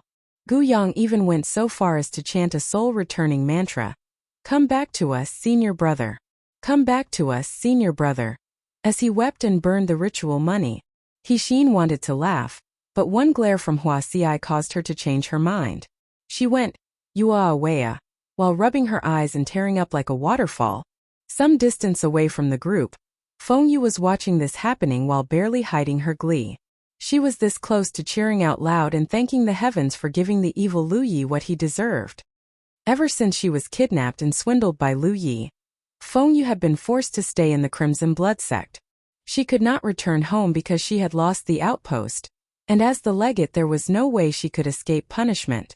Even if she somehow managed to avoid execution, she would have been sold to another cultivation family in a political marriage. She would have no future to speak of. Feng Yu would rather die than accept such a fate. She had been a legate after all. There was no way she would resign herself to such a fate. While she was basically a nobody in the Crimson Blood Sect, she was actually treated fairly well because she was a medicine cultivator. The sect had never shortchanged her when it was time to receive cultivation resources either, so she had actually grown stronger over time. The only thing that still troubled her was her contribution points. She was an 8th Order cultivator who was soon to ascend to the 9th Order. When the time came, she would need to purchase a heaven-grade cultivation technique with contribution points. However, she had donated the 4,000 contribution points she had saved specifically for this purpose, so she basically had to restart from zero. To say she was extremely aggrieved would be an understatement. Thankfully, that vile Lu Yi was finally dead. In the future, Wuxia would most likely be the new lord and master of the outpost. Her mood was already so much better. Back at the headquarters of the Heavenly Derivative sect, everyone was downcast like a thundercloud was hanging above their heads. Losing the outpost had been a huge blow to them. Although the 1,000 demon-rich cultivators holding the ruins hostage had retreated after Shui Yuan's rampage, rebuilding the outpost was hardly an easy matter. At the very least, they had to accumulate enough contribution points to rebuild their grand ward. Besides that, the Heavenly Derivative sect had to temporarily ban their disciples from entering Spirit Creek battlefield, just in case 1,000 Demon Ridge had other traps or ambushes in place. As if that wasn't bad enough, they had activated the Grand Ward surrounding their headquarters and cut themselves away from the outside world as well. One could even say that the Heavenly Derivative sect was completely isolated. Those outside the Grand Ward could not enter the headquarters, and those inside could not leave the place. Not even messages could even get in or out of the headquarters. Obviously, this had everything to do with the rampage of a certain Keeper of Seal. Nearly everyone in the Heavenly Derivative sect held a grudge against the Crimson Blood sect right now. No one in the sect wished for Lu Yi to die. The Keeper of Seal's tantrum was unreasonable at best and loathsome at worst. It was even rumored that their great elder, Bai Qian, was injured in that battle. He was recuperating right now. Lu Yi, Zhu Jia and Zhao Li were all at Bai Qian's residence. Zhu Jia and Zhao Li had awoken in succession thanks to Shui Yuan's treatment, although the latter was far more weakened than the former. Still, that he was able to awaken at all meant that all was well. When the real Lake Realm medicine cultivator had come to inspect him, she confirmed that the poison was fully purged from both his body and his soul. In fact, the reason he was weakened was just the side effect of Shui Yuan's treatment. He was expected to make a full recovery after a period of rest. Yu Xiao and everyone else in the know were most glad to hear this. At the library, Lu Ye's mind was a jumbled mess after he finished speaking with Shui Yuan via the battlefield imprint. The events had not gone the way he had envisioned at all. When he had asked his senior sister and his sect master to put on an act, he had expected them to fake a mourning at best. He had no idea that his senior sister would go so far to attack Yu Xiao, not to mention everything else. Yu Xiao's reaction made it clear that he wasn't expecting this either.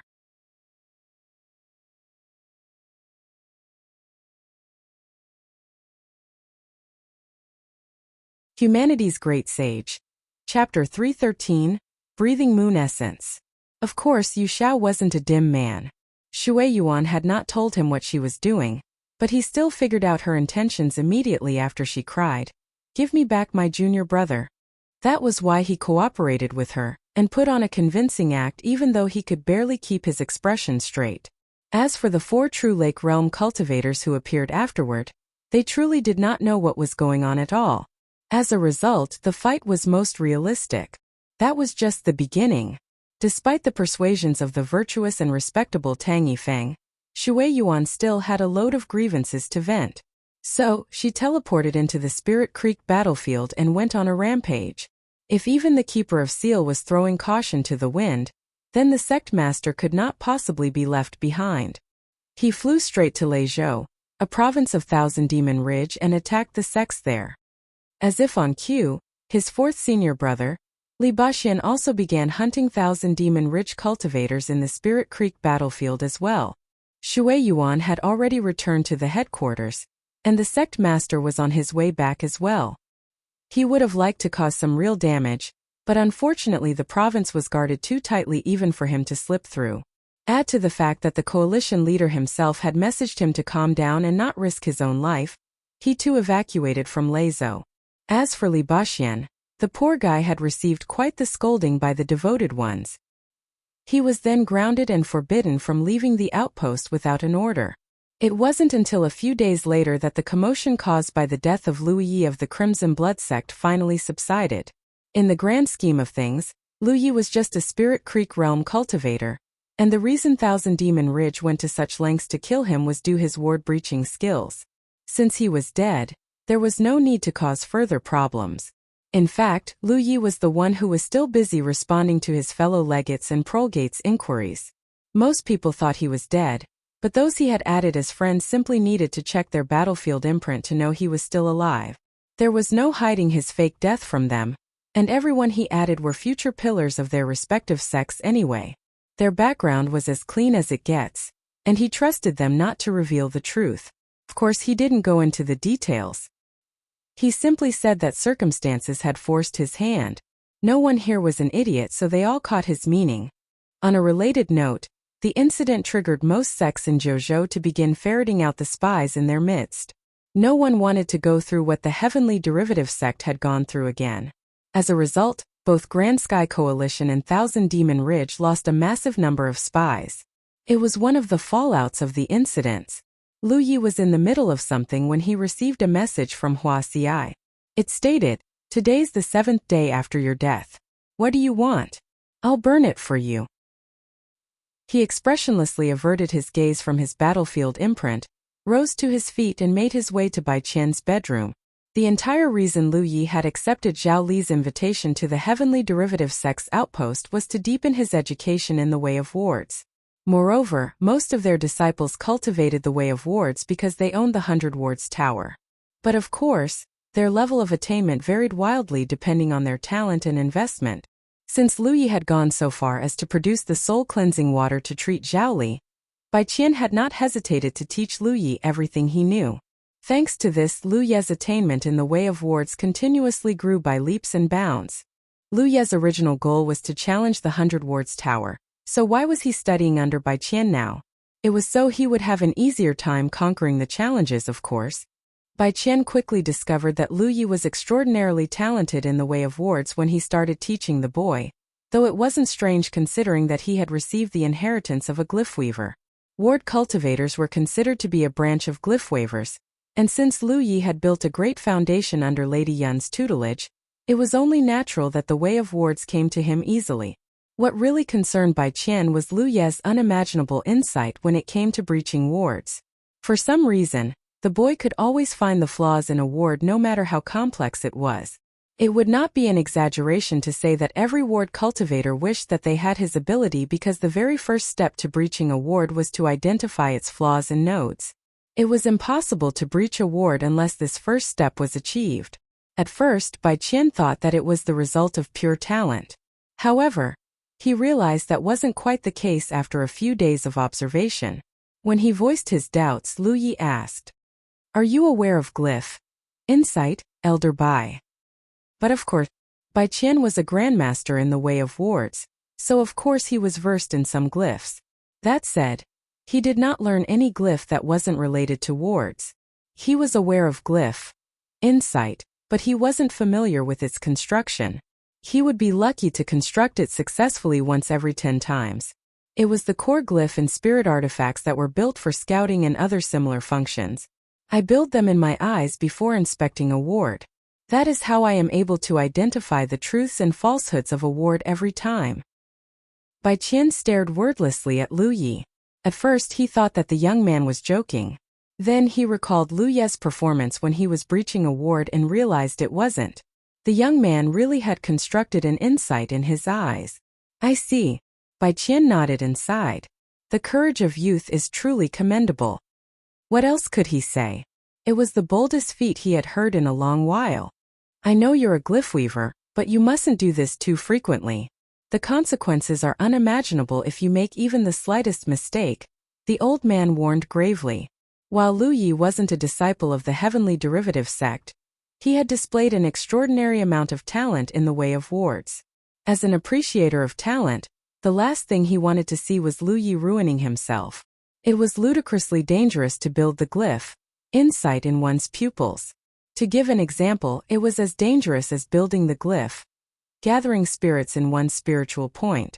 Glyph weaving was an ancient, well-researched study that had been passed down across many generations. Lu Yi was hardly the only one who had considered constructing the glyph gathering spirits in their spiritual points to improve their cultivation efficiency, or the glyph insight in their eyes to see the invisible. The reason no one had ever dared to do such a thing was because not even the greatest glyphweaver dared to say that they had a 100% success rate when constructing any glyph. Moreover, the smaller the glyph, the harder it was to construct it. If the construction were to fail, then a catastrophic discharge of spiritual power was sure to occur. For this to happen in one's spiritual points or eyes was to ruin them. That was why such ideas mostly existed in theory only. Not even a master glyphweaver like Lady Yun would attempt this simply because there was a chance the construction could fail no matter how unlikely it might be. But Lu Yi was different from all of them. He had never experienced a construction failure when activating a glyph on the tree of glyphs. That was why he could abuse it to his heart's content. Had he learned insight from the books, he wouldn't dare to build it in his eyes either. He could feel Bai Qian's concern for him, but this wasn't something he could explain to the old man. Plus, it wasn't like he was skimping on practice. As of late, he always tried to identify the flaws of a ward with his own ability before verifying the results with the glyph. Insight. Sometimes he got it right and sometimes he got it wrong. In either case, he learned from the experience and was able to improve his ward breaching skills further. Bai Qian had already given his advice, and it was up to Lu Yi whether he accepted it or not. So, he stopped talking on the subject and summoned a small flag into his hand. Today we're going to take a look into ward flags and ward keystones. Lu Yi hurriedly sat up straight. The days passed quickly. During the day, he would study the way of wards at Elder Bai's place, and when nighttime came he would cultivate and study the books he brought out of Lady Yun's study to validate the teachings of the day. Elder Bai's residence was extremely quiet and peaceful, because he was an extremely important person in the heavenly derivative sect. He might not be the sect master, but even Yu Xiao had to perform a disciple's salute when meeting him. That was why no one discovered that Lu Yi and Zhu Jia were hiding in his residence. Plus, it was said that Bai Qian was hurt by the combat shockwaves caused by the Crimson Blood Sect's Keeper of Seal, and that a medicine cultivator visited him every day to treat his wounds. Who in their right mind would disturb him at such a time? Zhu Jia spent all day and night cultivating as usual. Although the cultivation environment wasn't as good as the Spirit Creek battlefield, he wasn't the type to waste even a second if he could help it. Zhao Li was getting better day by day, and as he improved, the benefits of the soul-cleansing water were beginning to show themselves. The legate belatedly realized that his control over his spiritual power had improved, and his perception was noticeably better than what it used to be. As no one had told him about the soul-cleansing water, he had no idea why his power had grown. All he knew was that he had, against all odds, benefited from this near-death experience. His heart ached every time he recalled his outpost though. Although Thousand Demon Ridge was the one who should truly be blamed for the loss, it did not change the fact that the outpost was lost while he was still in charge. One night, Lu Yi was studying and cultivating as usual when suddenly, Yi flew through the window and called his name in panic. Lu Yi. Lu Yi looked up inquiringly, and she said, Zhu Jia and Amber are doing something weird. You should go see them as soon as you can. A moment later Lu Yi followed Yi to a giant rock right next to a pitch-black cliff. The moon was hanging in the middle of the night sky and showering everything in its cold light. On the rock, Zhu Jia and Amber were crouching on all fours and lifting or bowing their heads from time to time. This was strange enough, but what was really strange was that he could see the essence of the moon gathering above their heads and being inhaled and exhaled through their mouths. Their bodies were covered in a faint sheen of light as well. The moon essence looked like a translucent white ribbon dancing lightly to the wind. From the distance, it looked like a bridge made of moonlight was hanging in the sky. Lu Yi raised his eyebrows at this extraordinary sight. Yi asked, "Are they okay?" "When did this start?" "A few days ago." Lu Yi had been cultivating and studying his books every night, so he had no idea what was going on outside as a matter of course. However, there existed an inseverable connection between Amber and Yi, so she always knew about its condition and movements. A few days ago, Zhu Jia had suddenly run to this place with Amber right behind him. At the beginning there was no bridge of moonlight or weird postures from the duo. It looked to Yi that Zhu Jia just wanted a change of environment as he cultivated. That was until 3 days ago. Usually Zhu Jia could stay in the meditative position for a whole day without moving a muscle. However, the body-tempering cultivator suddenly started tossing and turning as if his usual posture was uncomfortable. He kept changing his posture until finally, he arrived at this weird, almost animal-like posture. Amber also copied his posture. Since then, the man and beast pair started lifting their heads when they were inhaling, and bowing their heads when exhaling. Their movements were unusually synchronized as well. The luminescence around their body also fluctuated accordingly.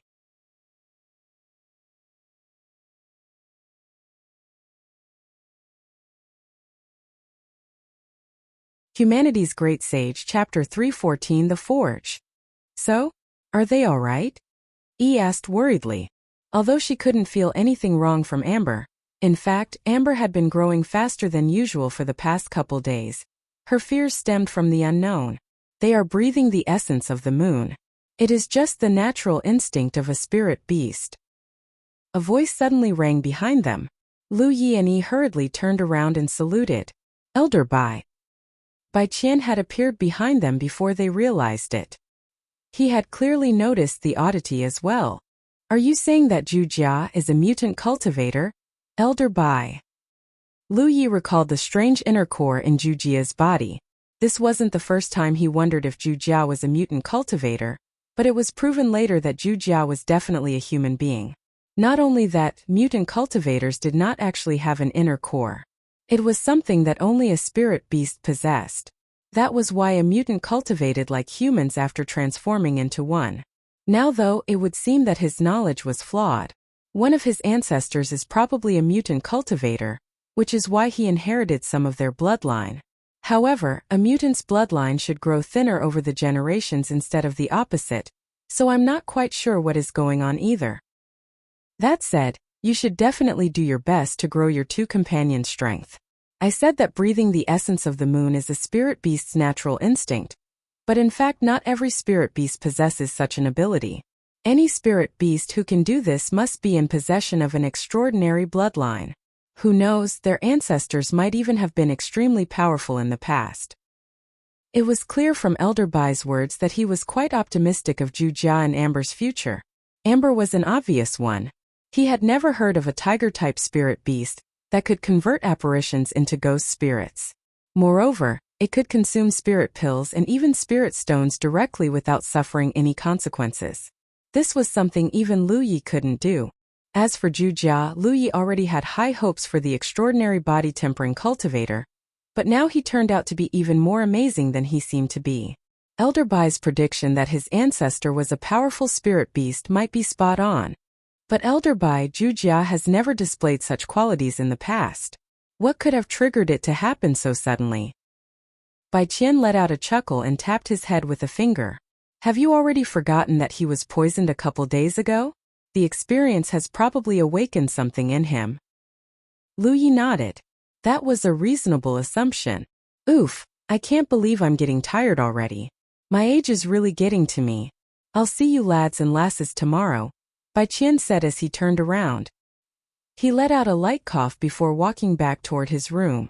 Lu Yi snickered in his head. He knew what Bai Qian was doing, but he wasn't going to play the game, at least not now. So he told Yi, see Elder Bai off, will you? Okay. Yi replied hurriedly before chasing after the old man. After Yi came back, she returned to Lu Ye's side and stared at the duo still cultivating under the moon for a bit. She then muttered, do you think Elder Bai is right, Lu Yi? What are you referring to exactly? The part where he said Zhu Jia awakened something because he was poison. Elder Bai is a worldly man. I'm sure he has his reasons for saying that. No wonder Zhu Jia's been acting odd as of late. He's already a man of few words, but recently he's even quieter and dumber than usual. Zhu Jia is not dumb, Lu Yi chided her while rapping a knuckle against her head. The guy was only simple, not stupid. Yi hugged her head and pouted. Well, now that we know they're fine, let's leave them to their own devices. Lu Yi went back to his own room and resumed his studies after that. The way of wards was broad and deep. Not even a grandmaster like Elder Bai dared to claim that he had mastered it completely. Just like the way of glyphs, there was always something new to learn, so it was impossible for Lu Yi to learn everything in just a short time. That said, Elder Bai knew exactly what Lu Yi wanted to learn. That was why he taught him mostly about his experience in ward breaching. These experiences were insights Elder Bai had gleaned himself over a lifetime, and only a handful of people had ever gotten to hear them. Thankfully, Lu Yi had proven to be a fast learner. In fact, he had never encountered anyone who was as quick on the uptake as Lu Yi. He was very satisfied with Lu Yi's progress, to say the least. Sometimes, Elder Bai could not help but lament the fact that Lu Yi wasn't a member of the heavenly derivative sect. If he was, he believed that the young man would be able to carry their sect to greater heights. This was also why he taught Lu Yi everything he knew. He just could not bear not to polish a rough gem like him. A month passed by in the blink of an eye. One day, Elder Bai said to Lu Yi, "I know that your ambition lies not in the way of wards, and you're studying it only to breach the grand wards. Even so, I believe your attainment is enough to challenge the 100 wards tower now. There isn't much I can teach you anymore. But do not think that the way of wards is shallow because of my ignorance. I hope you will continue to study it even if it may never be your main focus." "Yes, Elder Bai," Lu Yi replied respectfully. "I want you to carefully think about the ward flags you wish to build when you return to your room tonight. Tomorrow I will take you to the forge to build them. Only then will you be properly equipped to challenge the 100 wards tower." When Lu Yi first heard about the 100 wards tower from Zhao Li, he had wanted to challenge it immediately. It wasn't until he studied under Elder Bai for a month that he realized that things weren't as simple as he thought. It was true he could challenge it directly, but he would not have been able to overcome the challenges in an effective or efficient manner. It was because he lacked the appropriate tools to do so, aka the ward flags. Ward flags would greatly improve his ability to create or breach wards. "Thank you, Elder Bai." Lu Yi produced a jade bottle from his storage bag and pushed it in front of Elder Bai. "You have given me your full attention and taught me well for the past month. And this disciple is incredibly grateful for what you did. Please accept this as a token of my gratitude." It was none other than the jade bottle containing the soul-cleansing water, but there were only 8 drops inside it. This wasn't a spur-of-the-moment decision, but the instruction of his own sect master. When Tang Yifeng learned that Elder Bai was personally tutoring Lu Yi on the way of wards, he immediately told the young man to prepare this gift. He was also the one who decided on the exact amount of the soul-cleansing water. There were plenty of expert ward cultivators in the heavenly derivative sect. Even a Cloud River Realm ward cultivator could have provided Lu Yi the education he needed. Therefore, there must be a reason Elder Bai himself had deigned to teach a lowly Spirit Creek Realm cultivator, no matter how talented he was. And there were a couple. One, the Crimson Blood sect and the Heavenly Derivative sect shared some old ties with one another. 2, Shui Yuan saved Zhao Li's life. They weren't the main reason Elder Bai had undertaken the task of educating Lu Yi, however. No, the biggest reason he did it was for the soul-cleansing water he owned. Obviously, he could not ask the young man for it. It would be even worse if he made it a transactional thing. That was why he decided to earn it by offering his knowledge and experience. Lu Yi was a compassionate man who could give up something as precious as the soul-cleansing water to save someone he just knew for a couple of days. If he taught him the way of wards seriously, he was sure that the young man would repay the favor. The only way a Spirit Creek Realm cultivator could properly thank a Divine Ocean Realm cultivator was the soul-cleansing water. Bai Qian's plot was as obvious as it was understandable. The sect master had figured out his intentions the instant he heard that the man was teaching Lu Yi himself. That was why he had given Lu Yi those instructions. The night Yi had taken Lu Yi to see Zhu Jia and Amber cultivate via breathing the essence of the moon, Bai Qian had complained about his age before he left. He was really hinting at Lu Yi that he would appreciate a certain valuable gift. If Lu Yi had not spoken to the sect master before this, he would not have been able to decipher the old man's meaning. But since he did, he could only snicker helplessly. Sure, Bai Qian was an old man, but he was also a Divine Ocean Realm cultivator. How could a night walk possibly tire him as much as he claimed? Bai Qian's heart skipped a beat as he stared at the jade bottle in front of him. He let out a chuckle and said, "I respectfully accept your gift." The next day, Bai Qian took Lu Yi to the Heavenly Derivative Sect's forge. It was one of the most heavily guarded locations of the headquarters. Normally, the forge was overflowing with disciples. Those who had cultivated the way of wards to a certain extent would often come here to forge their own ward flags and ward keystones. However, the place was conspicuously silent today. Not a single person could be seen anywhere. It was Bai Qian's doing, of course. Lu Yi was still faking his death after all. The forge was located about 300 meters beneath a spirit peak. Yes, it was located underground. There was a wooden elevator that led straight down into a seemingly bottomless hole. Lu Yi looked at his surroundings curiously while Bai Qian operated the elevator. He saw many interlinking gears that were probably made by golem masters. The lower he went, the hotter the environment became. By the time he reached the 300-meter mark, the air was hot enough to repel any ordinary mortal. The heavenly derivative sect had dug chambers of all shapes and sizes beneath the ground. He could feel hot air blowing out of them. Lu Yi followed behind Bai Qian until they arrived at the deepest karst cave. They stopped in front of a forging table. The forging table was 10 meters long and 3 meters wide. There was a flat space used to hammer equipment and a good number of inlay molds on top of it. Judging from the shape of the molds, the forging table clearly wasn't only used to forge ward flags and ward keystones. Finally, there were a bunch of forging tools next to the table and a furnace in front of it. Hot air was blowing out from the bottom of the furnace. The heavenly derivative sect knows how to force spirit artifacts too? Lu Yi asked while admiring the molds above the forging table. Bai Qian chuckled. Cultivation isn't cheap, so everyone has to do something to earn the resources they need. While there are some artificers in the sect, the spirit artifacts they create aren't particularly impressive. Let's just say that they make just enough to make ends meet. While saying this, Bai Qian took off his shirt and tossed it to the side carelessly, revealing a very muscular torso. Lu Ye's eyelids twitched involuntarily at the sight. I cannot believe he had the gall to say he was getting old and tired when he had a body like this. Since your objective is to breach wards, let us start by forging a ward flag that does exactly that. Watch me closely as I forge, Bai Qian instructed while grabbing a forging hammer from the side. The hammer wasn't particularly huge, but Lu Yi could tell that it was quite heavy. Bai Qian made it look as light as a feather though. Fire is the most essential component of forging, and a fire attribute cultivator who cultivates a fire-type cultivation technique like you holds a natural advantage in this area. But what about those who do not have your natural advantage? Well, they can only rely on external help. That is why we set our forge where the earth fire is located and use wards to channel its fury. Elder Bai activated the fire channeling ward as he explained.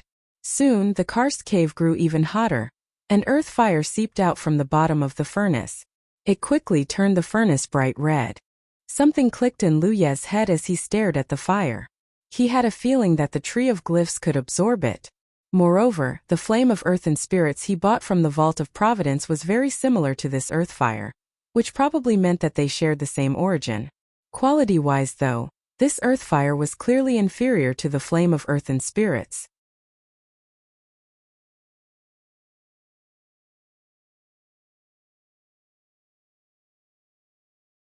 Humanity's Great Sage. Chapter 315 Forging a Ward Flag. Of course, Lu Yi wasn't going to absorb the earth fire with the Tree of Glyphs. Bai Qian had brought him here to do him a good deed. To steal the fire source his sect relied on would be beyond the pale. The furnace was bright red when Elder Bai tossed a metal ingot into the opening. While doing so, he decided to test Lu Ye's knowledge. What should you look for when choosing the materials to make a ward flag and a ward keystone? I would look for a light but tough metal that has excellent spiritual power conductivity. Honeycomb steel and black iron are among the most commonly used metals when forging both items. If necessary, some spirit beast's skin can be made into the flag. Lu Yi recalled Bai Qian's teaching and answered diligently. The old man nodded in satisfaction before launching into a couple more questions. Lu Yi was able to answer them all in short order. Remember that theory is just theory. If you cannot master both theory and implementation, then you are no more than an armchair strategist. The metal ingots Bai Qian had tossed into the furnace quickly melted into red-hot liquid. He snatched it out of the furnace using his spiritual power and shaped it into a ward flag in an instant. When your spiritual power control has reached a certain level, you'll be able to forge a ward flag with just your power. Otherwise, you can use a mold to achieve more or less the same result. While saying this, Bai Qian sent the molten metal into an inlay mold on the forging table. It was none other than the mold used to make ward flags. After waiting a bit for the metal to cool, Bai Qian placed the heated metal on the face of the forging table, grabbed the hammer and swung. It was just one strike, but Lu Yi heard a rapid of clangs as if the old man had struck the metal in rapid succession. For a moment he was unable to distinguish what was real and what wasn't. Ward flags and spirit artifacts require exceptional spiritual power controlled to forge because the source of their power comes from the enhancements. They could be made of the most precious materials in the world, and they would be nothing more than an empty shell if they didn't have any enhancements. An outstanding artificer is capable of altering the internal structure of a spirit artifact to form enhancements during the forging process. In fact, some artificers could use one type of material to form the shell, and another to form the enhancements before combining them to make a more powerful end product. However, that is an extremely high-level technique, and I am unable to perform it because I have no talent in this way. Bai Qian continued to hammer away at the metal as he spoke to Lu Yi. When Lu Yi looked closely, he discovered that the hammer would vibrate violently every time Bai Qian brought it down on the metal. That was why he heard a series of clangs instead of one. Lu Yi empowered his eyes with insight to get a better look. And just as Bai Qian had said, the interior of the heated metal was changing ever so slightly and forming many enhancements. This is why I said that a fire attribute cultivator who cultivates a fire-type cultivation technique like you possess a natural talent in forging. Once your skills have grown to a certain point, you'll be able to forge whatever you want using any forging technique without having to rely on external help. Of course, you do not need to think about this right now. At your current level, there is nothing more important than building a solid foundation.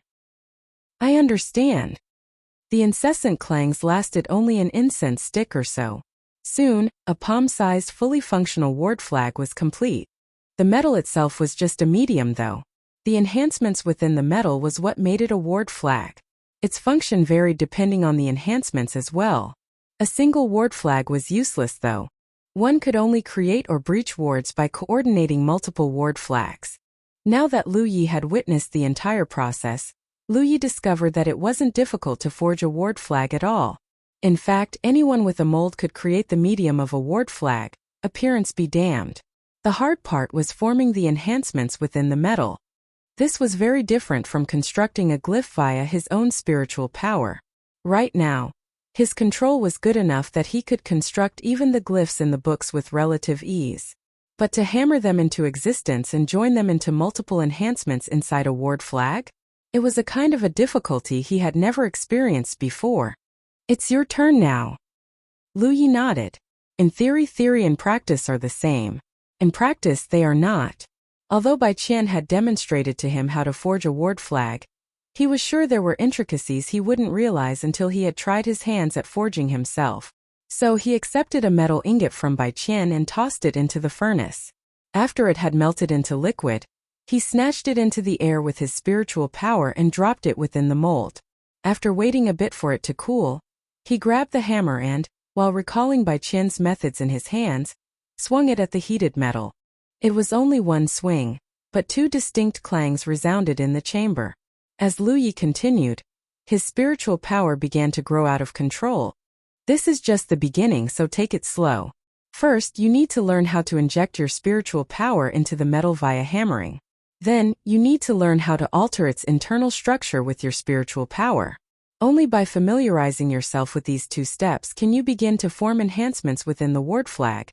Bai Qian advised dutifully. I understand. Cling clang, cling clang. It wasn't long before Lu Yi was drenched in hot sweat.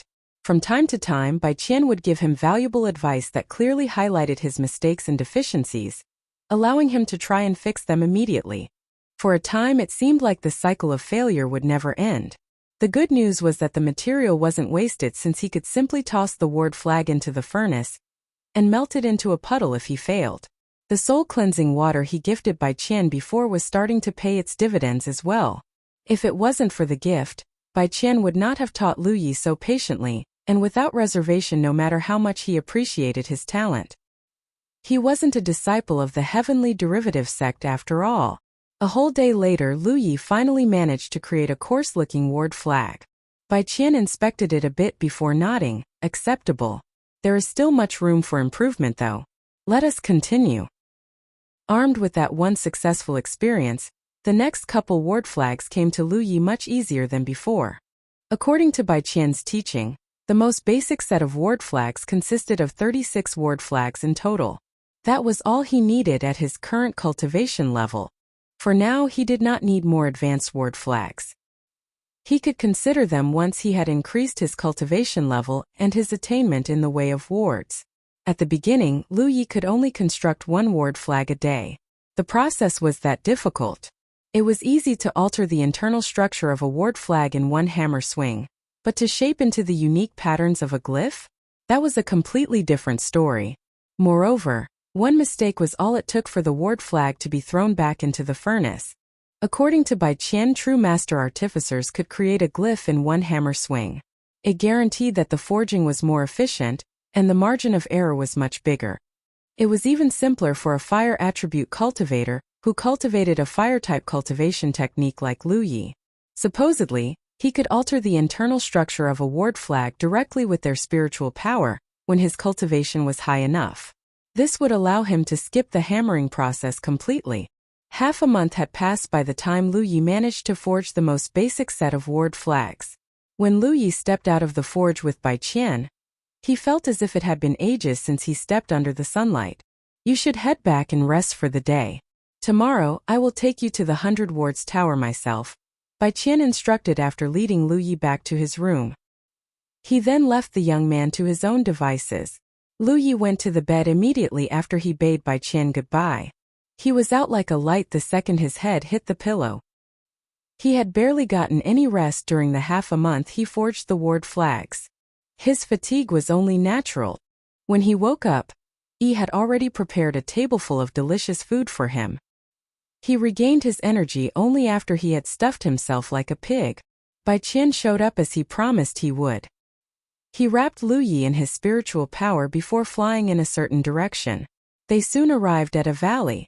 There was a stone tower that was at least 100 meters tall and dozens of meters wide in the middle of the valley. It looked as ancient as time itself. It was the reason Lu Yi had come to the heavenly derivative sect in the first place, the 100 Wards Tower. He had underestimated the preparation he needed to make at the beginning. In fact, he was going to enter the 100 Wards Tower as soon as he arrived at the sect. In reality, it had taken him 1.5 months just to further his studies in the way of wards and learn how to forge ward flags under Bai Qian. It was worth it though. As the saying went, sharpening an axe will not delay the work of cutting firewood. Just like the time at the forge, the heavenly derivative sect had evacuated everyone in the 100 Wards Tower and put the valley itself under lockdown. It was to prevent the fact that Lu Yi was still alive from leaking. The 100 Wards Tower really was incomplete. On the surface, it looked like a tower that had been snapped in half by some sort of unimaginable force. The upper portion of its body was completely missing. In fact, Zhao Li had told him that the 100 Wards Tower was split into 3 portions. The first portion was in front of him right now, the second portion was in the Cloud River battlefield, and no one knew where the last portion was. It had never shown up. There was a stele at the base of the tower. Aura circulated across its surface, and from time to time it would manifest some random patterns that seemed to make no sense whatsoever. At the very least, Lu Yi wasn't able to make heads or tails of it. It was theorized that this stele is really a ranking list, Bai Qian explained. Supposedly, all those who challenged the 100 Wards Tower and put on an exceptional performance would be recorded in this stele for all future challengers to admire. Since the tower is incomplete, the stele is unable to function properly. Perhaps it will return to normal once the 100 Wards Tower is whole once more. He then turned around and shot Lu Yi a serious look. You have researched the 100 Wards Tower to an extent, so you must know that it is both a place of opportunity and danger. No matter what happens, do not push yourself beyond your limits, understand? I understand. As Bai Qian said, Lu Yi had researched the 100 Wards Tower thoroughly during his stay, so he knew Bai Qian wasn't trying to intimidate him. Everyone knew that challenging the 100 Wards Tower was incredibly beneficial to one's attainment in the way of wards. In fact, there wasn't a single Grand Sky Coalition ward cultivator worth their salt who didn't want to challenge the tower at least once in their life. The good news was that the Heavenly Derivative sect welcomed all these people with open arms. They never even charged their fellow cultivators an entrance fee. The networking opportunities it brought alone was worth it. However, the 100 Wards Tower was also a very dangerous place, and it wasn't just the wards that posed a threat to the cultivators. The reward one obtained after clearing a floor itself was dangerous. This was why a lot of ward cultivators had died while challenging the 100 Wards Tower. A good number of them were geniuses too.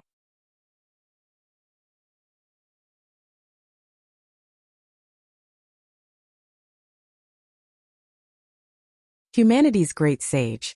Chapter 316 Tower Challenge. Before a cultivator challenges the 100 Wards Tower, someone from the heavenly derivative sect would warn them of its dangers so as to prevent them from dying an early death.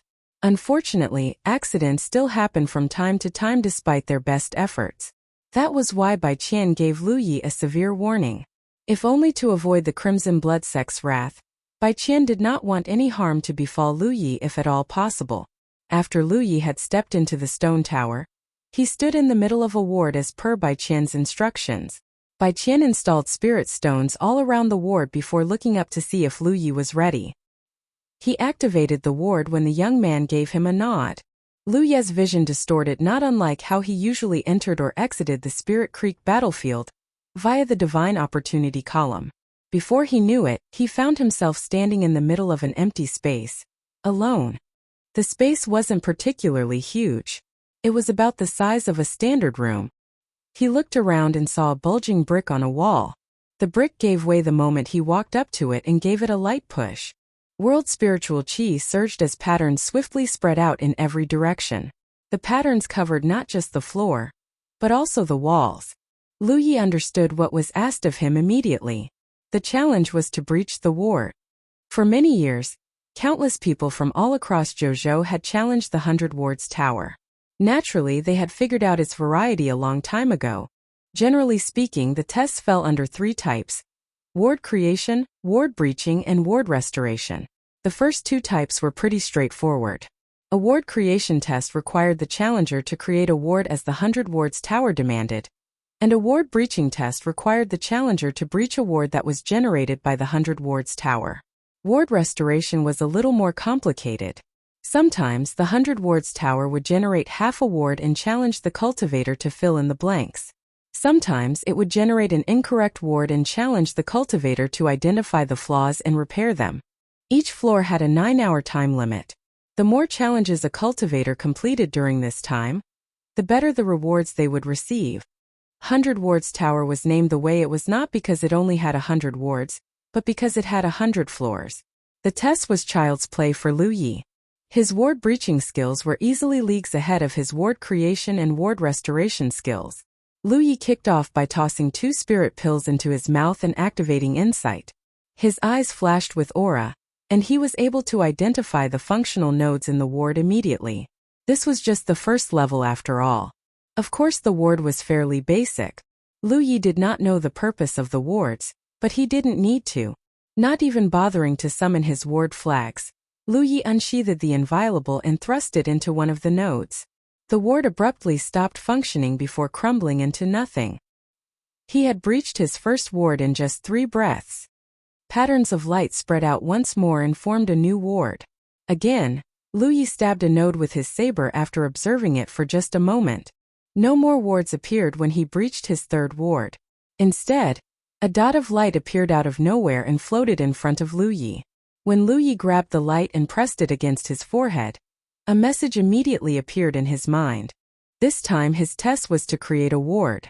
The layout of the ward was imprinted inside the message. Lu Yi put away the inviolable and thought for a brief moment. Then, he produced 5 ward flags from his storage bag. Obviously, ward creation was more troublesome than ward breaching. In the past, Lu Yi had created his wards directly using spiritual power, just like how he constructed a glyph. While it was one of the fastest methods to create a ward, it tired him out faster, and the generated ward was pretty unstable. It wouldn't take much effort to breach it. A ward created with the help of ward flags was a different story. Not only did it strain him less, the ward was stronger, and the margin of error was much bigger. This was how most ward cultivators created their wards. After all, not everyone possessed his level of spiritual power control. Lu Yi set down the flags in all 4 directions and built the shape of the ward in a short time. Then he channeled his spiritual power and filled up the blanks within the ward. This was one of the benefits of creating a ward with the help of ward flags. It was much easier to build a ward by establishing the shape first using the ward flags and filling the contents later, than creating everything from scratch and finishing in one go. The ward was completed just an incense stick later. It was a very swift progress, all things considered. When Lu Yi finally created the last pattern, the ward circulated for around 3 breaths or so before an unknown force wiped it out from existence. Lu Yi then put away his ward flags. That was a mistake. It was because his next test was still a ward creation test. It wasn't long before Lu Yi realized that the tower was seemingly targeting him. It was because only 2 out of the 10 tests he took were ward breaching tests. The rest were all ward creation. At least he didn't need to complete any ward restoration tests yet. That test type appeared only after one had cleared the 10th floor. While he didn't know what his fellow ward cultivators had experienced during their challenge, he highly doubted that their tests were as skewed as his. It was to the point where he was starting to wonder if the 100 Wards Tower had a mind of its own. Perhaps it was scaling the difficulty because he breached its wards too quickly. Despite this, Lu Ye's ward creation speed was actually increasing instead of decreasing. This was just the first floor after all. The wards were pretty simple in structure, and they shared plenty of common characteristics with one another. The more he practiced, the faster he was able to create the wards. In fact, his only problem now was energy consumption. He had unlocked 179 spiritual points in total, meaning that he was only 1 spiritual point away from reaching the 9th order. He would have ascended sooner, but learning how to forge ward flags with Bai Qian cost a ton of spiritual power. As a result, he wasn't able to make any progress during that half a month. There was no hurry though. Once he had overcome the first floor, the 100 Wards Tower would fill up the room with world spiritual qi, so he could recover to full strength for the next challenge. He would use the opportunity to ascend to the 9th order then, and so Lu Yi created and breached wards again and again. He was so absorbed in the tasks that he even forgot the passage of time. At some point after Lu Yi had created another ward exactly as the 100 Wards Tower had asked of him, the room suddenly became flushed with world spiritual qi. In just a few breaths, the room had become so foggy that he almost couldn't see his own fingers. It was then he realized that his 9-hour time limit was up. In fact, it wasn't difficult to overcome the 100 Wards Tower. The challenger only needed to breach, create or restore a ward one time to qualify for the next floor. The challenger could clear additional tests to obtain better rewards, but otherwise it was completely optional. Technically speaking, the sudden rush of world spiritual qi at the end of the time limit counted as a reward as well. However, it was really aimed to hasten the challenger's recovery and allow them to challenge the next floor at full strength. Lu Yi hadn't counted exactly how many tests he had completed during these 9 hours, but he reckoned that he had cleared 40 or 50 tests at least. This was after the 100 Wards Tower made it so that most of his tests were ward creation tests too. Otherwise, he could have doubled or even tripled that number. Lu Yi did not know this, but his score was among the best of the best. If the steel at the base of the tower was still functional, his name would have appeared on the list for sure, and it would be among the top. Naturally, the 100 Wards Tower rewarded Lu Yi handsomely for his efforts. The world spiritual qi that was thick enough to be condensed into a fog was the proof of that. That wasn't all.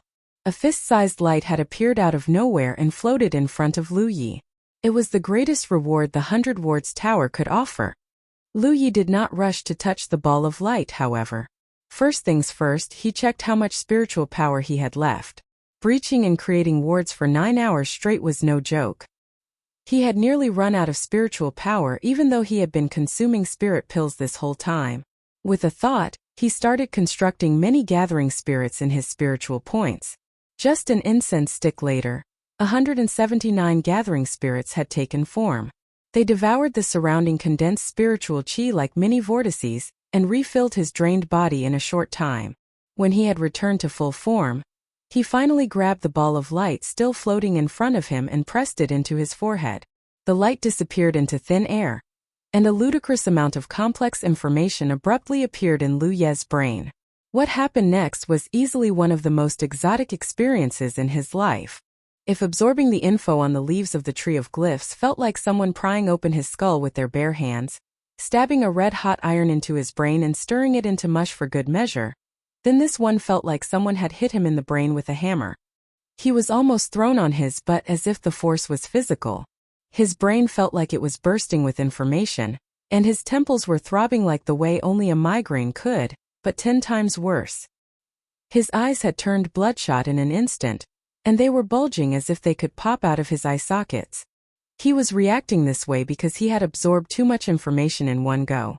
It was also the greatest danger in the 100 wards tower bar none. This was why Bai Qian had warned him tirelessly to not push himself beyond his limits.